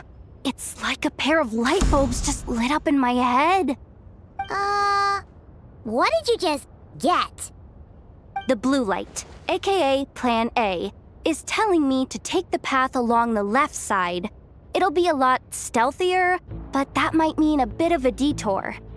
The red light, aka Plan B, is saying, just charge straight in, but that'll mean dealing with like a dozen sentry bots already powering up. Although, I might be able to switch them to training mode. Their attacks will be weaker, but we'll still be in for a fight. Can't you just put them in sleep mode? Hey, I told you, I'm just a maintenance intern. Give the new recruits some time and space to blossom, will ya? We're still pretty close to the entrance. Surely they'll call the whole thing off once they see what these bots can do. Anyway, I say we go with Plan B. Either way, I won't be doing any of the fighting, so the shorter route sounds good to me. If we can avoid fighting at this stage, we should. Plan J is to call it a night so we can all make it back to bed before sunrise. After all, the deeper we go, the more dangerous this is gonna get. So we might as well give up while we still can. Okay, here are the bosses. Just don't forget, whatever you do, don't let those recon bots spot you. Let's see. No kidding. Anefa told me about something like this before. I can't believe that dumb robot actually helped me out for once. All you gotta do is this, and the recon bots will be reassigned to another position. That way, when it's time to move forward, the path will be clear. Which reminds me, it's about time I taught you the third rule of treasure hunting. Go with the flow. What about the second one? You skipped that one. Huh? Did I? Oh geez, must have gotten them muddled again. I mean, the second rule is exactly the same as the first. Guess that's what you meant by going with the flow, huh?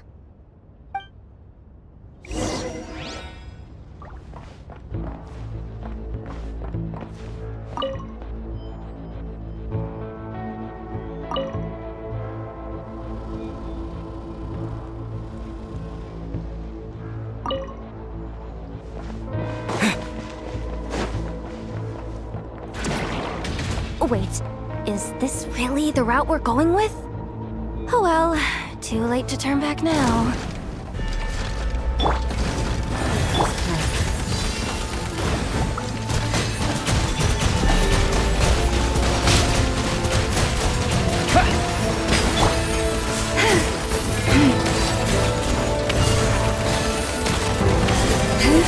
Doris, protect us.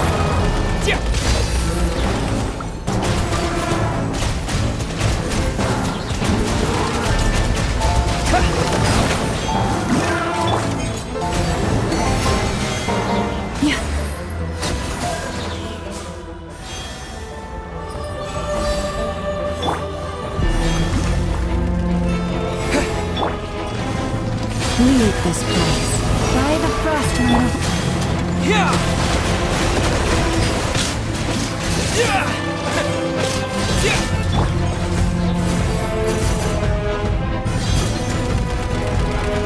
You poor lost left.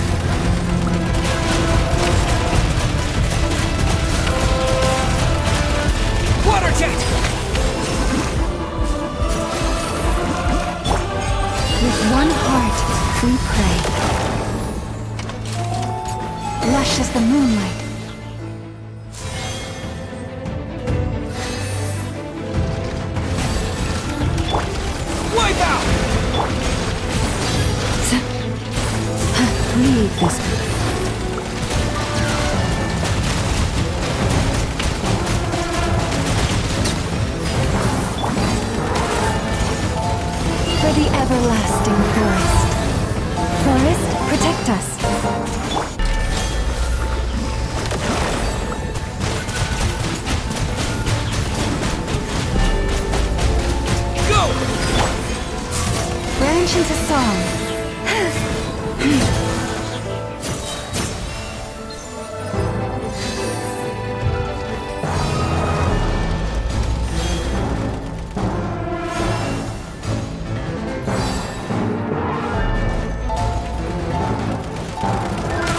Leave this place.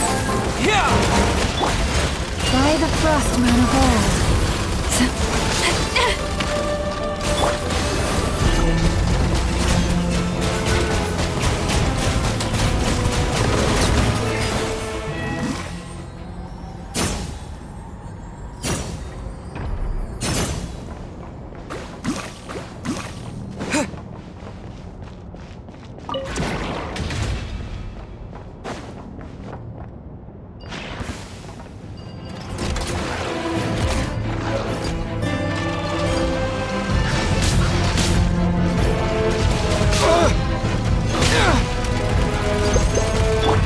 With one heart, we pray.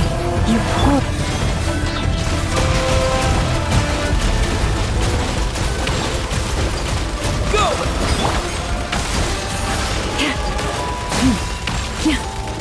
Lush as the moonlight. Bombs away!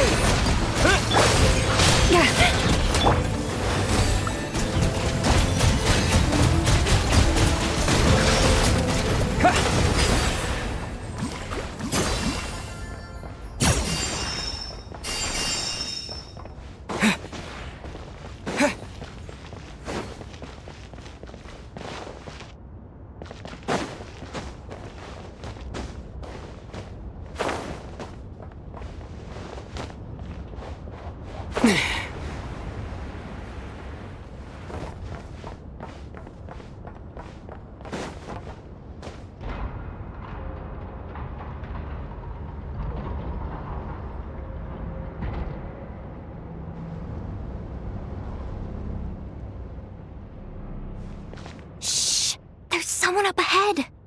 Has the lockdown been initiated? Move it, soldier! The cargo has already been transferred. The lockdown procedure is complete, Commander. That sector is now fully sealed. The night shift. Just our luck. Don't they usually handle deliveries during the daytime?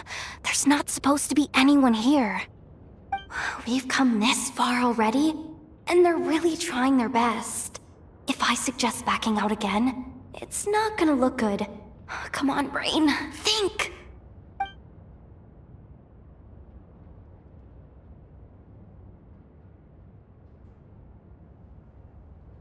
Got it! The freight shaft to the upper levels. We might have a shot there. Let me see. Huh? The recon bot in the middle's not responding? A double lock failsafe? We've been outfoxed! Stay calm. Stay calm. One step at a time. Let's just find a way across first.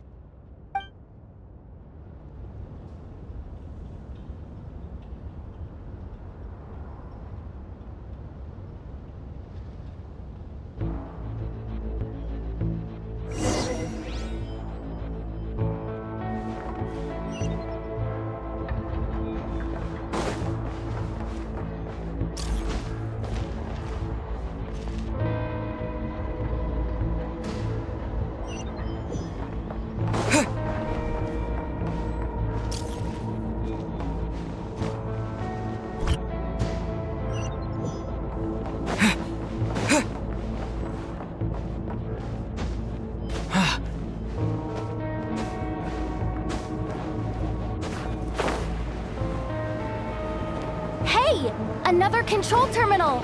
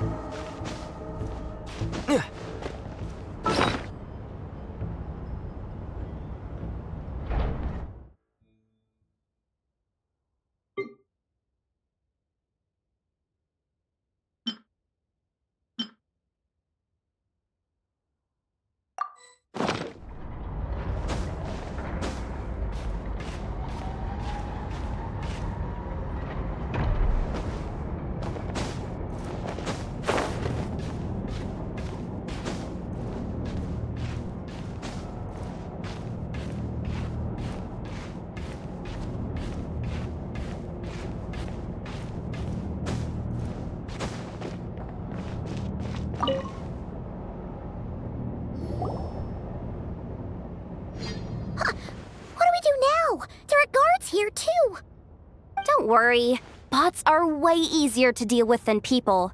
At least their behavior is predictable. First, let's find a safe spot to land. Good. That spot shouldn't draw their attention. Let's go. Let me just try something. Maybe I can use the terminal to command them to move out of our way. Security verification? With 10 questions? Are you kidding me? You really trust me that much? Fine. I'll do my best. But just to be clear, if I can't answer a question, I'm backing straight out of the terminal. No way I'm risking triggering any sort of alarm. Come on, Yehoda. You can't give up now. Question 1. What is our motto? Oh, I know this one.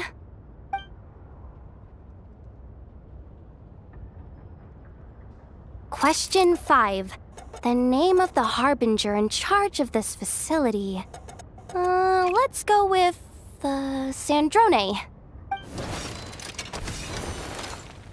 This one should be the Pale Star Edict. I've heard one of Boss's informants mention that before. Final question. Enter employee ID. And it's timed? Okay. 183574. Confirm. I actually got them all right? Oh, what a miracle. Not bad, Yehoda. Not bad at all. Guess you're an official maintenance intern now. Hey, that could be my personal plan B if I can't get my job back. Just kidding. The Fatui are awful. The bots have taken the command. They're moving off. Let's get going while the coast is clear.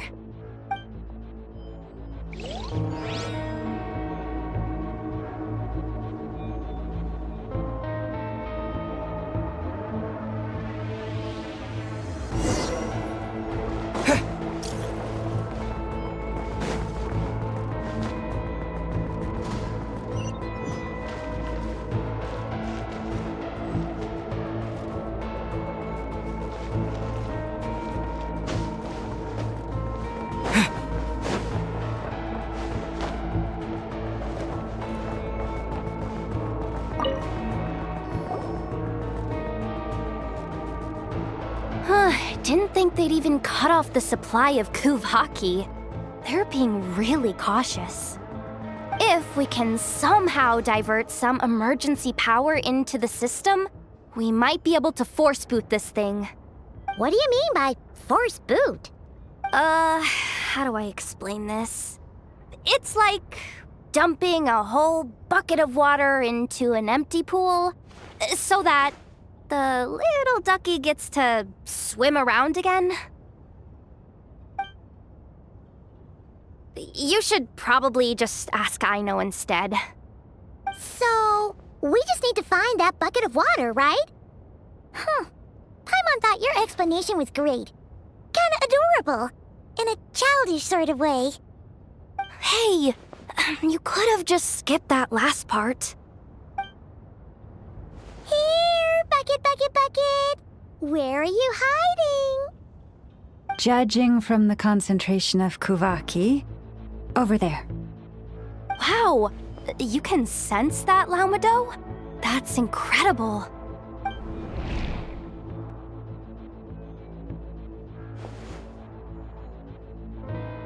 Let's move the recon bots above them out of the way first.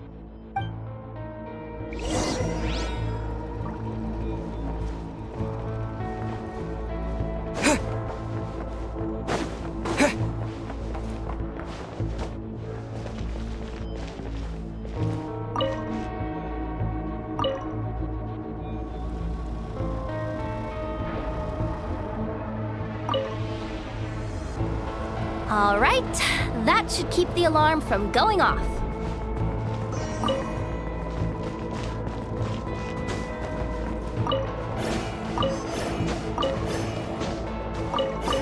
Time to plug in the charging component.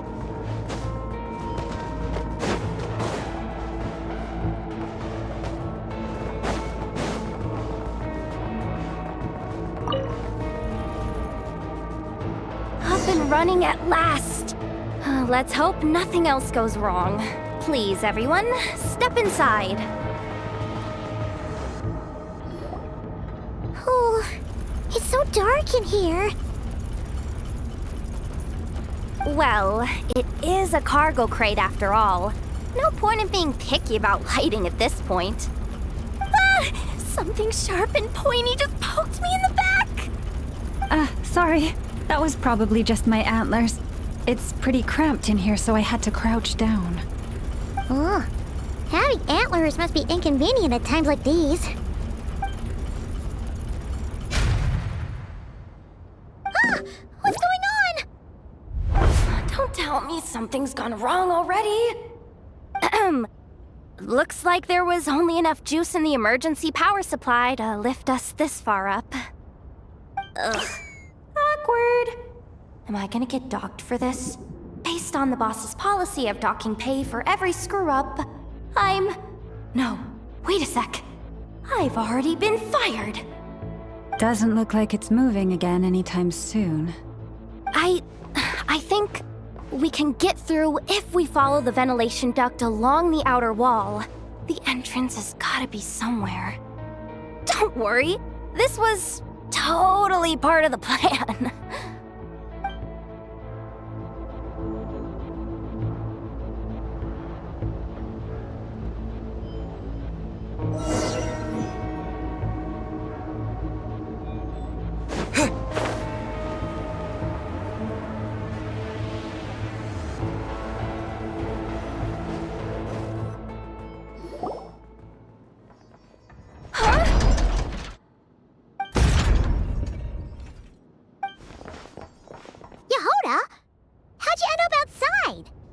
Looks like she slipped out at the very last second, just before the gate shut.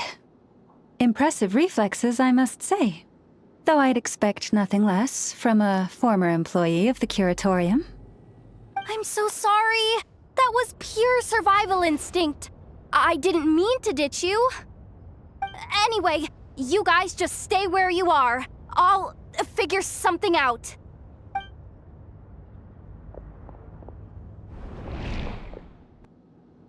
Hey, there's a terminal nearby.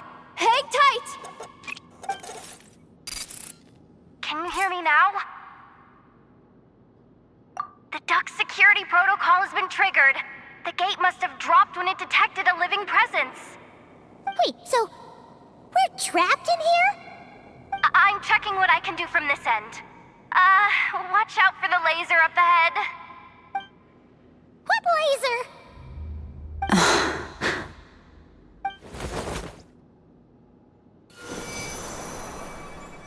Oh, we see it now. Good thing we didn't move. Got it. I think I understand the situation. Hang in there. Just one moment. This is killing me, but I think I've got it. I can try adjusting the direction of the Kuvaki flow inside the duct. If I've got this right, you might just be able to dodge the lasers by utilizing the Kuvaki's pull in reverse. Oh, Paimon thinks she gets what you mean. But I can't see where you are from here, so I'll need your constant input. Just tell me what to do. I'll follow your lead.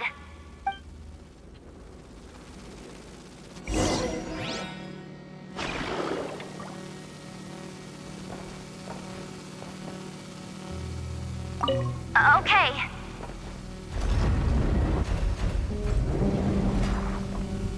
So, wanna grab dinner after our shift?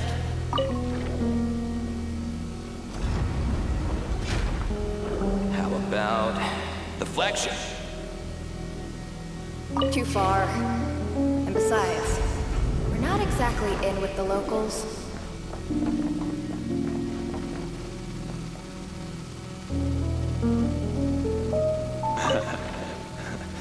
Then how about the staff cafeteria? Brimming with bright ideas. We made it to the other side. And all thanks to Yehoda. But the gate hasn't opened. How's she gonna meet up with us? Yehoda! No irregularities detected in the duct. Confirm. Confirm. Confirm. Ugh, just confirm the command already, you useless excuse for a terminal. You piece of robo-junk, you mindless pile of scrap! What the? Insufficient clearance? Of course, I don't have the clearance! You oversized... Ugh, ow! Go with the flow, Yehoda. Go with the flow. If the others make progress, that's great. But you can't bank on it. You've never been one to depend on others. So it's about time you stepped up to the challenge. Deep breaths. Stay calm. My priority right now is getting my hands on a high-level access card. That way, I can override the security protocol. Senior maintenance staff. Only they can access the core sector. But hey, there's always someone careless enough to hide a spare key under the flower pot by the door. Which means there's a good chance there's a duplicate lying around somewhere in the control room. Even if I can't get into the control room myself, doesn't mean I can't rely on some external help. If I can take control of one of those guard bots, maybe I can use it to search for the access card. This is crazy, Yehoda! You're all alone. You've got nothing. And yet, you're charging ahead like fear's a foreign concept. Maybe that's exactly why. 'Cause I've got nothing left to lose! Confirm! Am I a genius? Whoa, this feed's super clear. This is gonna be a piece of cake. Wait a second. This thing's not a guard bot. It's a janitor bot.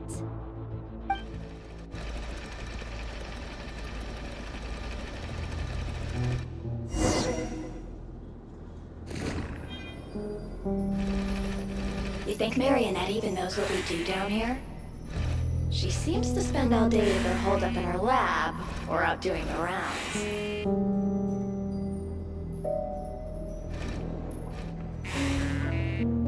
It's still a mess over there. Go clean it up. Why? Planning to skim a little off the top? No, nothing like that. Just wondering if anyone would actually notice if we didn't show up from time to time.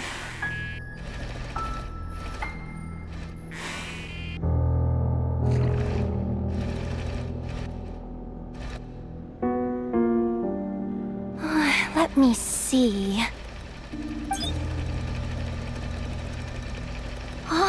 There it is! Hey! Why'd you stop? You haven't finished sweeping that corner. But, I can see the card from here. Guess I have no choice but to swallow my pride and stay in character for now. Sweep up the crumbs by my feet. Yeah, good luck with that. What are you gonna do when they ask for a progress report?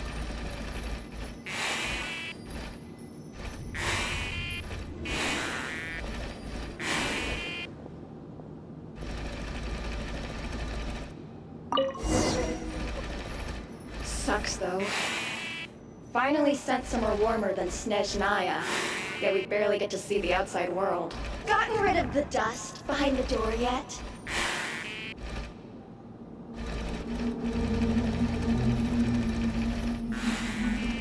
Clean this spot, too. I saw you skip it.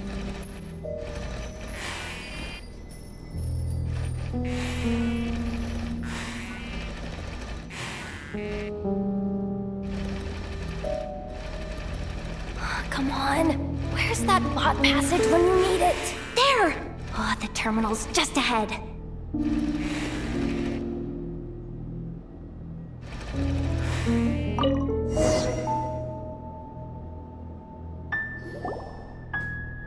But will Yehoda be okay?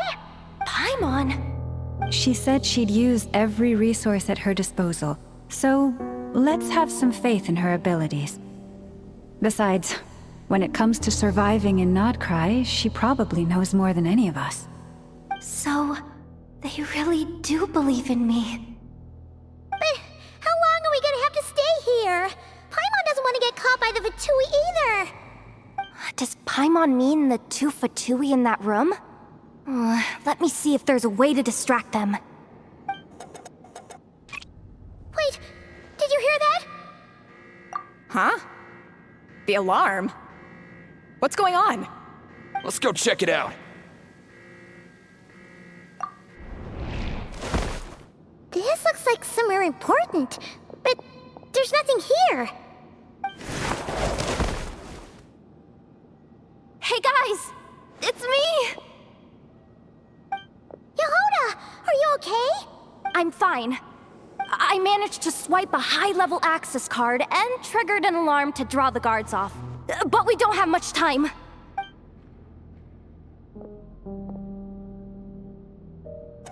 Alright, looks like we can control the elevator. Come on, hop in. Let's take it further down.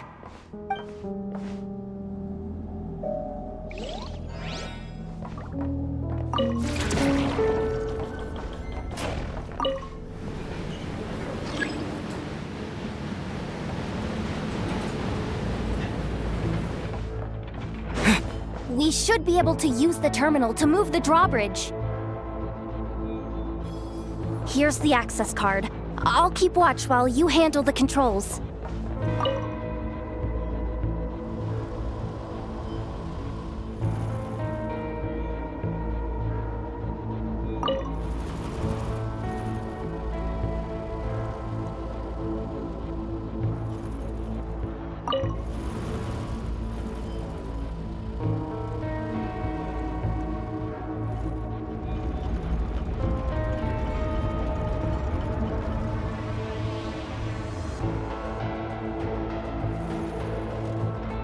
All done. Let's keep moving.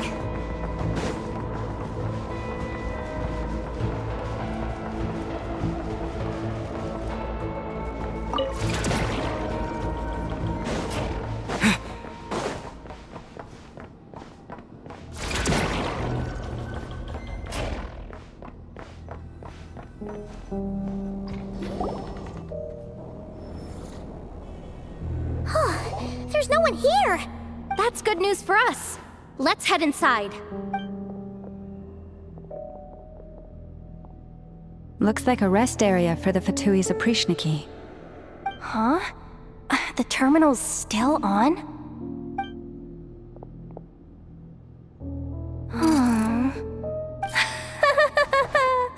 Looks like that good news is now half good news, half bad news.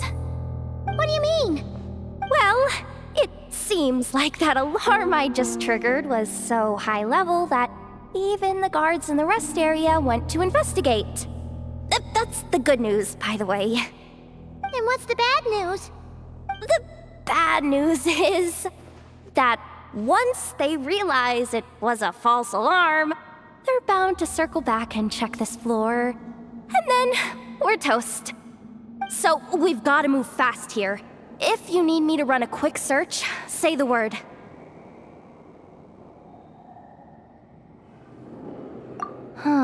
Analysis of Kuvaki extracted from the moon marrow suggests that its energy core bears some close relation to the power of the former Three Moon Sisters. It is suspected that there is a link between the Frost Moon Scion's hidden relic and the shattered remnants of the Eternal Moon. Come on, none of this is important right now. Just tell us where you hid the darn thing. Access denied. You do not have permission to view this data? Even with a high-level access card? Who does have permission then? Good idea. Pulling it right away. Wow. What's with that huge hollow structure down below? That might just be it. Secluded, out of the way. Exactly the sort of place they might be keeping the relic. 264 pages! What is this? A novel? Can we just skip to the end? I'm flipping through it as we speak. Kuvaki, a weapon. Huh. Seems like the Fatui and Snezhnaya are trying to harness the power of the Light Realm to build some kind of weapon. The target of which is... Seriously? Insufficient clearance? Again? Looks like that's about all our current clearance gives us access to. Based on what we know so far, it seems like the rest must be hidden inside that massive hollow beneath us. I could sense something beneath the water down there. Something unsettling. If they've gotten their hands on the moon marrow, odds are it's hidden down there too.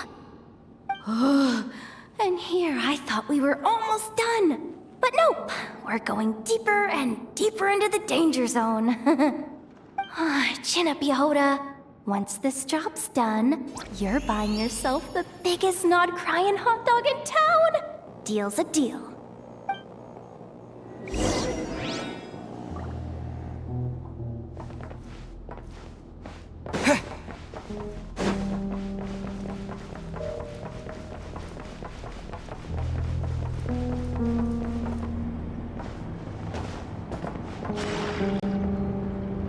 Watch out for that defense bot! Ah! It's aiming right at us! You'll have to use Kuvaki to deflect its attacks back the way they came!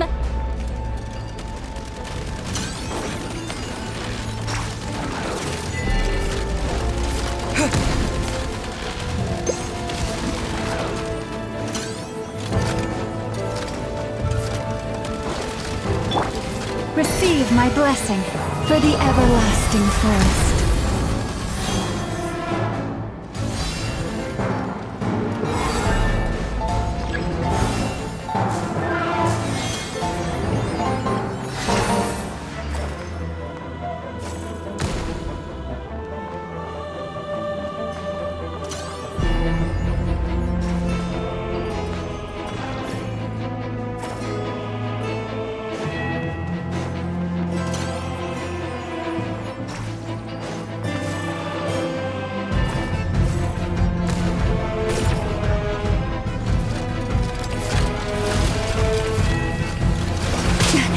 Grave transgress forest.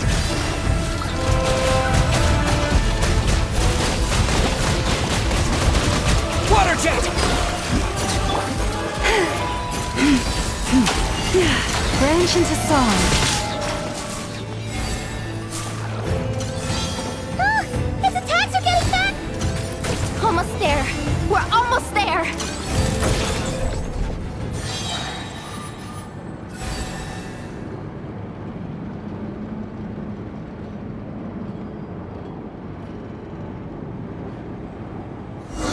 Finally down. Quick, let's hurry down to the lower level before we're spotted.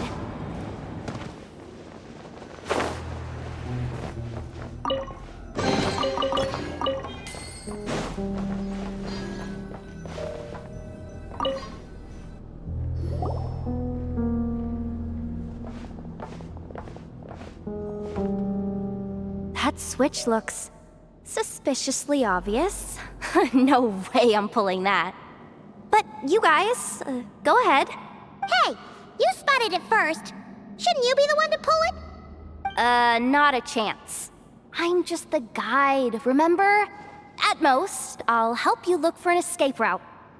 They don't seriously think pulling this thing's gonna lead to treasure, do they? I'd be amazed if it doesn't set off an alarm. Besides, I didn't even bring my smoke bombs. Which reminds me of the actual second rule of treasure hunting. Better safe than sorry.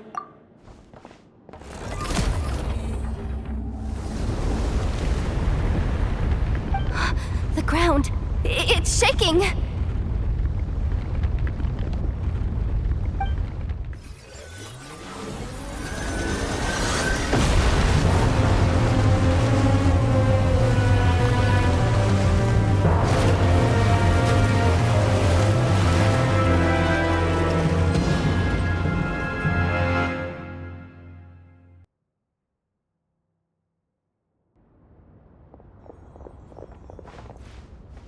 Wait, did the...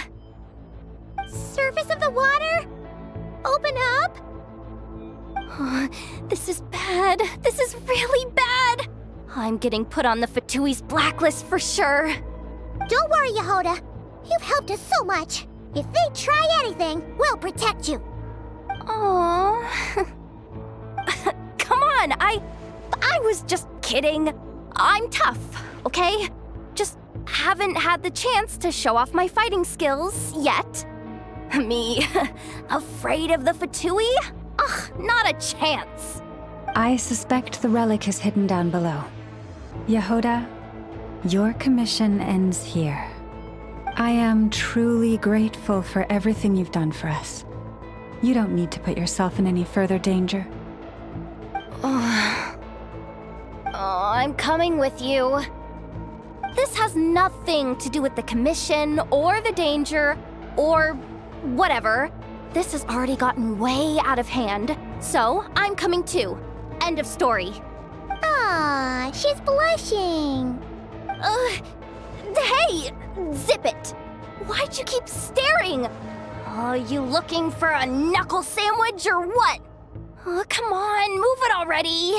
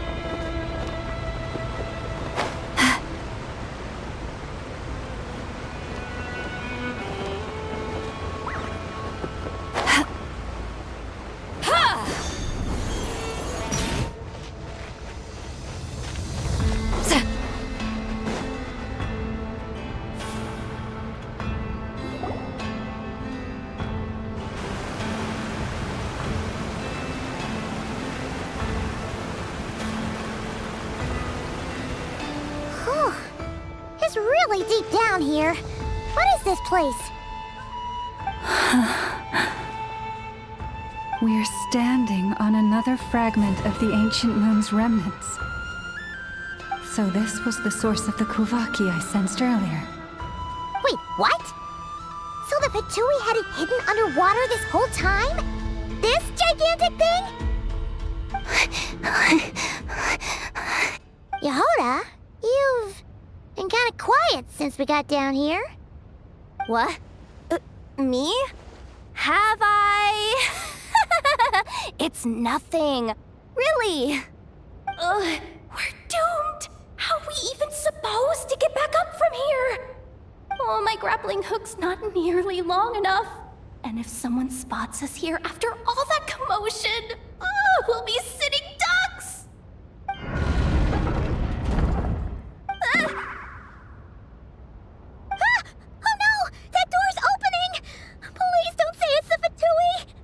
No, please, no! We finally made it here, and we're so close to getting the job done! I didn't risk my neck just to die before I've even had a chance to spend my reward!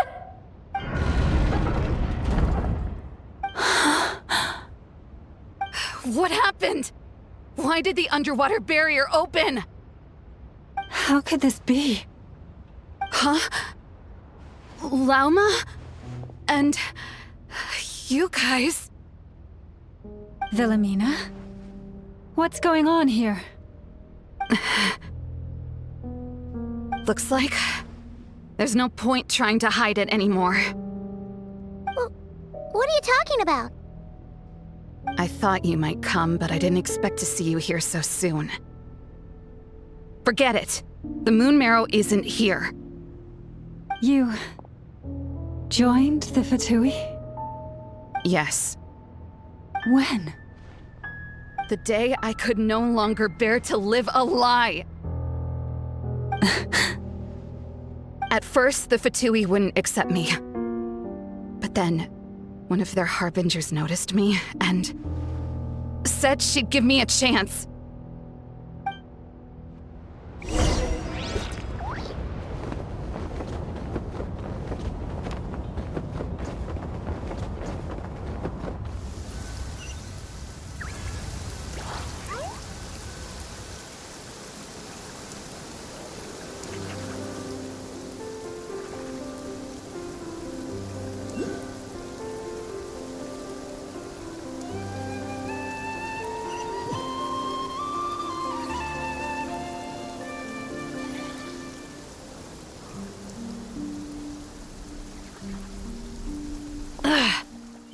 Lost them again.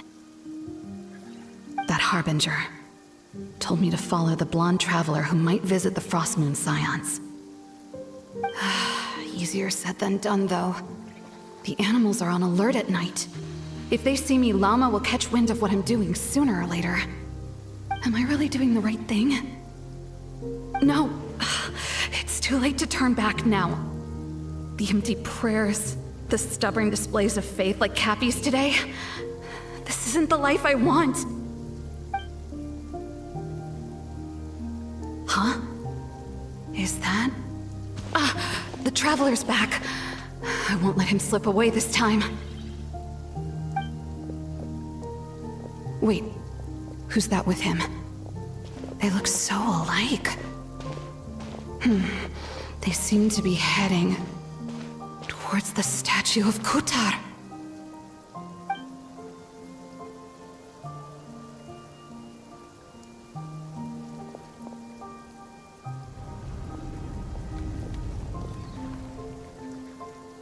They've opened the secret chamber? But wasn't it meant to be sealed? Wait a second. The Moon Marrow! Surely they're not after the Moon Marrow. I'd better go report this straight to... Hold on. If they do actually make it to the final room, then maybe I'll be able to get my hands on the relic. The one thing the Fatui have been after this whole time. If someone's going to take it, it might as well be me. This could be my ticket to joining them.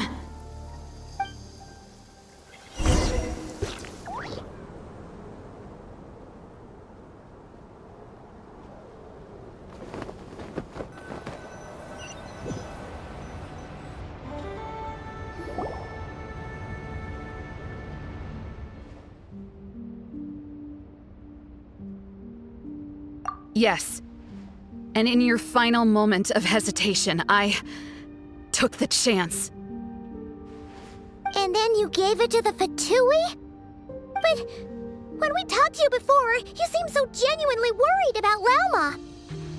Because I thought she was as fed up with the Frostmoon Scions as I was. We grew up together, Lauma. I know you were chosen to be the next Moon Chanter when you were just a child. They never gave you a choice in that. I saw the look in your eyes when you were treating that child.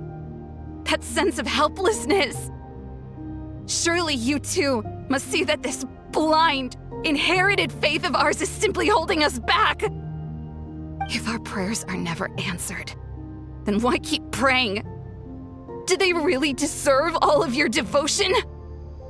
Or are you trapped by the responsibilities they imposed on you? So those are your reasons for wanting to leave the Frost Moon Scions? Isn't that reason enough? When we pray to the moon, we do so to show our gratitude for the life it granted us long ago. It reminds us to strive for something higher within ourselves. But I know that's not what you want to hear. You're right, Philomena. I have indeed kept secrets from you. I knew it. You don't want to be the Moon Chanter, do you? No, that's not it. I'm talking about the fact that the moon in the sky isn't real. What? You're saying... Huh? I've completely lost the thread now! Oh, do we really have to do this here? What if a Harbinger shows up? Oh, I'm not cut out for fighting big bosses! The pain you sensed in me was the pain of hiding this truth. If what you're saying is true, then you already knew that the Frost Moon Scions wouldn't believe any of this. Why didn't you just leave like I did? You don't understand, do you? That's the difference between us, Philomena. I care about the Frost Moon Scions. They're family to me. It hurts because I care. And that's why I chose to hide the truth. But now I understand. That was a mistake. My family deserves to know the truth. I shouldn't have tried to hold it all together with empty prayers. Are you trying to say that I only ever cared about myself? There's nothing wrong with that in itself. No one would have tried to stop you from leaving. But you did not have to stab us in the back like this. We've been spotted! I knew it. I just knew it. Oh, what now? If a Harbinger shows up, I'm out of here. No darned relic is worth dying over. Looks like I misjudged you, Lauma. I didn't think you had it in you to stand up to your fate. Turns out, you are a great Moon Chanter after all. But you were right about one thing. I haven't considered Hisi Island my home for a long, long time now. Bosses! Time to go! I will change the Frost Moon Scions, Philomena, as soon as the new moon rises. Then I guess I won't be around to see it. Say, Lauma, what happens to those who betray the Frost Moon Scions? May their antlers be shorn with silver blades, and let them be cast into the long night of unknowing.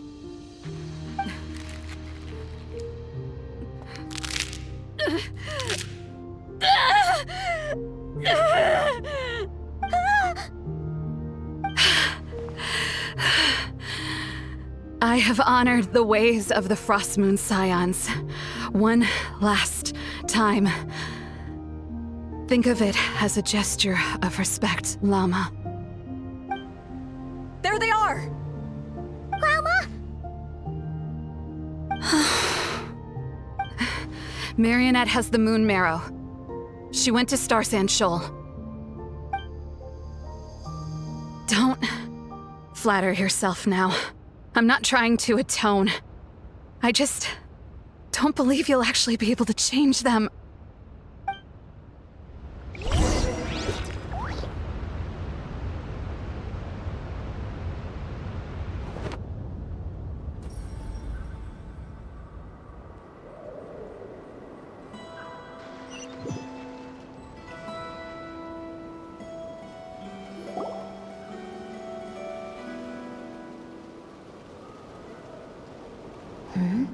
An alarm coming from the Experimental Design Bureau.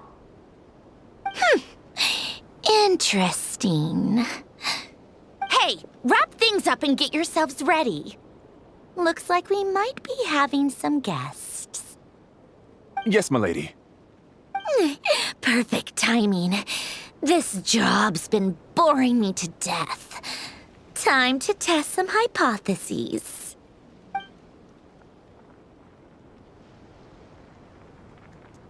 Bosses! I mean, esteemed clients. I mean, generous benefactors. Wait up! Come on! Sure you don't want to consider heading home first and coming back another day? Nasha Town's that way. You are aware that this is the way too. A little ahead of schedule, aren't you? Oh no, it really is a harbinger this time. Marionette. So you are here after all. Hand over that relic right now. It belongs to the Frost Moon Scions. You mean that thing your antlered turncoat brought us? Huh, I have never much cared for trophies given up without a fight. But watching you tear each other apart over it?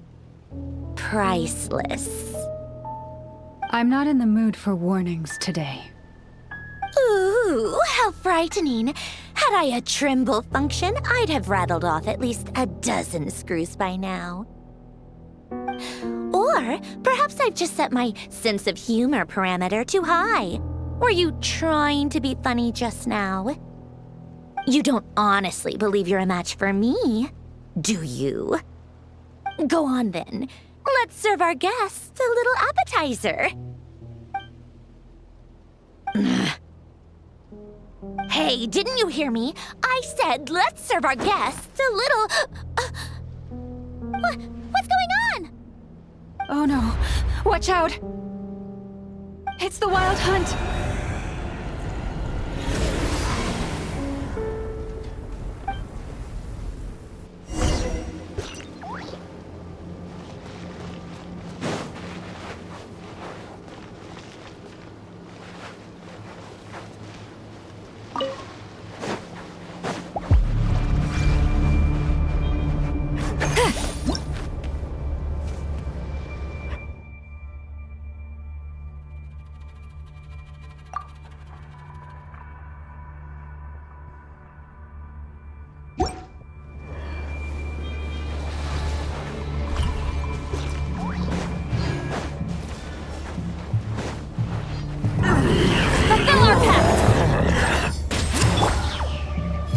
Be sanctified.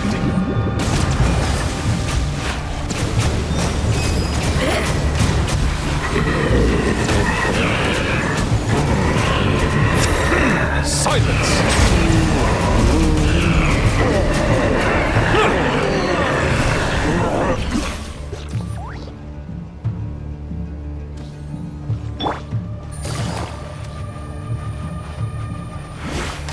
Get to work! You two! Time to end this!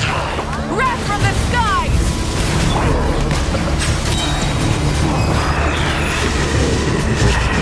Let the mighty be humbled!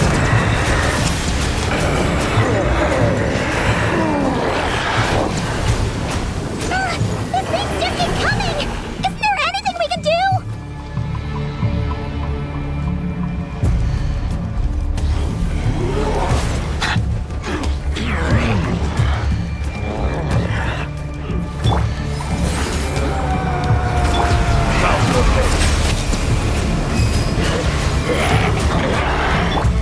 Class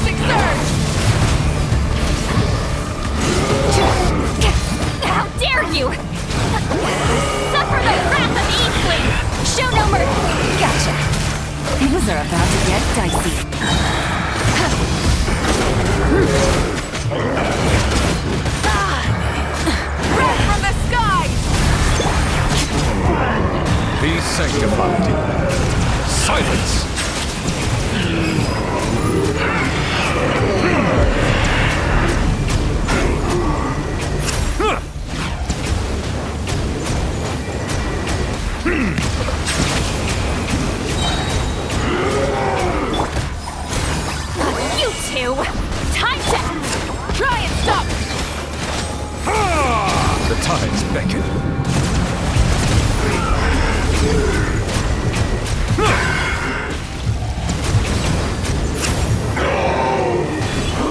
Use that device to seal them away!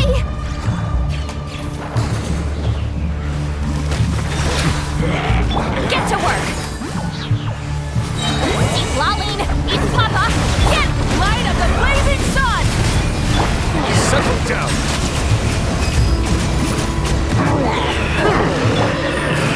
Busted!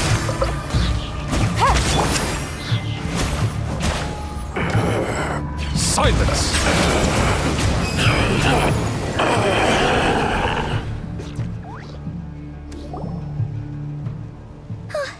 Is that it? Oh, at least that's what the Lightkeeper's handbook says. Careful! It's not over yet!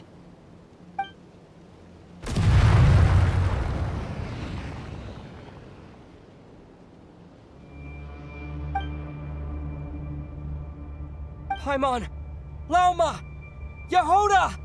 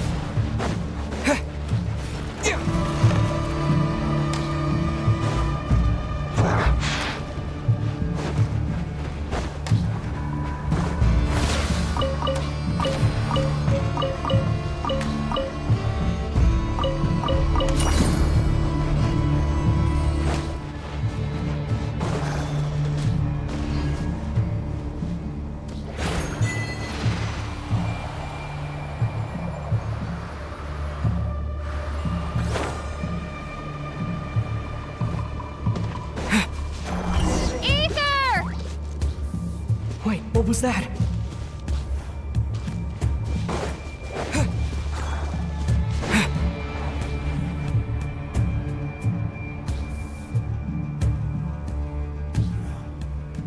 Ether! Over here!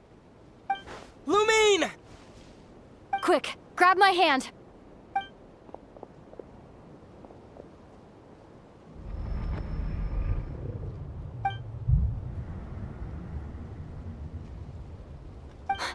Ether? What's wrong? Why are you here at all, Lumine? What do you mean? If I may be so bold, what does family mean to you? Why were you after the Moon Marrow that night, Lumine? Among those who entered the final chamber, there was either someone with impure intent, or else an abyssal presence. We can talk about that later. Tell me why, Lumine.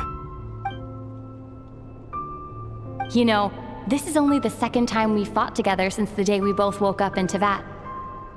No. Ether? But when I found you, you were still in hibernation.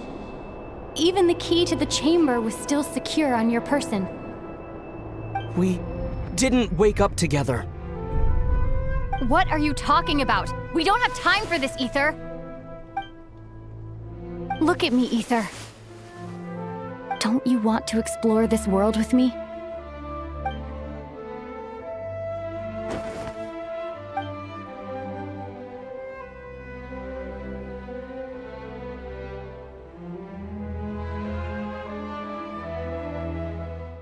You think I'd lie to my big bro?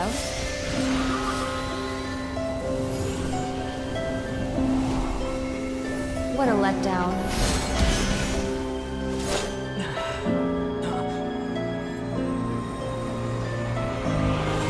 Go get it for me, Ether. It belongs to me. never believed it. I didn't want to believe it. That strange feeling that something was off. I wanted it to be real so badly, even if it only lasted a moment. But you're not my sister!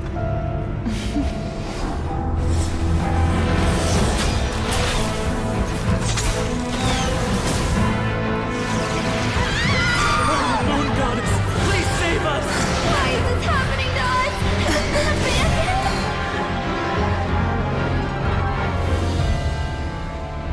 The cold night should be our blessing, yet only confusion and sorrow remain. The truth may yet lie beyond the sky, but must we become lost because of it?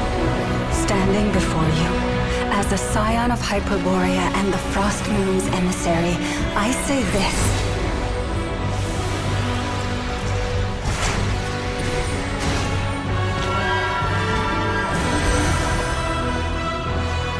Should the false sky above dim the light of the moon, then from silver blood that flows as rivers, let us weave moonlight anew.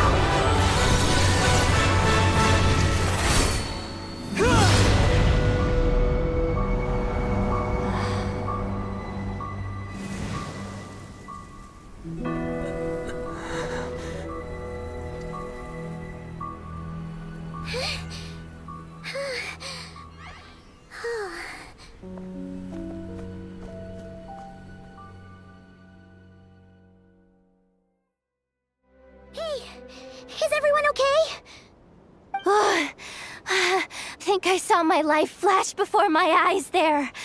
Oh, good thing Lauma was there to save the day. Are you all right, traveler?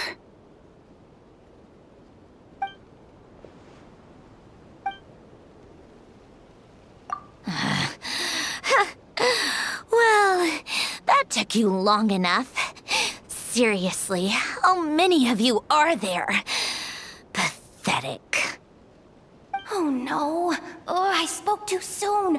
Totally forgot we still have a Harbinger to deal with.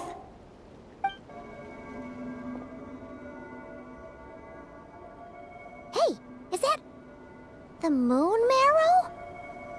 It was hidden inside that big robot of hers all along! But that robot... That's Polonia to you, not just some robot.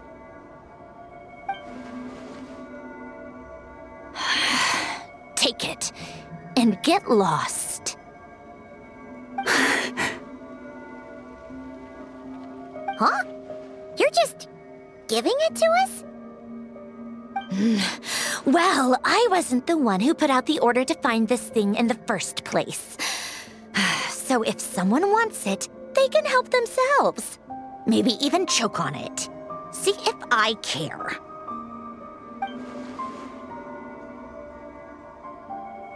So, are you waiting for me to change my mind or what? I'd be more than happy to pick up where we just left off. But I should warn you, I'm in a bad mood right now. Let's go. Fine by me. Totally, completely, absolutely on board with that.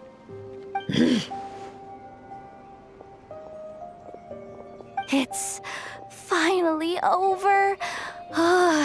If that doesn't make the most thrilling commission of the year, I don't know what will. Looks like the Fatui are all gone now. Lauma?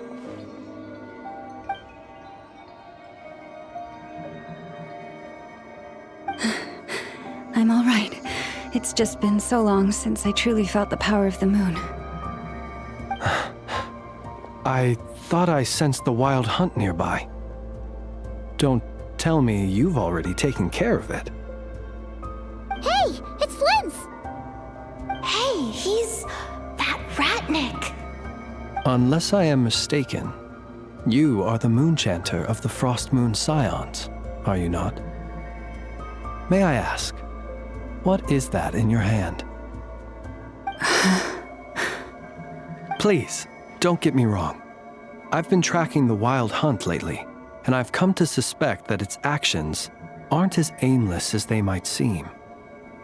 When I saw what you were holding, I could not help but start connecting the dots.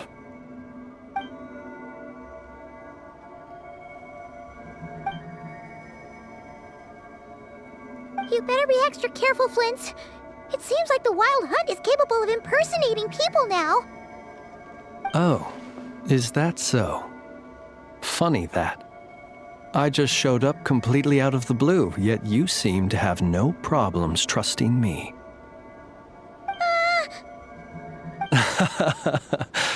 I apologize.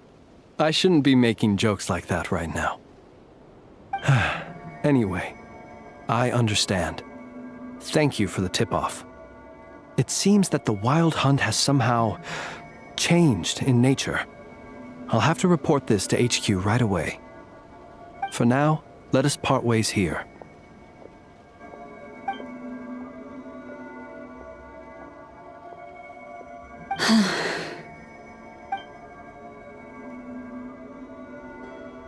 That little joke of his just now sure scared the bejeebies out of Paimon.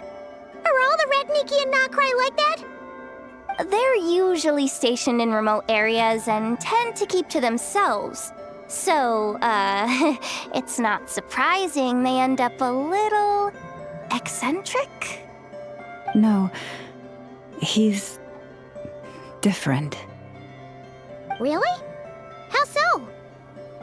The animals. They've told me they're afraid to even go near him.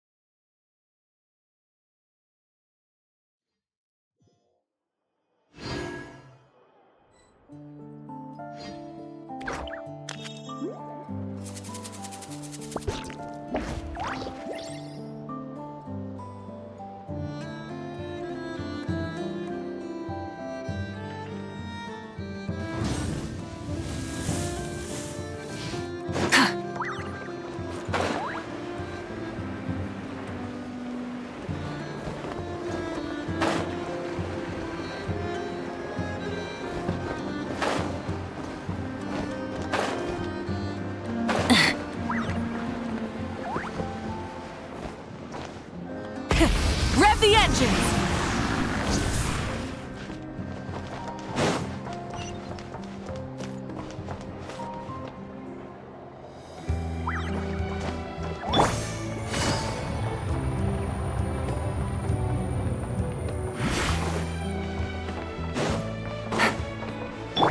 Full throttle!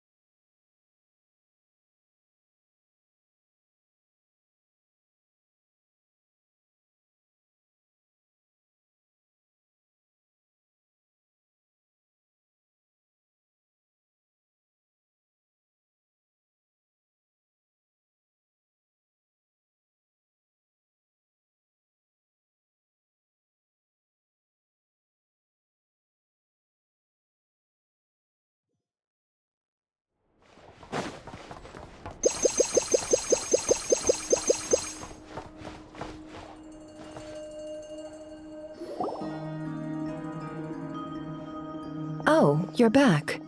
I just made you all a pot of tea. Better drink it while it's hot. Boss Neff, you wouldn't believe how scary our day has been! Seriously, I am never, ever taking random jobs like that ever again! You hear me? Oh, come on now. You even faced the wild hunt and lived to tell the tale. What's left to be afraid of? Wait a sec, how did you? Oh, right. Like you told us before, your business is dealing in information. Huh? Boss Neff, the teacups. Why is there one missing?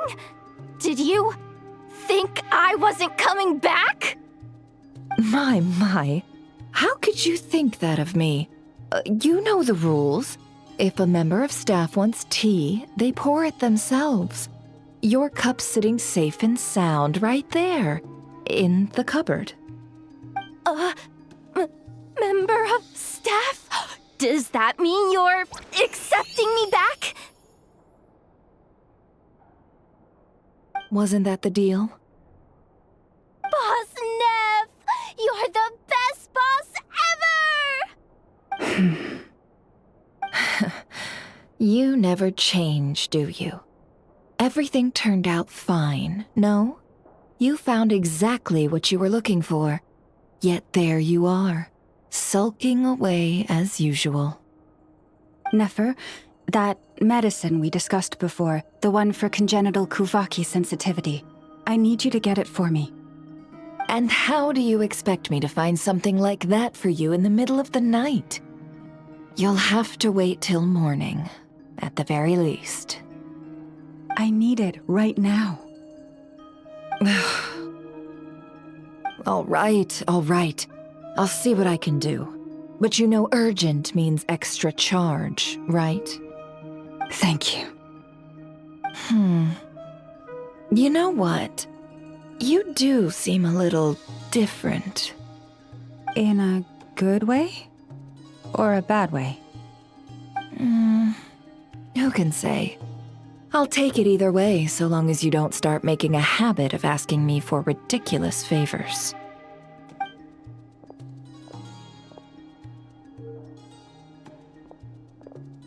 Traveler, Paimon, a lot has happened these past few days. I don't know what I would have done without you. Hey, don't mention it. That's what we're here for.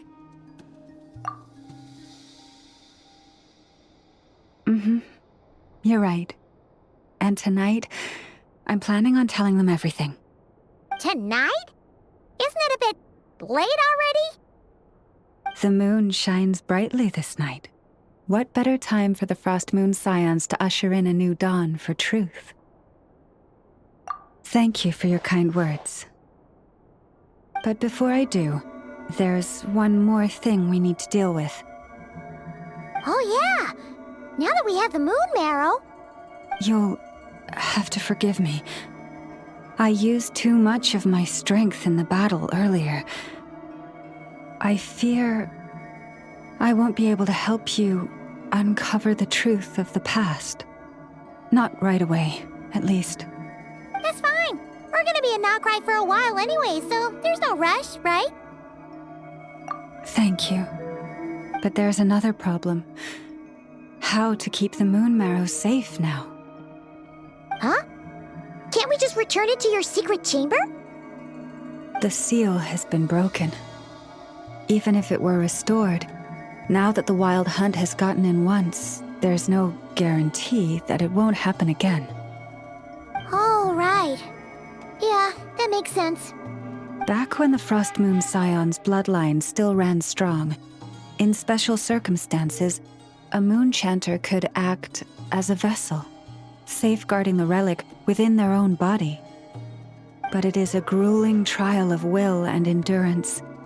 The moon chanter who did this only lasted 2 days. As for me, I might be able to last 5, at most. Hold on. You'd be using your body as a vessel? Yes. You can think of it like dropping a red-hot ball of iron into a bucket of water. How long the water lasts depends entirely on the bucket's size. Pardon? Hey! That's not a bad idea! You've always held up pretty well against the abyss. Surely the moon mirror can't be any more dangerous than that.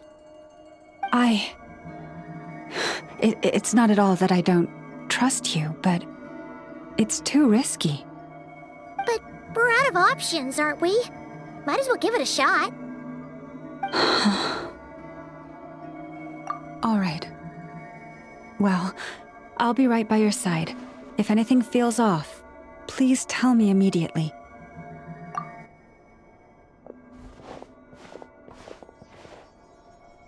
Here, hold it in your hands. Feel its power. Imagine you're a lake, a cluster of stars. Let the moon become a part of you. Whoa!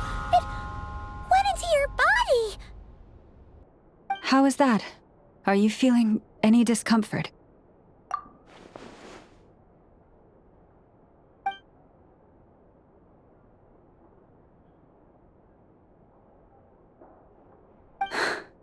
Astonishing. Not even the slightest hint of lingering fluctuations. It's as if all that power just sank to the bottom of the ocean. Well, looks like we won't have to worry about the wild hunt catching its scent now. Phew! Paimon knew you have special abilities, but still, you never fail to amaze. Hmm? Did I miss something just now? Yes, and it was nothing short of a miracle. Not something I'd be interested in then. Anyway, here's the medicine you asked for. This is all I've got for today. I'll have someone send the rest over when we have it. Thank you, Nefer. I really appreciate everything you've done for me. Please stop being so nauseatingly friendly. It's creeping me out. So, what exactly did you all go through during that wild hunt attack? I'd prefer to hear it straight from you.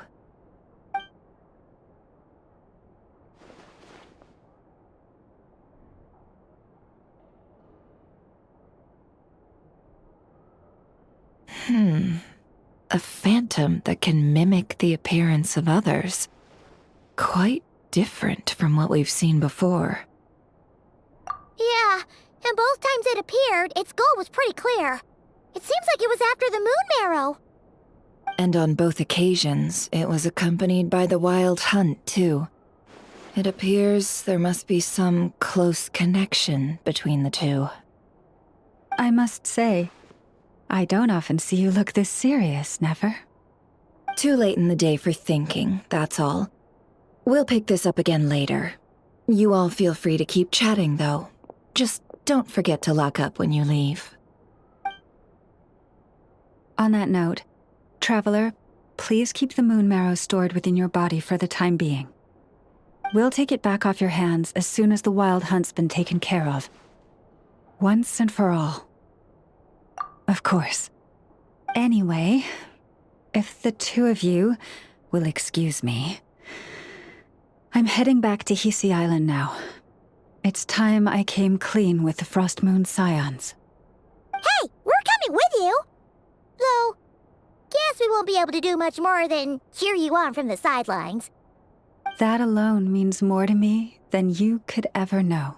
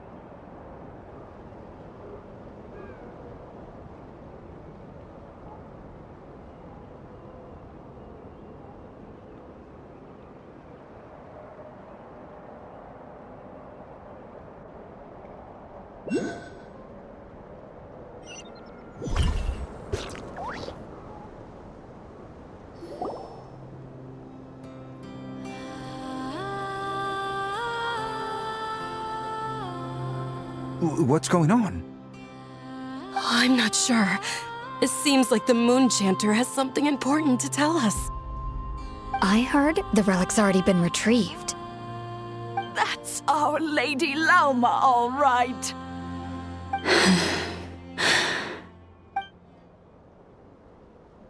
Noble scions of the Frost Moon, my kin beneath the moonlight, I hereby declare the truth to you. Long have our ancestors looked up to the Frost Moon, guided by her serene light. Yet now, she lies hidden beyond the limits of the sky. And so, Lauma began to reveal to the Frost Moon Scions a truth long hidden within her heart. A story of a false moon and the death of gods. Kutar was indeed born of the moon. But that does not give us the right to reap without sowing, nor clothe ourselves without the toil of weaving. As she spoke, some who listened were stunned into disbelief, while others seemed to awaken as if from a dream. From this day forth, the road shall be paved with truth, and we shall pave it ourselves.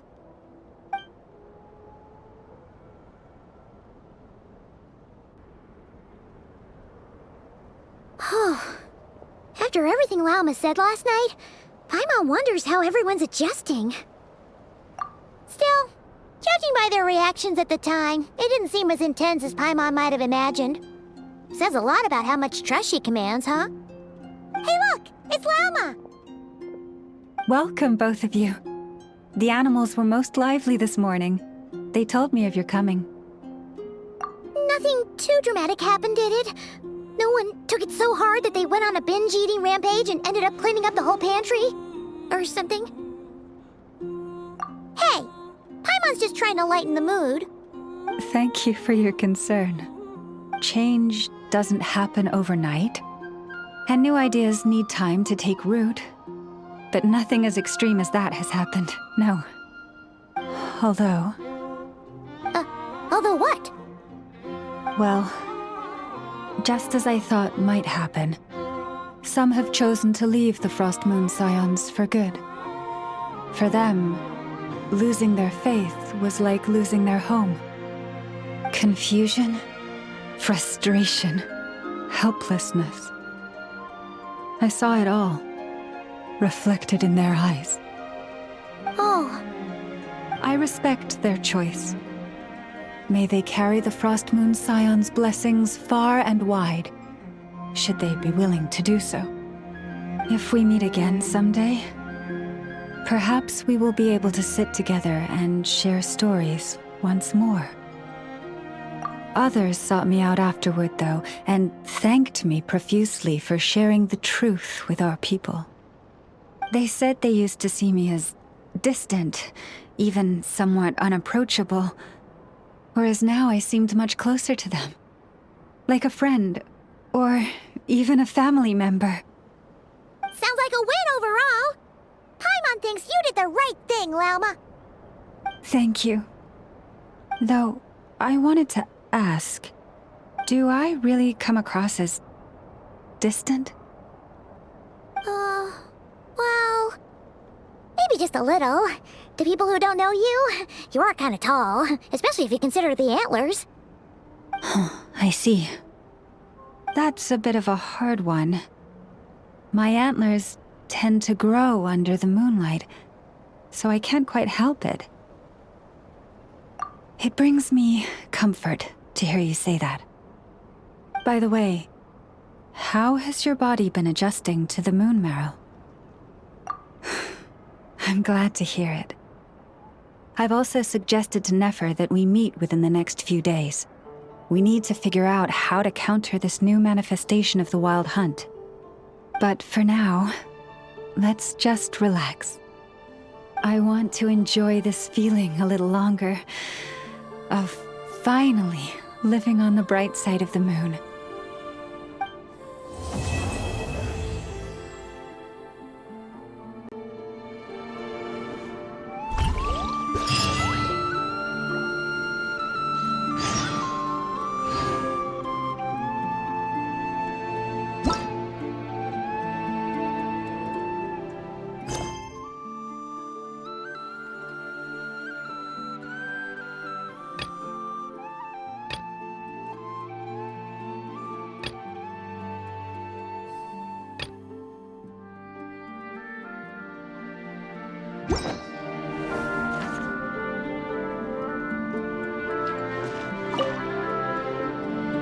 Though the truth has been revealed, our deep connection with the moon remains unchanged.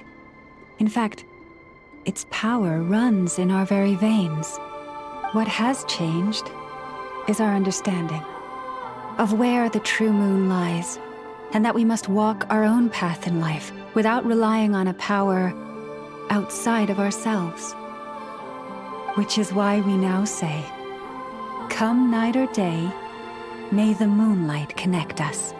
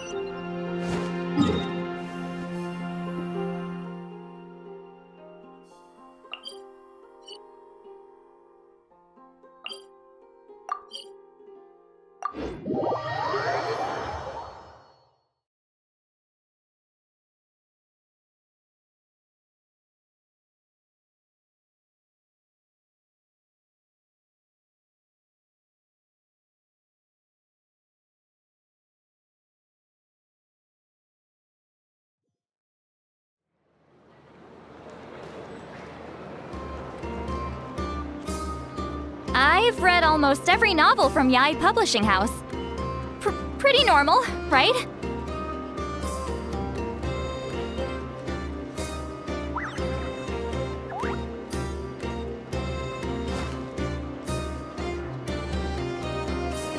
This land holds nothing against adventures from walks of life.